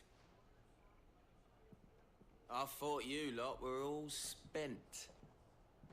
Murderers. They drove the bearers to this. Wait. These two aren't turned.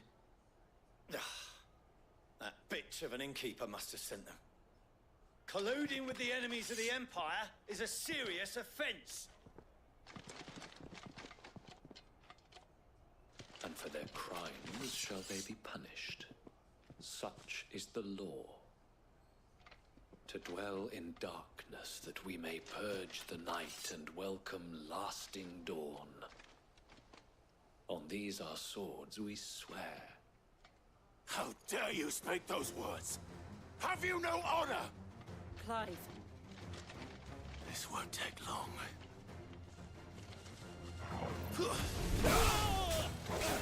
All yours!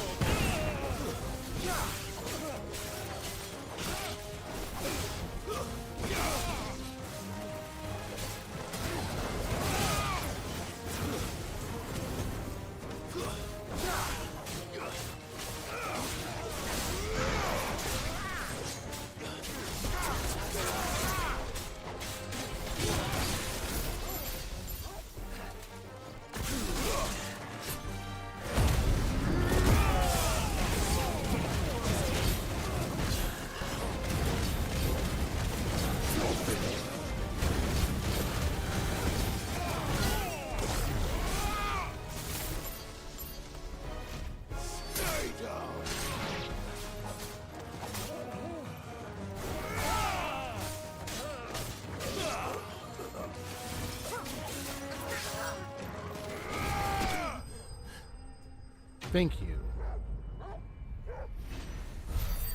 I want to grab his face and roast it. And I just did. Okay.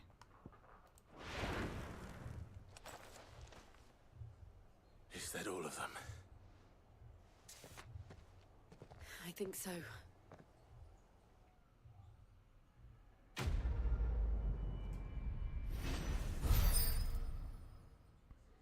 Dark shields, huh? Yeah, ain't gonna be no honor with any of them. I didn't see the abbot. He may still be alive. Just a couple of twisted and nutcases.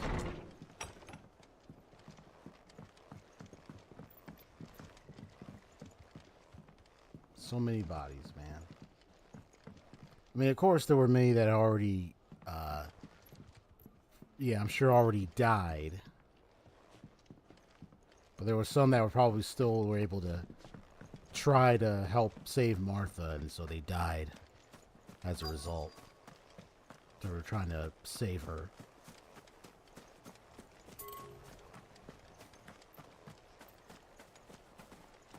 Yeah, I don't think I even went back here. Okay.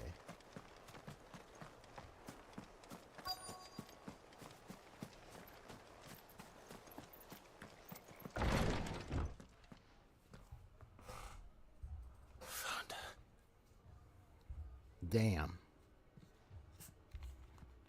The abbot.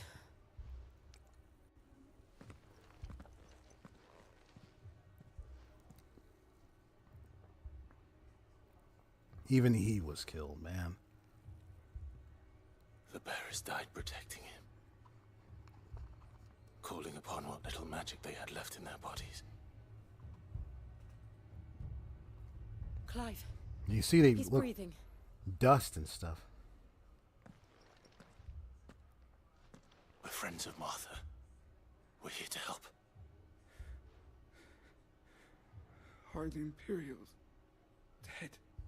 They are. Every last one. If only that were true.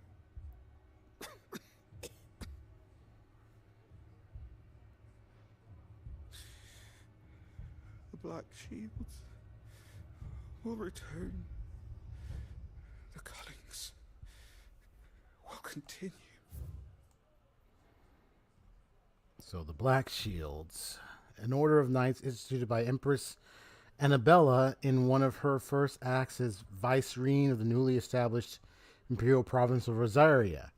They are tasked with purging the impurities from the province, which in practice primarily involves slaying bearers upon the slightest protests.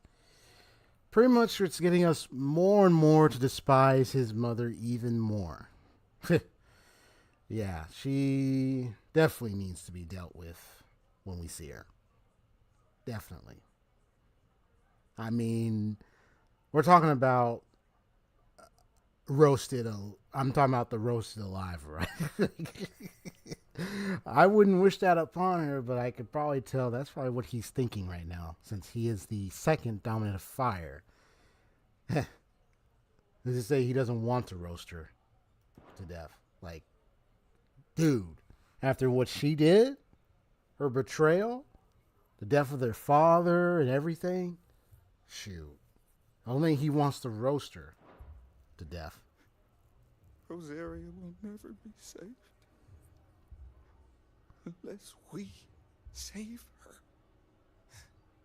Tell Mother to beg Sid's aid and tell her this wasn't her fault. So I think at this point we need to do something about this the Empire. Probably we're gonna end up facing Bahamut at some point. I wouldn't be surprised. In here. I bet that's what's gonna happen. Clive. He's gone.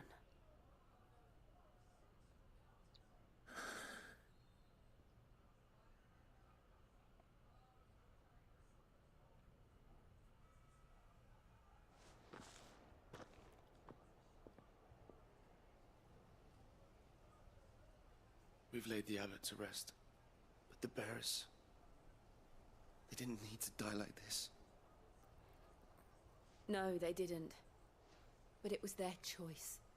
They knew the fate that awaited them and chose to meet it on their terms, fighting for those who fought for them. Martha said they rose from their beds, threw themselves at the Imperials so she and the abbot could escape. I've gathered the bearers' remains. We should consign them to the tide. There's a drawbridge not far from here. Riddick's jump. The currents there are swift. If the abbot was still with us, he'd have taken the dust there himself and performed the casting. I'll get someone to... I'll do it. Of course. Cole and I will remain here and see to the Imperials.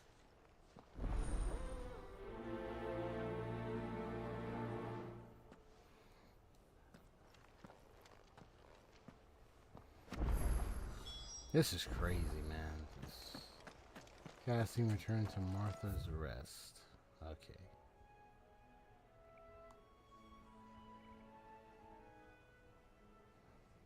So we're going for make for Riddick's jump. Ah. So that'll be this area right here.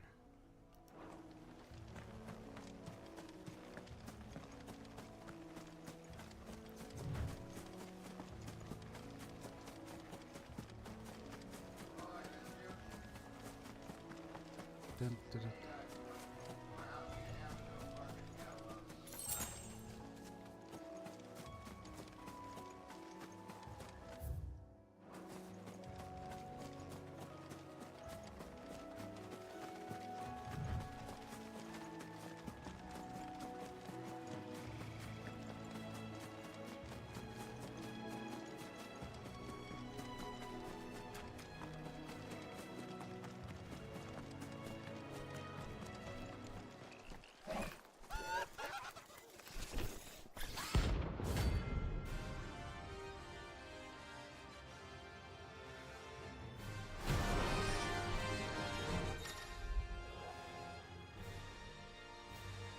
Every now and then, Clive may encounter creatures larger, faster, more ferocious than most. While flight is always an option, defeating these notorious marks can earn him not only renown, but also rare materials that may be used to craft new gear, upgrading existing items. Wow.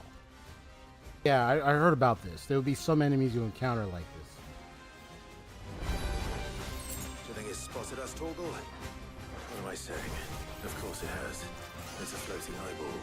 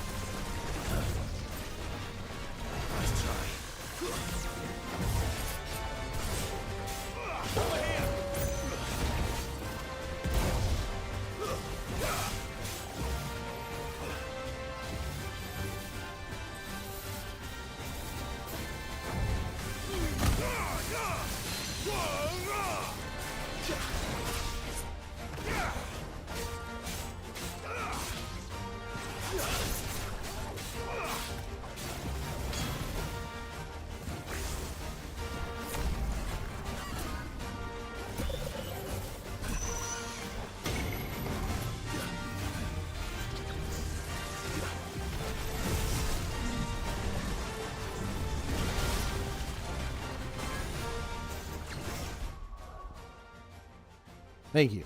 Yeah, what I was saying is, yeah. You have a good time with your dinner, bro. I'm probably going to be ending real soon. I just got a quest or two. I'll probably finish up and wrap up and then end it from there. All right, so you have a good time, bro. Probably see you later in Discord or whatnot. All right, peace.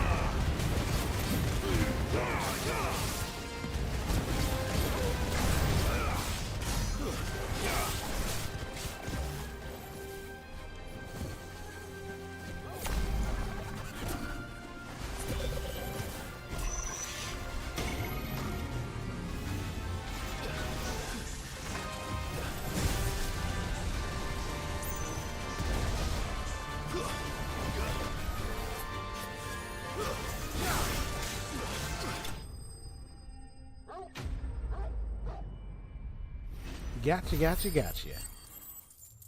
Nice.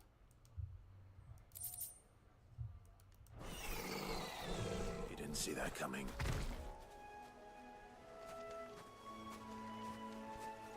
Bye, oddball creature. And it just falls down, and that's it.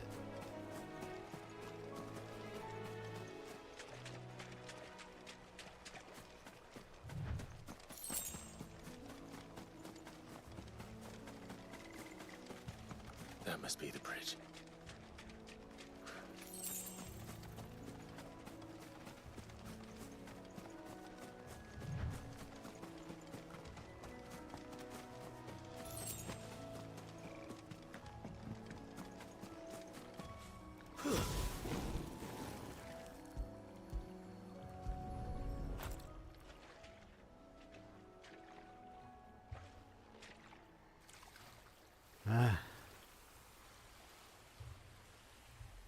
So shall the waters cleanse thee of thy burden. Or at least the Bear ashes, it man. out to sea.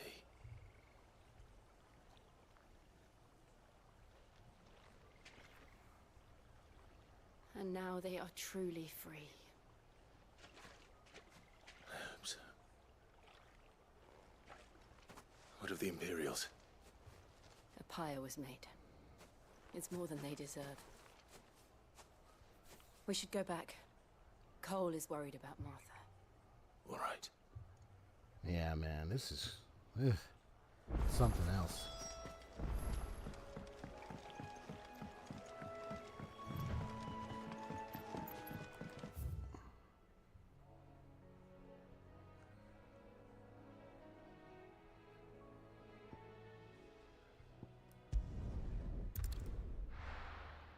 I mean, if there was another marked enemy probably up there or something, I'd probably someone I had to deal with later.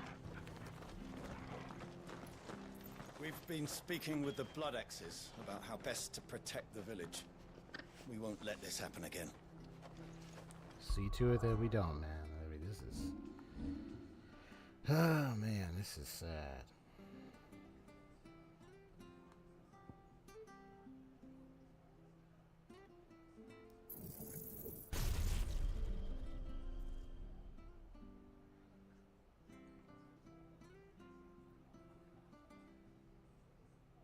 Nice.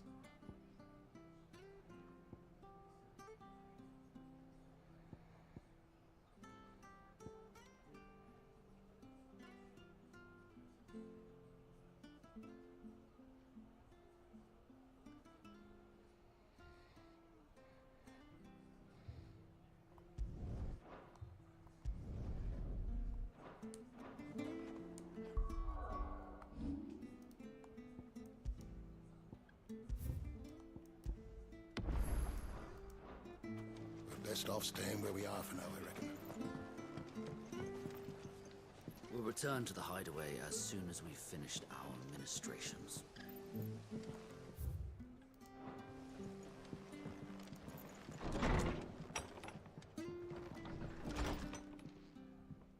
No one survived then? I'm sorry. Before he passed, one of them bade me tell you not to blame yourself. Doesn't mean I won't. Doesn't mean their blood's not on my hands. Cole said you cast their remains. That was good of you. But it should have been me. This was all my fault. How? You couldn't have known. But I did. And I turned a deaf ear to the warnings like the fool I am.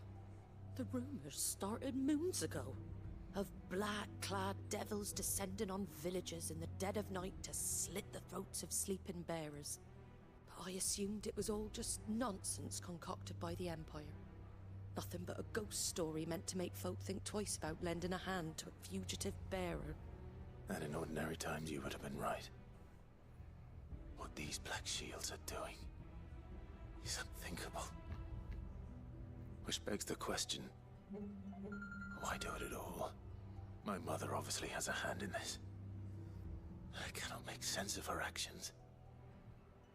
Unpicking what goes on in that woman's head is a job for someone with more time on their hands. Right now, I need swords and men to wield them, preferably big ones. If those Imperials think they can come in here again and threaten my people, they're in for a rude awakening. Oh, before I forget, a Stolas from Otto landed just before you arrived. He asked me to tell you that Gav has returned. Then we must as well. Will you be all right here, Martha? We can stay longer if you wish. No need. I'll be ready should the Imperials come calling. Though I wouldn't turn my nose up if you were to lend me a pair of them strapping young curse breakers.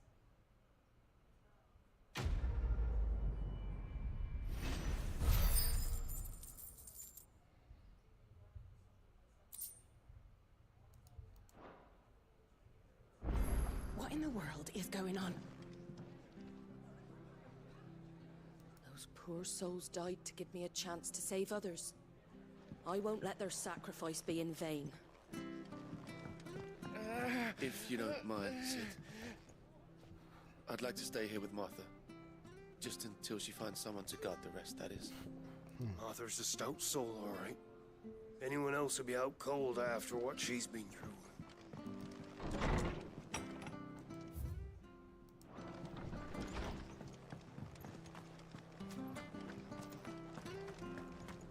Try not to move.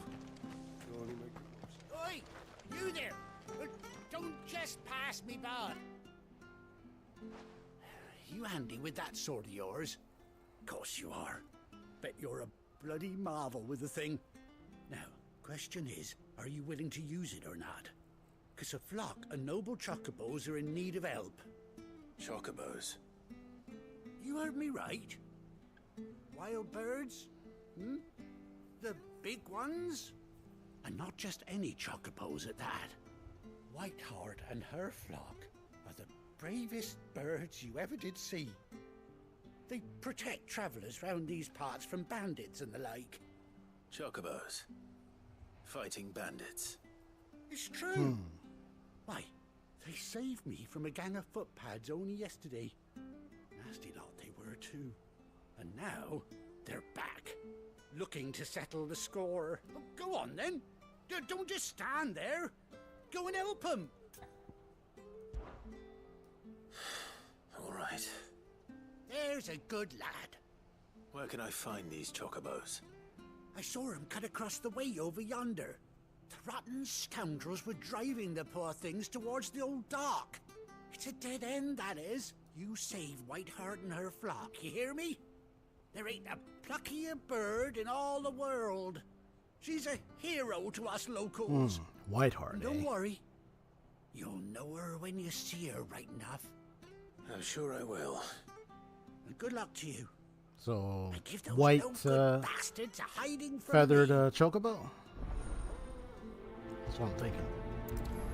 Which kind of reminds me of the chocobo that Clive once had. Because his was like a white, feathered Whiteheart looking is one. the pride of Rosaria. You mustn't let those bastards lay a finger on that noble bird.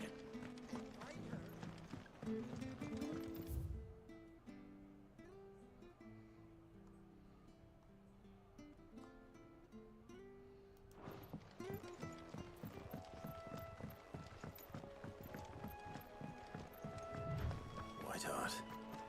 That's quite a name for a chocobo.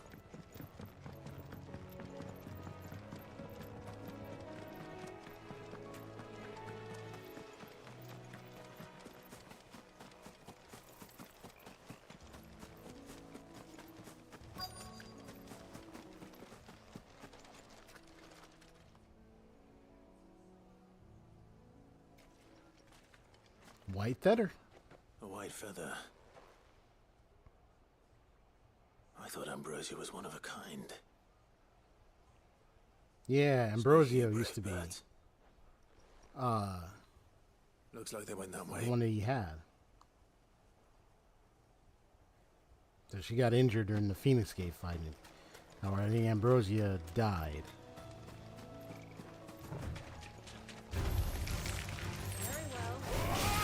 Get him!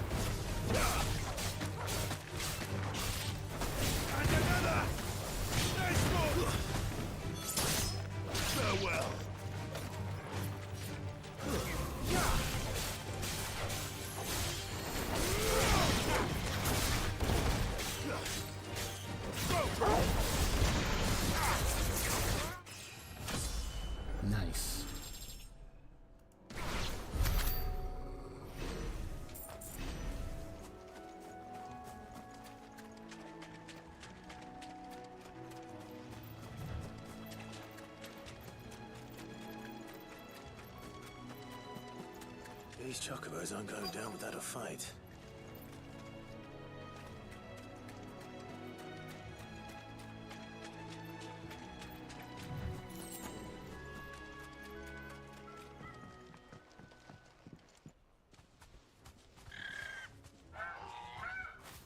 We got you cornered, Feathers. You didn't think you'd seen the last of us, did you? You've been bad for a bit. After being made viceroy of, yeah, I think that's the one, yeah. Territory of Empress Annabella quietly established a host of loyal Imperial soldiers, the Black Shields, to maintain order. Though branded as keepers of the peace, their true purpose is to carry out what has come to be known as coolings, or brutal massacres of provincial bearers and those who show their sympathy. The killing is swift and indiscriminate, with the Shields dispatched serving as judge, jury, and executioner, and the chaos left in their wake is usually enough to deliver entire settlements to ruin. But I reckon someone will pay good coin to mount your head on their wall. Not around here, they won't. Nope. And why's that, eh? Because she's something of a hero in these parts. You hurt her, and I hurt you. Piss off. Or better still, how about we hurt you both? All right then. All right. But don't say I didn't warn you. Yeah, you asked for it.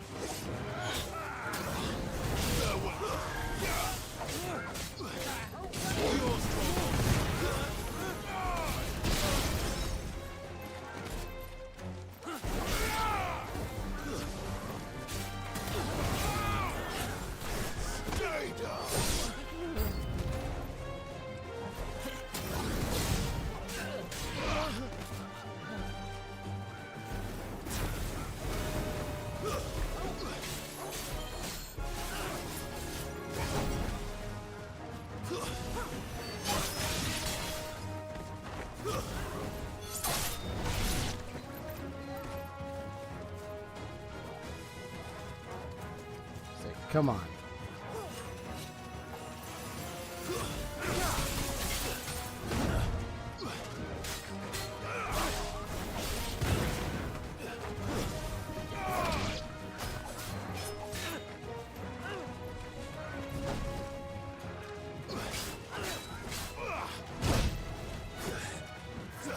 Well done.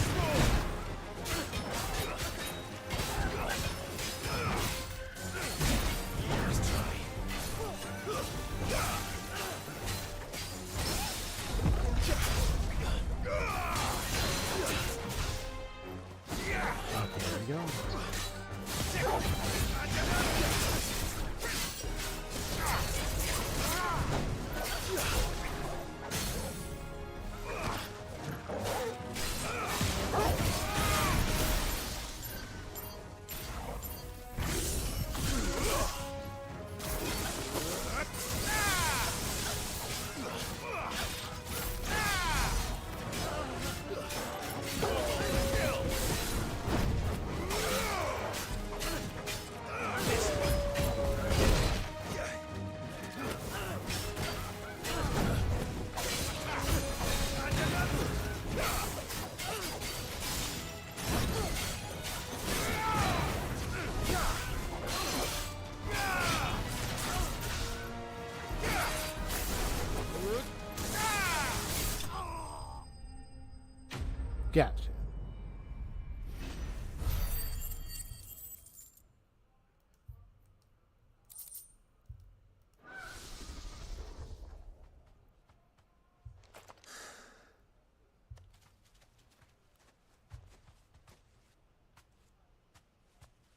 You're safe now. White Heart, I presume.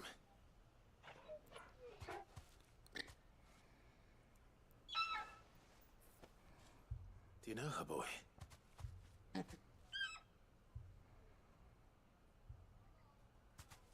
scar. Hmm? Wait, what? Ambrosia survived? Ambrosia. Wow.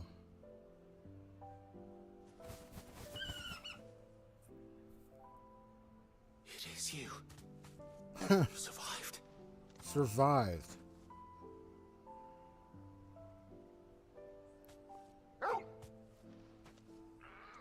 That means that Yourself a flock. fled at some point before that big explosion happened and got out of there. Is it over? My goodness. I thought I'd come and see how you were getting on. Oh, well, you sorted the bastards then. I knew you would. And the whole flock made it through unscathed. Thankfully, they did. And not only that.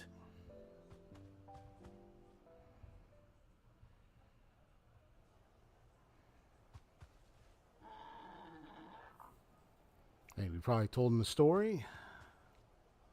Well, I'll be. I never stopped to think our hero here might once have been someone's mount. Though I dare say she'd suit a fine fellow like yourself. Reckon our feathered friend must have learned a thing or two from her master. Kind-hearted warrior that you are. That's cool, though, man. He survived. Bird like her would have cost a princely sum. You born a lord or something? Well, Oh, no, sorry. I didn't mean to pry. Oh, yeah, so you didn't tell him about, Who like, you are. who he You done is, right exactly. by me. But just told that, yeah, he used to be his mount. So. What is it, girl? She wants her master back, I reckon.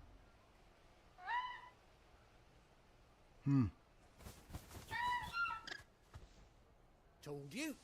And it seems her pals agree. Is that it? You want to come with me? Yeah. Oh, wow. Bugger me if this ain't a heartwarming sight. The lads down the stables will be hearing about this tonight. Oh, definitely, man. Stay right where you are. So would that mean I get to take a ride with Ambrosia from time to time? If I want quick travel on the land? Dude, if that's the case, that's amazing.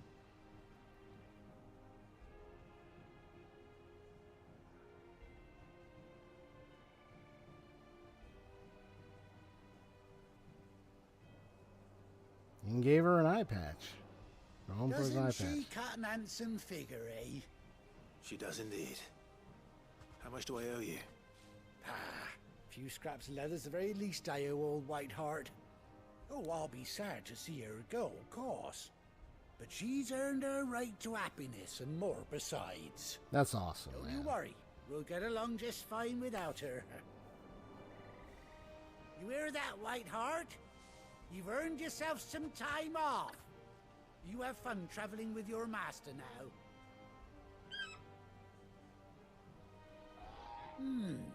You seem awful familiar now I get a proper look at you. That's it. When those chocobos swarmed my cart on the road, didn't you? Oh. No, that can't be right. Oh, that was the cart guy. Must have been my double.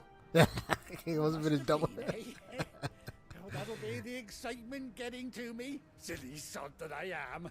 That's the guy I rescued who had the cart problem. Best be on my way. Good luck to the both of you. I guess that's the dude. 5 years since I've seen that guy. Wow. He's like, oh, I must have been my double. Oh yeah, okay. Call you when I need you.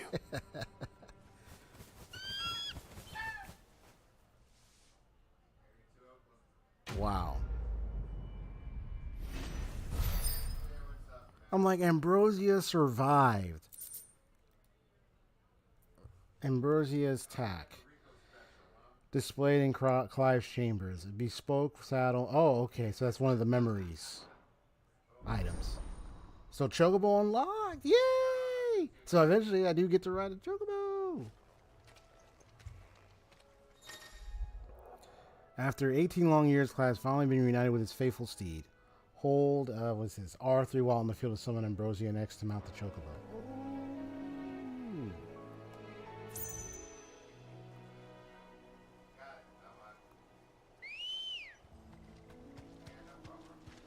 Let's go. Nice.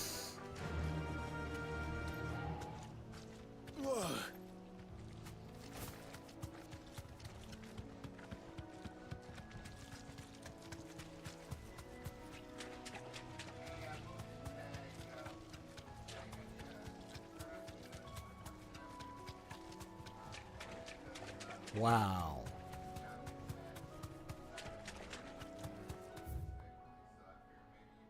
So I can now travel with the Chocobo. Nice. So now it's been like, yeah, 18 long years. That means Ambrosia has been alive for this long. So they must have really been surviving. I mean, we didn't see her around here when we visited this place before 5 years ago. Look, she even got her own little Chocobo. So I guess she gets to ride a Chocobo. Oh, nice. So even your companion gets to have a Chocobo to ride with. Bro, that's cool, man.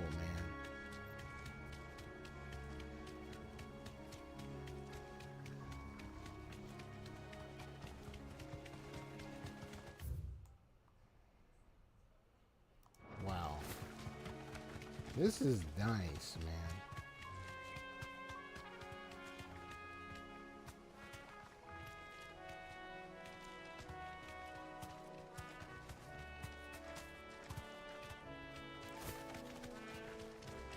Let me see something real quick.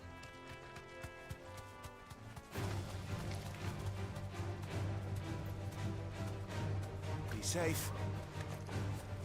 Gotcha.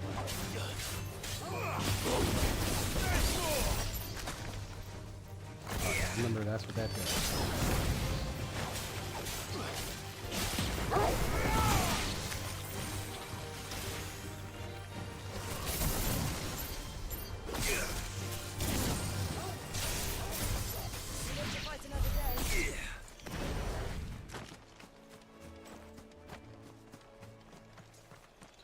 Maybe there might be a way to increase the speed of the of this Blind Justice. So maybe if I master it, I wonder if it make it go faster. Because then that way, if I launch them in the air or something, and then I use it, I wonder if it will go. They'll increase number faster. That way I can use it while they're in the air, maybe.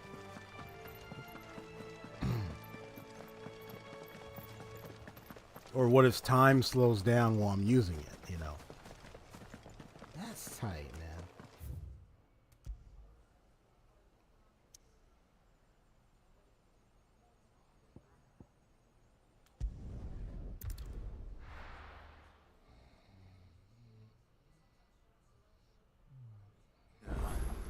Where's Gav? Gav should be back by now.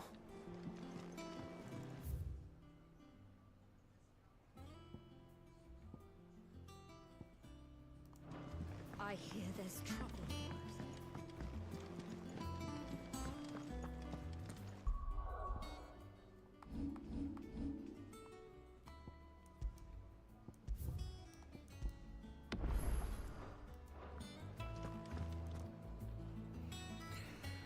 There's Gav. Ah, Clive! How I've missed that scowl. Where's my report? What, no kind words for your old pal Gav? If it's kind words you're after, you're fishing in the wrong barrel. Now sit down, you fool.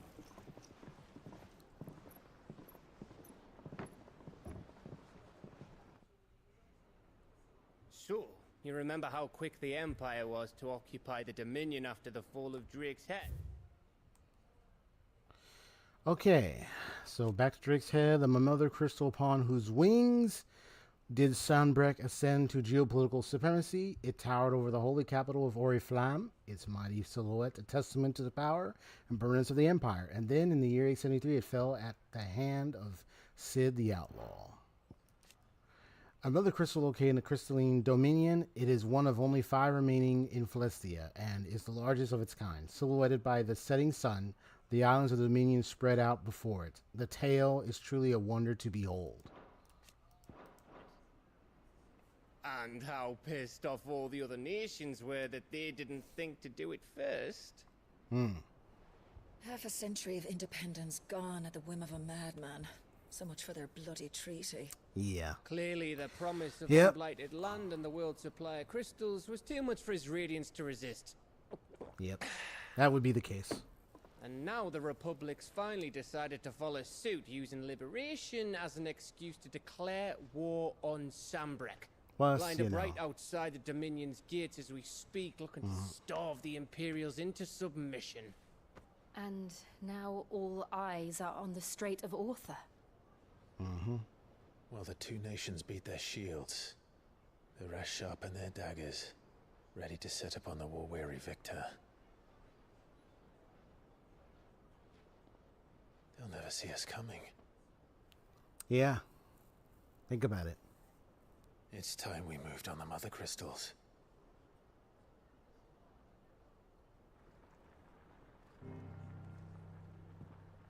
Four mother crystals remain in Storm and Ash. Drake's Breath near Ironhome. Drake's Fang in Dhalmekia. Drake's Spine in Waloed. And Drake's Tail here in the Crystalline Dominion. Yep.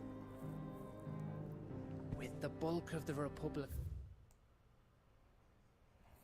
Yeah, looking at all of them.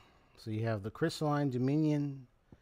So here we have our Hardaway Crystalline Dominion, the Dhalmekian Republic, the Holy Empire, Sanbreque. So what's the Crystalline Impasse? A conflict fought between the Holy Empire of Sanbreque and the Republic of Dhalmekia in the year 878, largely concerning control of the Crystalline Dominion. The Dominion had previously been the subject of a non-aggression pact between the Valistian nations. But in 873, the Empire claimed Twinside for its new capital, an act which eventually spurred the Dhalmekians into military action. A nation formed from a federation of 5 smaller states. It is located in the southern half of the continent of Storm, and has its capital at Randella, also home to the mother crystal known as Drake's Fang, inside which stands Castle Dazbog, home of Hugo Kupka, dominant of Titan. Kupka, obsessed with finding Cid and exacting his revenge for the murder of Benedicta Harmon, co-opted the soldiers of the realm and had them commit a series of atrocities in an attempt to flush him out of hiding. Yep. An army marching to Twinside, Drake's Fang will be left exposed. Yep. That is exactly the move Kupka would anticipate. And if there is anything these past 5 years have taught us, is that he loves his traps. Yeah. So he's probably expecting us to try to come and go There is for one the place, crystal. however, where nobody will be expecting us to go. Drake's Breath. Drake's Breath. Yep. There's a shitload of sea between us and it, and I've never been much of a swimmer.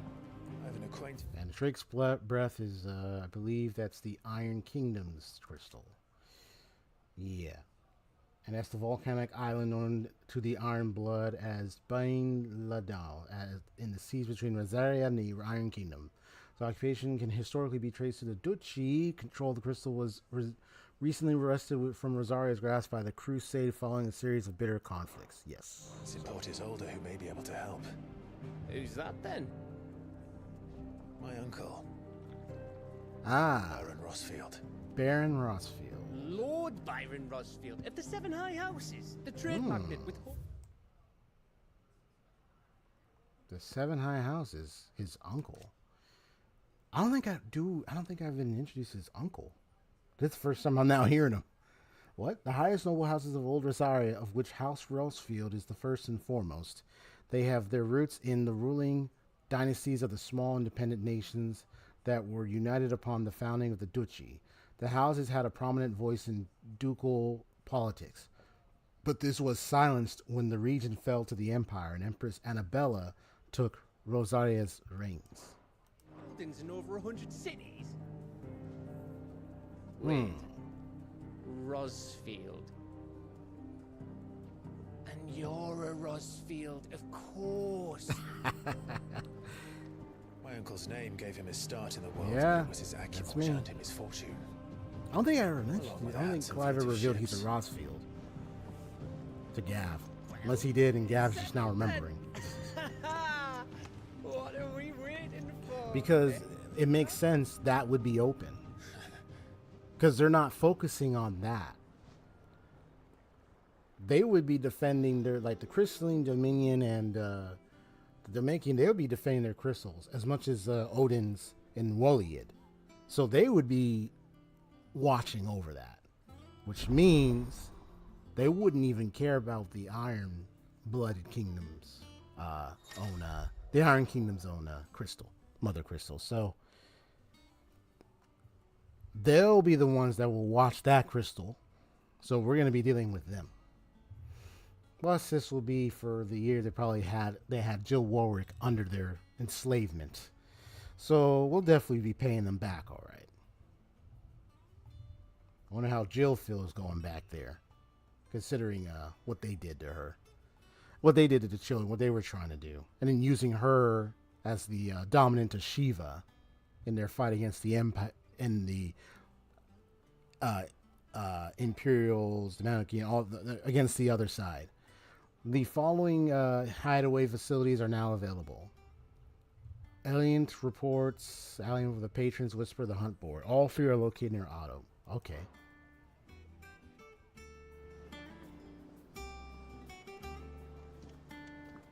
Nice! What are we waiting for, indeed? Got a lot of stuff. So I'm about to finish up, so let me just Those men didn't hurt Martha, did they? Nah, don't worry, goats. They're safe. Heh. Oh, that's cute. Okay. Glad you're still alive, buddy. Glad you and some of the others survived. So a bird by any other name. So she mentioned this. A white-winged wonder. Forgive my insistence on writing you these silly letters. With that, we had more time to speak to each other in person. But for every day we spend together, it feels as though we must suffer another two apart. I am glad to hear of your most unexpected reunion with Ambrosia. Or should I say Whiteheart? You told me once how your chocobo sacrificed herself to protect you that night at Phoenix Gate. And here, so many years later, we find she has spent her life doing that exact same thing, defending others. Some things never change, do they, Clive? Nope. That was awesome. Ambrosia! Okay. Ambrosia's tack. A saddle and blenders crafted specifically for Clive's childhood chocobo, Ambrosia. Even after being separated from her master, the noble steed served the people of Rosaria in his steed, protecting the defenseless from the merciless, just as a good shield should. Nice.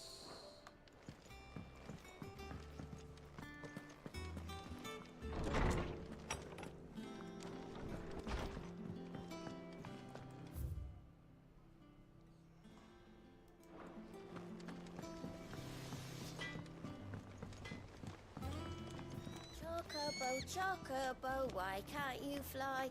What good are your wings if you can't reach the sky?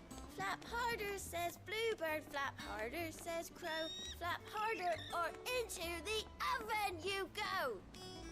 I mean, nice song, but maybe that bird, you might want to not do that. I think that bird is nice and friendly. Just take care of him.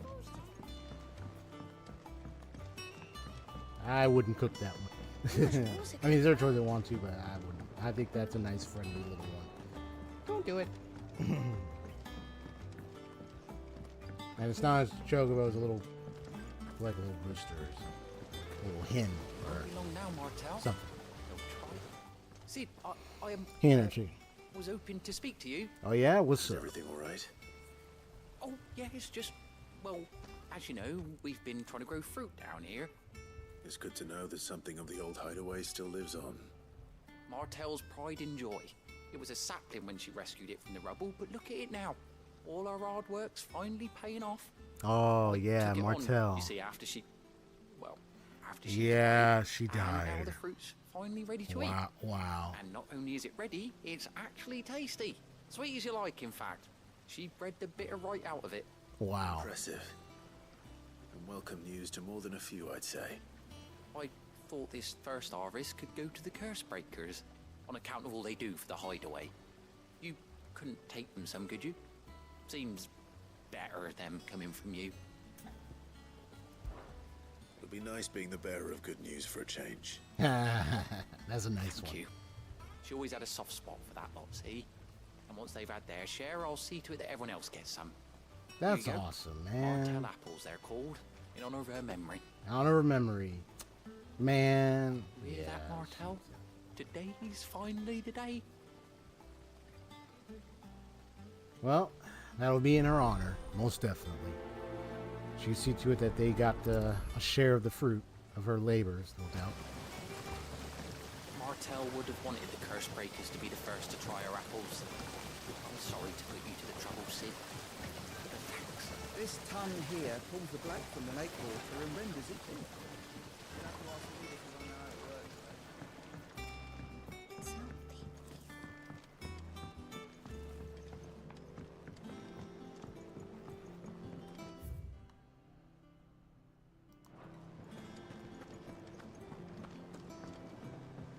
Yeah, that's too bad. She passed away.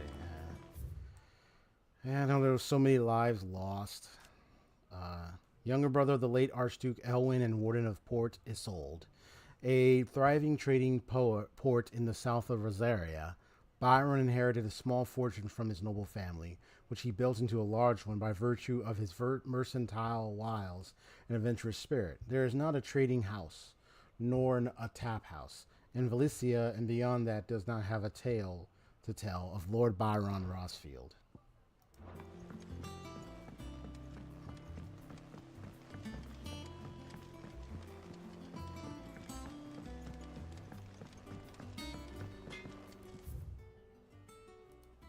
Off limits, that means you. That's funny. Says, sorry, but this is off limits, and that means you. That's cute. Yeah, that's from that over there. Yeah, that's funny. I hear there's trouble in Rosaria. That broom's as ragged as...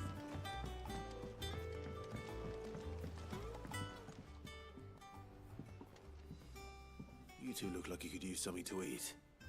Here, courtesy of Martel. Martel apples. Martel.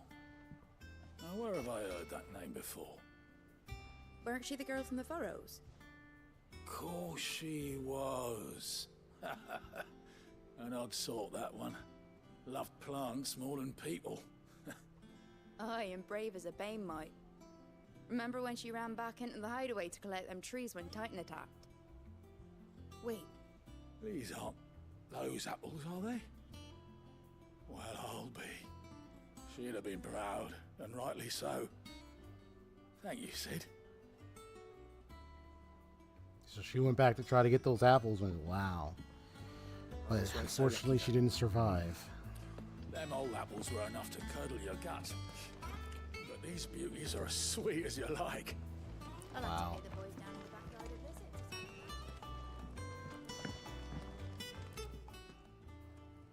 visit. A gift from the backyard.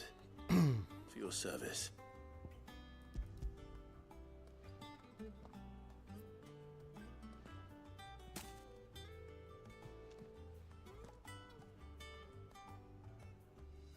Blimey, these take me back.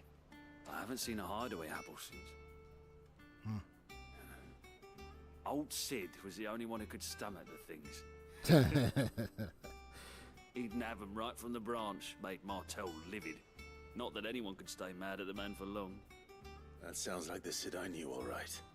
Planning on keeping that lot to yourselves, were you? Hmm. Hang on. These aren't Martels, are they? I'm glad to see someone carried on what she started. Can't have been easy, not in the Deadlands. Reckon she'd be happy knowing all her hard work didn't go to waste. Clive, tell the lad down in the backyard to run some over for me, will you? Not so much as a thank you. Yeah. Well, I've got some manners at least. Thanks, Sid. You can leave the basket with me. I'll see that the others get their share. He's like, come on, man, give a thank you, man. Give our compliments to the gardener, won't you? That was the last of the apples. I should head to the backyard and pass along everyone's regards. Can't remember the last time I had fresh fruit. Oh, I'm looking forward to this. Without a ship to carry you there, Drake's breath might as well be on the moon. Oh, Clive! Welcome to the Patron's Whisper. The Patron's Whisper? Does that mean someone else is taking care of our friend's donations? Oh no, that's still me. It's just Karen has her toll, Blackthorn has his hammer. I thought a new name might liven things up. I still catalogue every item that arrives, in addition to setting aside those tokens of appreciation the sender has specified are to be presented to you personally. Would you like to see if we have any?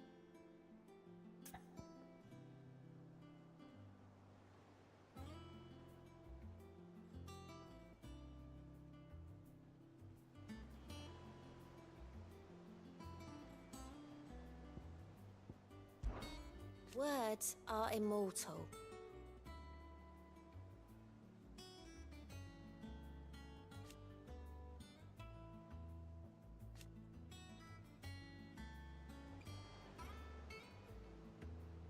Sorry about that. I realized I was muted. It's stayed with me ever since his passing, inspired me to become what I am today. So Jara told her that. I imagine we survivors all have a story like that. Someone who remains with us even though they're gone. Business is busy. On top of my regular duties here at the Whisper, Otto has piled countless other tasks, from transcribing and sorting Stolas reports to penning needful missives. Not that I'm complaining, mind. I enjoy writing. I have ever since I learned my letters from Jara back in the old hideaway. I won't claim to have been his best student, though.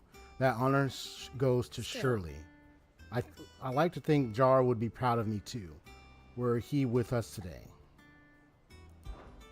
Your benefactors are a generous lot. Completing titles will earn Clive renown. Okay, inspiring nameless benefactors from across the Twins. Money or items to Clive's cause. Oh. Visit Desiree at the Patriots Whisper in the Hideaway's mess to view current renown level and accept any donations available. Nice. Okay. Talk of the Tea House. Your merry band of outlaws and its dashing deeds of daring do are all the talk amongst the ladies of the court. We have gathered together several items of worth that you might continue your gallantry. Nice. Here you are.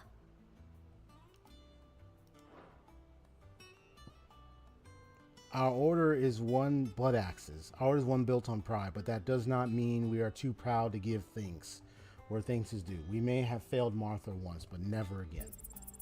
You earned this. Berserker ring to unlock. Okay. Nice. All done? Fancy a look at the list, do you? Oh. So much has happened since that night. Feels like a lifetime ago. But we'll never forget those who didn't make it. Kenneth, Martel. Yeah, Kenneth didn't make it. Yeah, they're still with us in our hearts. Sid. And Sid, when I found out he was gone, I thought that it was it for us. But he's still with us too. With us and in you. You took his name and gave us hope when we had none. So I suppose what I'm trying to say is don't be a stranger, eh? Hideaway ain't nothing without it. It's Sid. Ask about Gout. Oh, Same old. In it. Oh, same old in it. Otto's got me reading through the reports coming in from our allies and picking out what problems need dealing with now and what can be saved for later. It was still early days back in the old place, so I could just about handle the job myself. Save the world now, though. I need Dee's help to sift through it all. And that's just the sifting. Actually solving any of these problems is a whole other headache. The curse breakers take the urgent stuff, but we're still stuck waiting for volunteers to handle the rest. So if you ever find yourself at a loose end, well, you know where to find me. View the aliens. Anything catch your eye? All right. So no alien reports. Oh, available task. Oh, if you have available quests. Gotcha.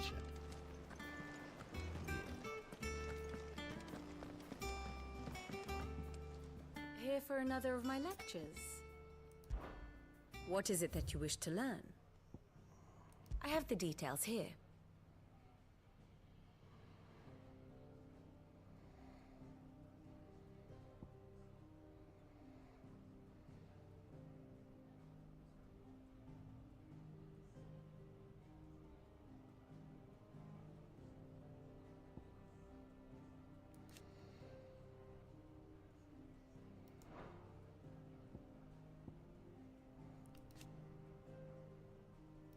Yeah, I wonder how they're doing.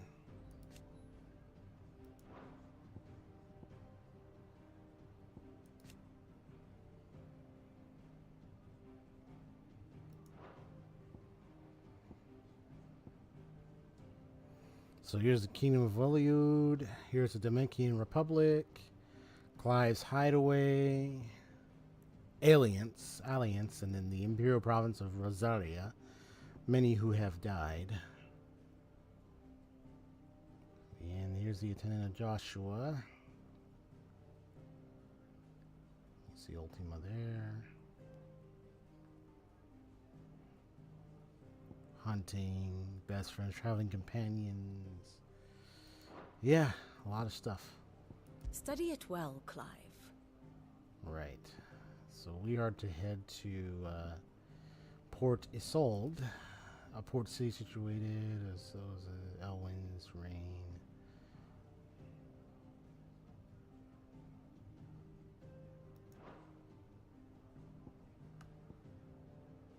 So here you have the black shields distributed from here.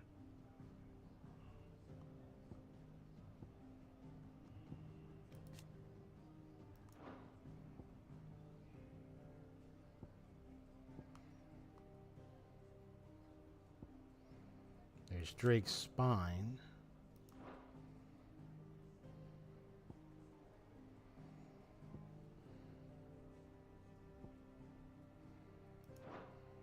The state of the realm is ever-changing, Clive.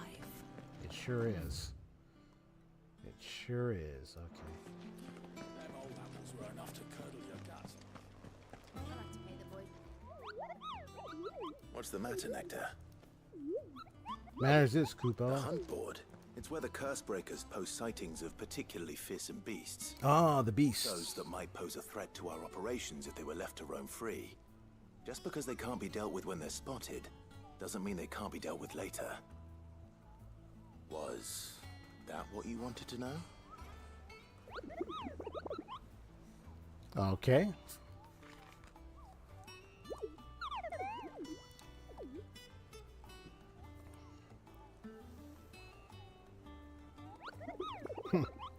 Ask you, Nectar the Bold. The boldest Smuggle alive. Well, leaving your mightiness aside for a moment, the people of Alastia are going through a lot already. What with the Blight and the war, the last thing they need is ungodly fiends terrorizing them on top of everything else. So if the curse breakers are too busy to help, then perhaps I can. Or at least I can try.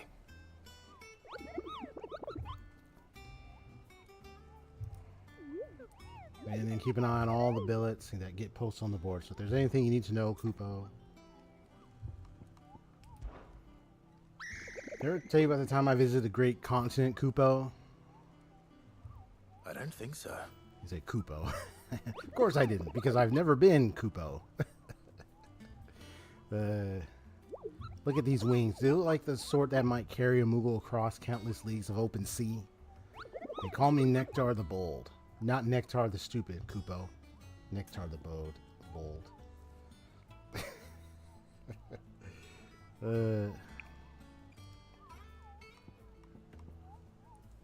I don't think I can screenshot, but let me... I'm just going to record for the heck of it. I don't think so.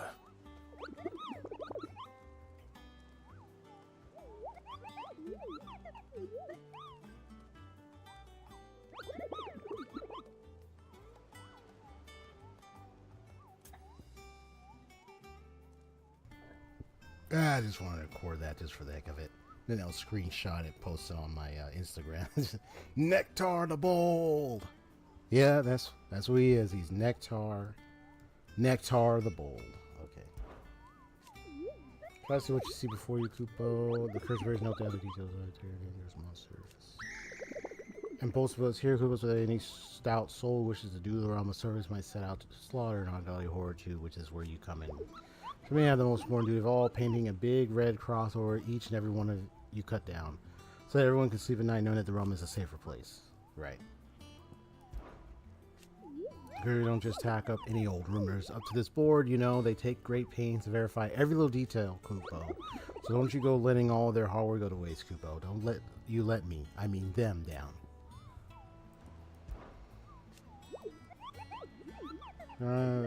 That's what horror is.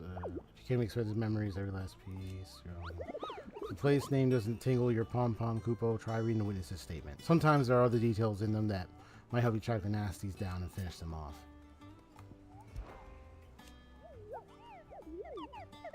You kill you with a single or 7 nation army couldn't scratch the thing's skin. Okay. Reports of fiends terrorizing the countryside are posted to the hunt board in hopes that fearless heroes such as Clive will take it upon themselves to hunt down and slay the notorious marks. Gotcha. So I just dealt with this one. This was the Ahriman, a member of the Blood Axes. They stationed at Martha's Rest reported that he had been set upon in the marshes by an utterly horror with a single staring eye. It flew at him on bony bat wings, scratching at him with claws black as night and sharp as razors. Naturally, he fled in terror, but if a battle-hardened blood axe cannot cope with the mere sight of such a creature, what hope do the rest of us have? Well, I already did, and I took care of it for you, so, ha. Okay, and then what's this? Ooh, the Angel of Death. A trader coming by the way of Caer Nervant met with a troop of curse-breakers traveling in the opposite direction and warned them of a wicked winged harpy on the road ahead. His eyes wild and flickering, though the curse-breakers saw nothing on their own journey through their pass. The sound of cackling laughter from the trees ensured that they kept up a brisk pace. So, Caer Nervant, okay. Ooh, Belphegor. Reports have been received of wild avis of striking size making its nest huge atop the hill adjacent to Eastpole. So that hilltop up there. Though all efforts are being made not to rouse the beast's ire, it is surely but a matter of time before it needs to feed. I hereby petition any brave volunteers to march to the northern border, that we might cut the fiend down before it makes trenchers of the nearby villages. Okay.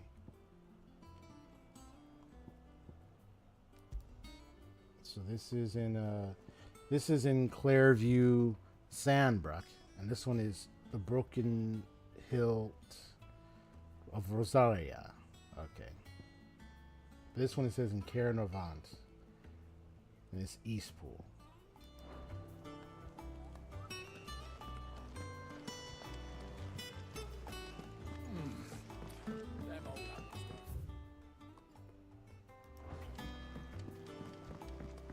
That room's as ragged as...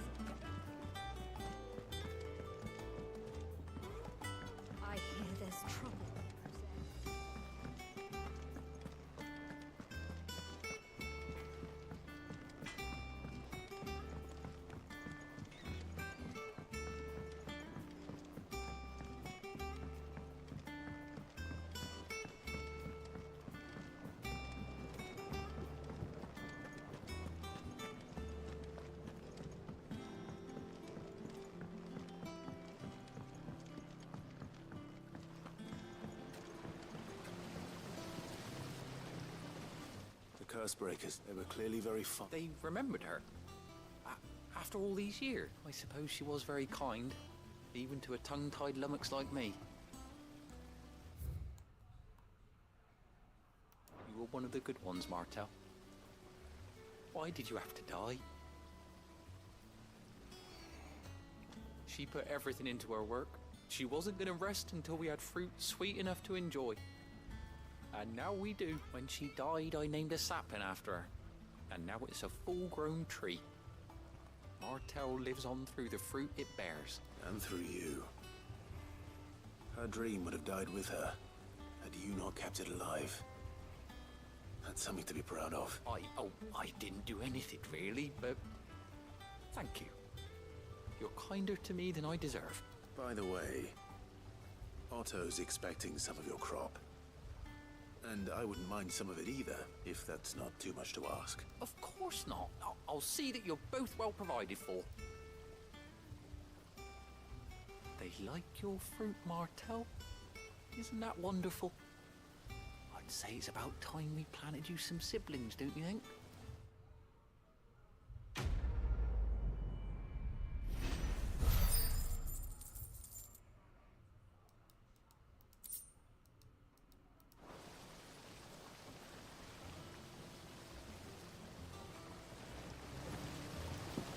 Just look at her. Isn't Martel in fine fettle? What about young Poppy Mill here? He's got some work to do if he wants to catch up with his brother Kenneth. It's not.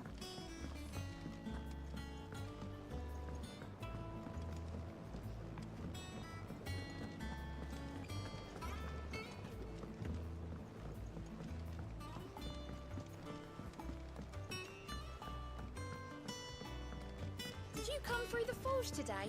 It smells like a still.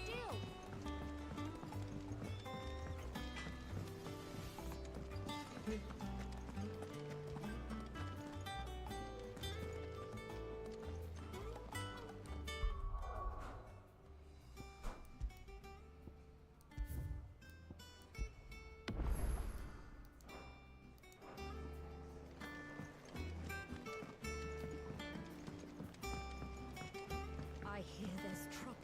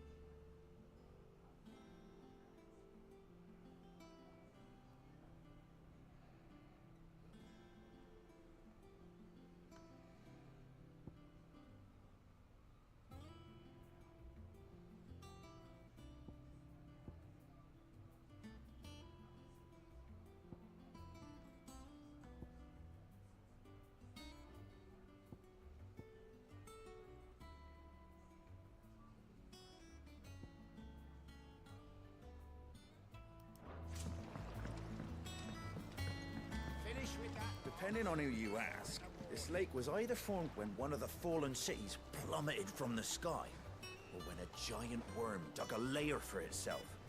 My guilt is on the latter.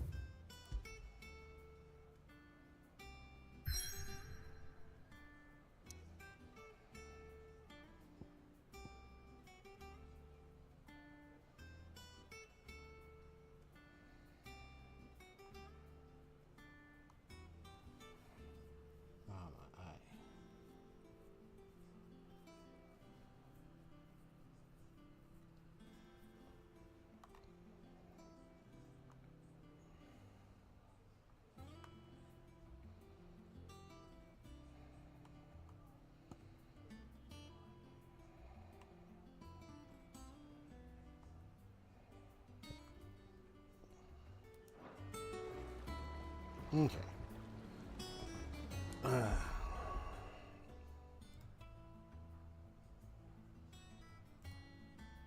Eyes a little itchy there. Okay, well, I'm gonna go ahead and get going. I'm gonna end the stream today. Looks like I've been at it for nearly 6.5 hours. Woo! All right, so peace out if you enjoyed the stream. Hit the like button and also subscribe if you'd like to see more of my RPG, live streaming, and gaming content. I got a video on the way. Not working on for the week, just one video, and yeah, but that'll be it. You can join me. Also, you can join me on my Twitter, on my Instagram as well, if you want to.